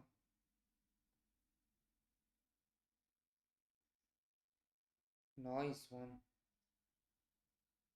Oh, he missed it. He missed it. Oh. Yo, Luke Shaw is doing a masterclass here.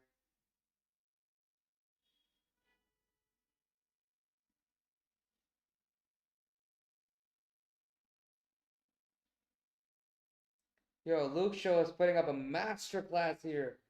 Wow.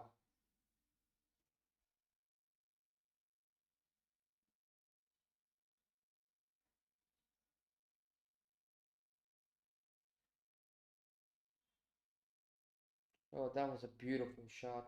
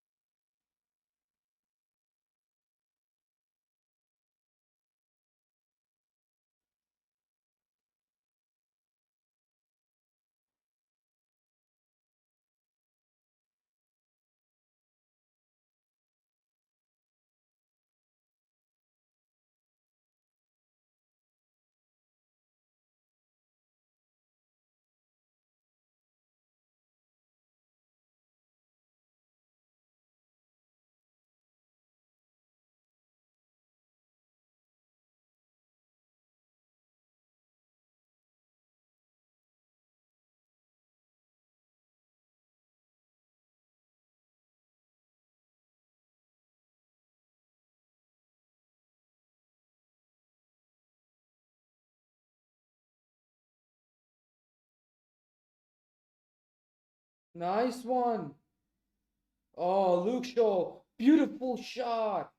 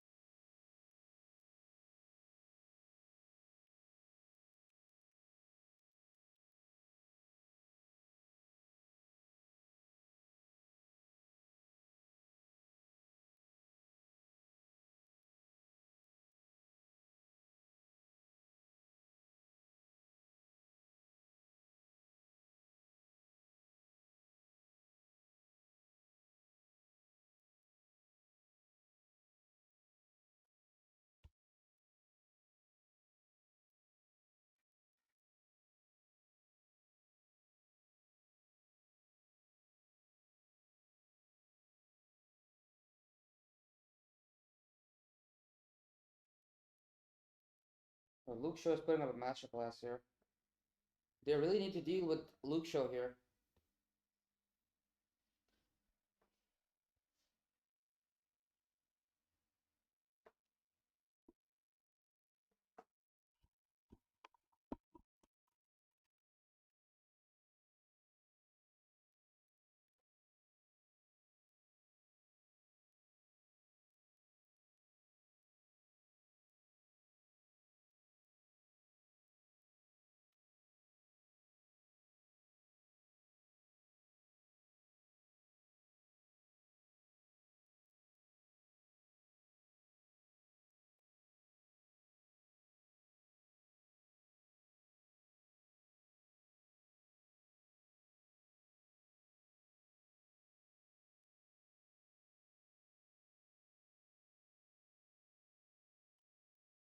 Yeah, he's gonna be golden here.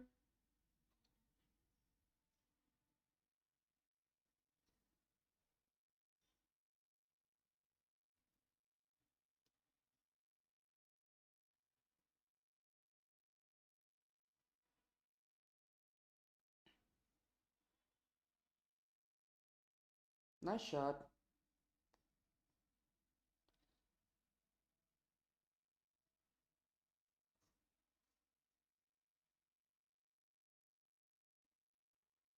Okay. Oh my god.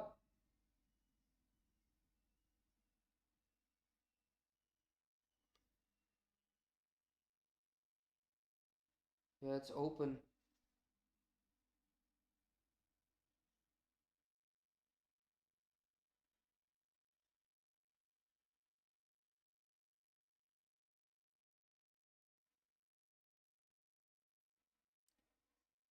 Zappa's alone. And he is actually weak. He's low.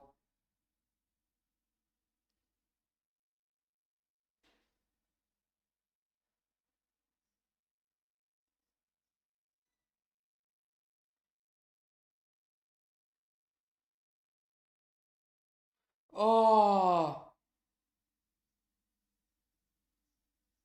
Oh my god. Amazing. Good one. Good one by Zappa. Really, really nice try.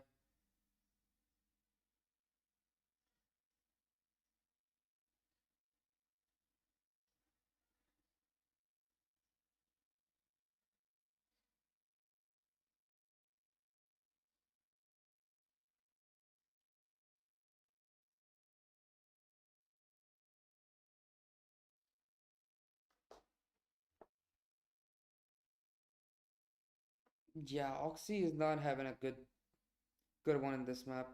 Why did he go for Waylay though? He should have gone for he should have sticked on Neon.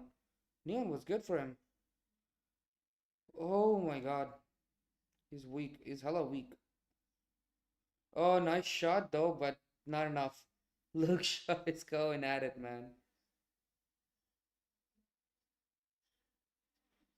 Oh my god! Yo, 2 HP!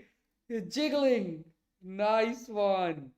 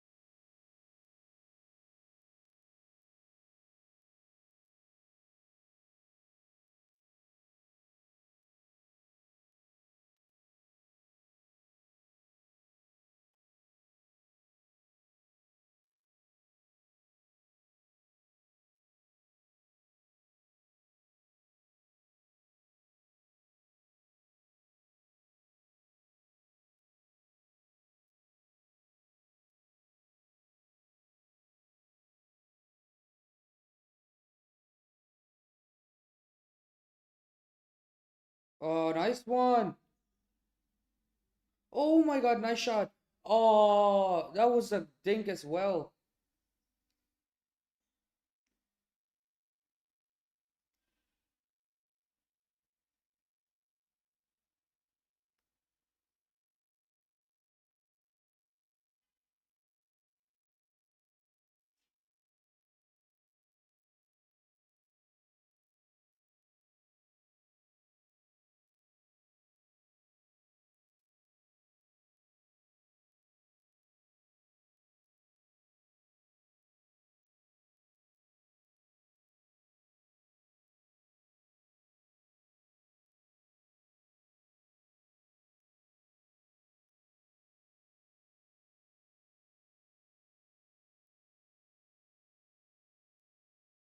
Oh.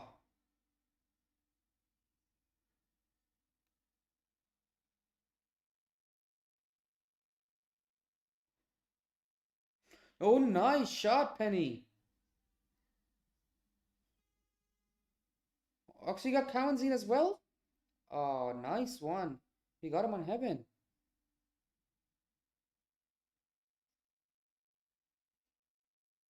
Yeah, Jordan is pushing too much.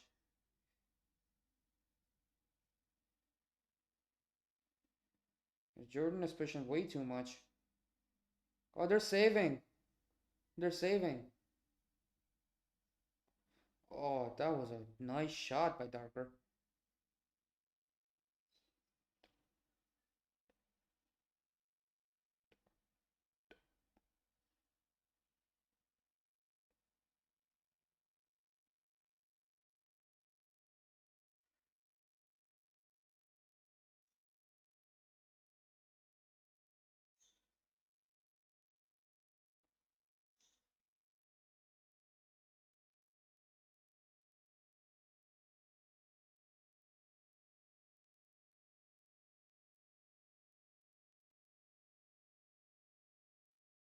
Yo, beautiful shot by Darker.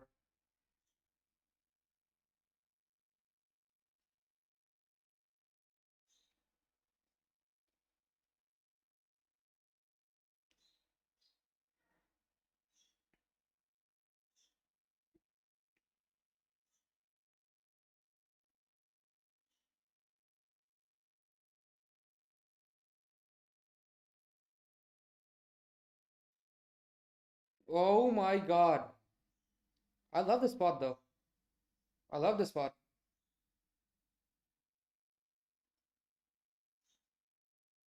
Oh.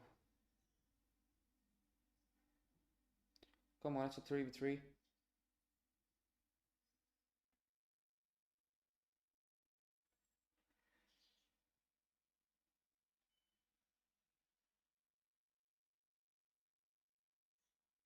Oh my. Oh my.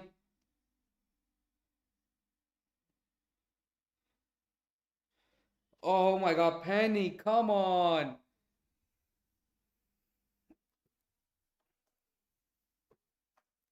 What is up with these Sentinels, man? Both of these Sentinels are they're just fucking enjoying the game. They're changing the game.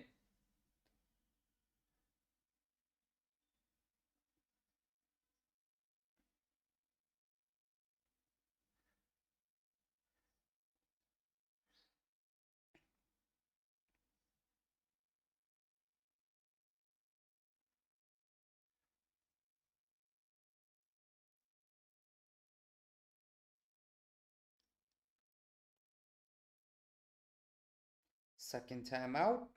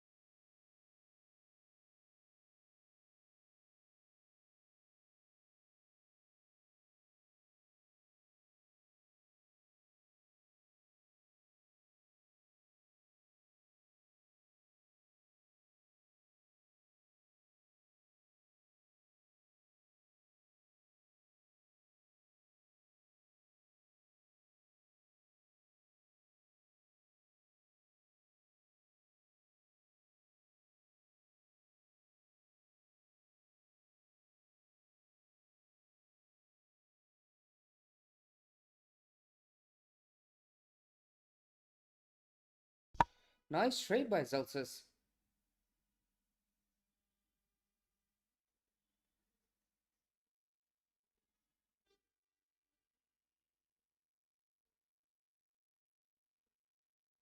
Nice one by Penny. Yo, really nice one by Penny.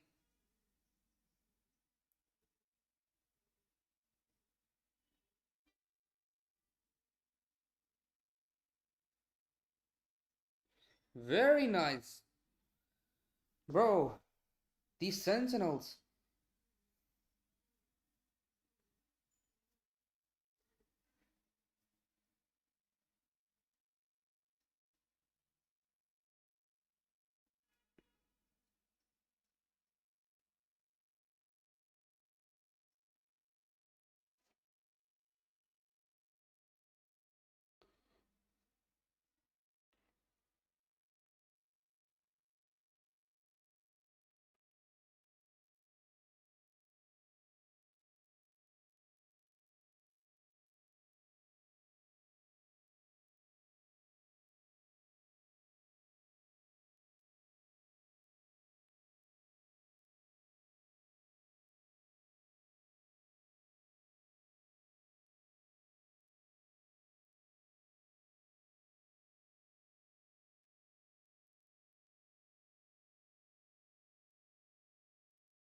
Oh, nice shot by Verdi. Good flash. Rolling Thunder, okay.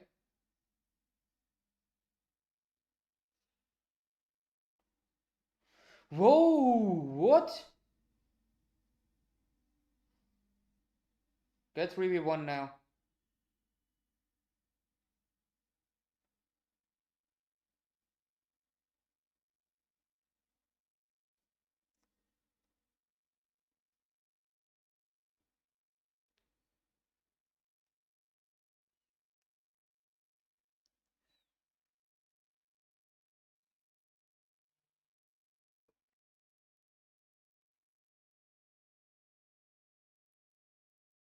I wanna see 2-0. Oh, lovely spot.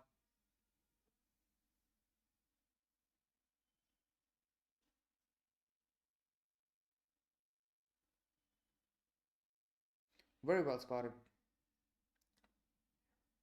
Very well spotted.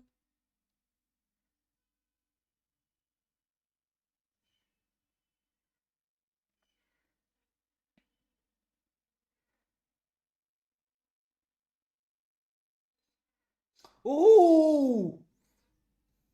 Yo!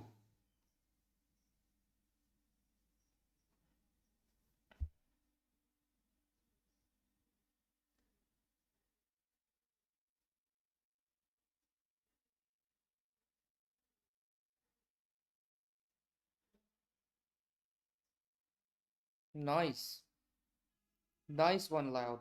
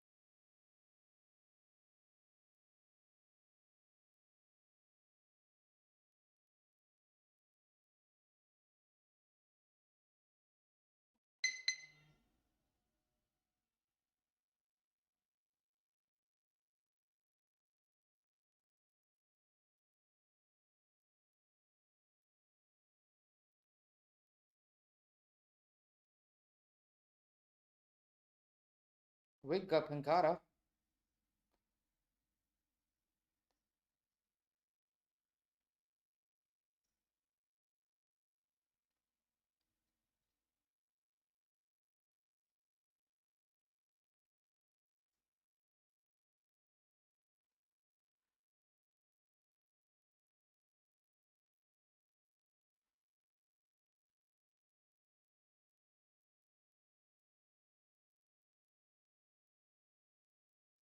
Oh, nice one, Oxy.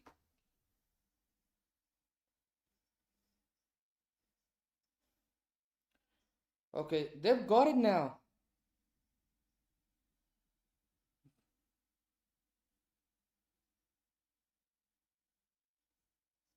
Oh, nice one, Zappa.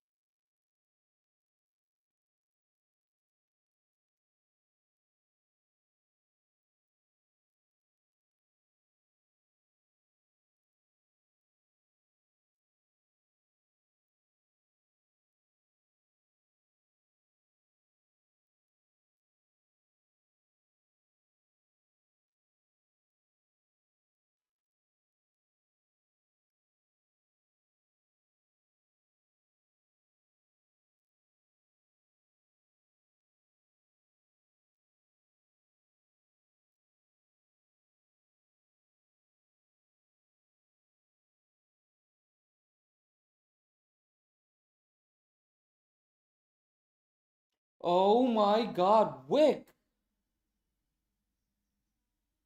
Oh, no way. Is he gonna go flank? Oh no, he's saving, I believe.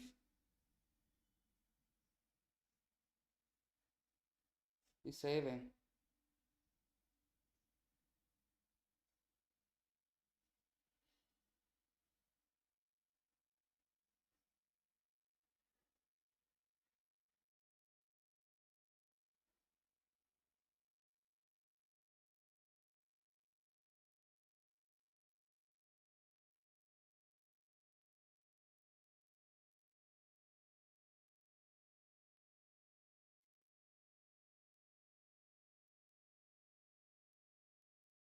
Nice.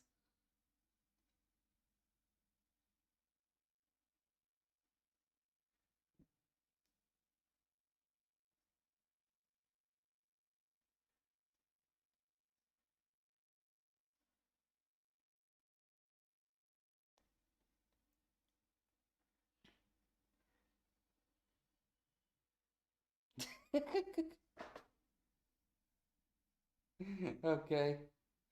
Okay.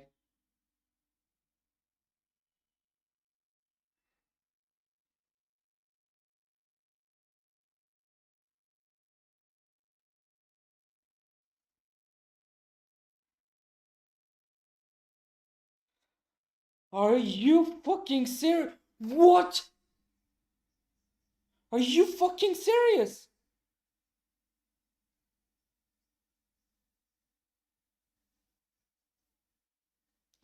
Oh my god.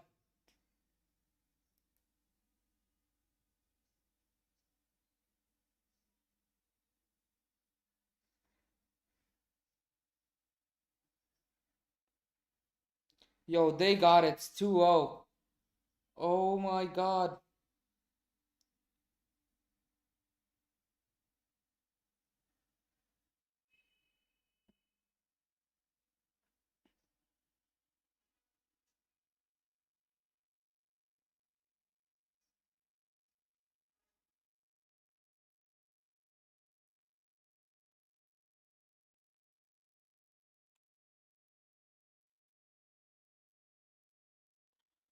Oh, nice one by Jordan.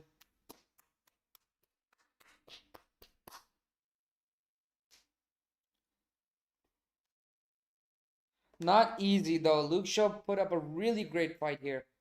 And he was putting up a masterclass, but oh my god.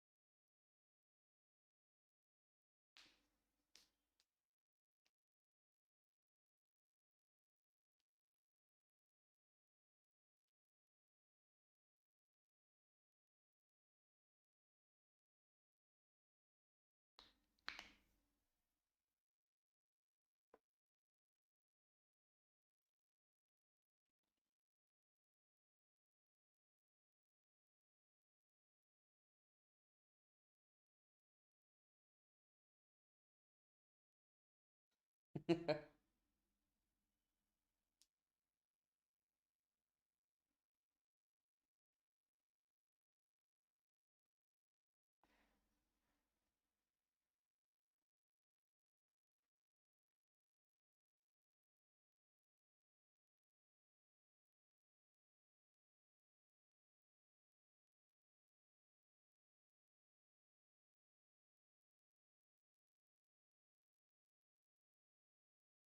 the last round calls were beautiful.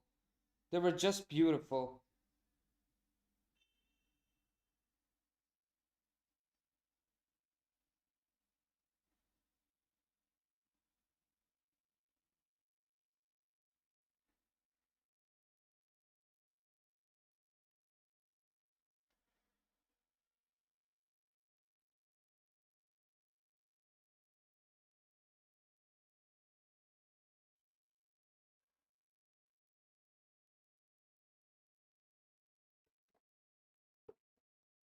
Yo, amazing, amazing games today. We'll come back tomorrow for more games. And I'm pretty sure after the VCT Americas is done, or maybe after, not after they're done, but there are some more coming out as well, like, you know, Pacific, EMEA, China. We're gonna be doing a watch party for all of them. So I'd say that's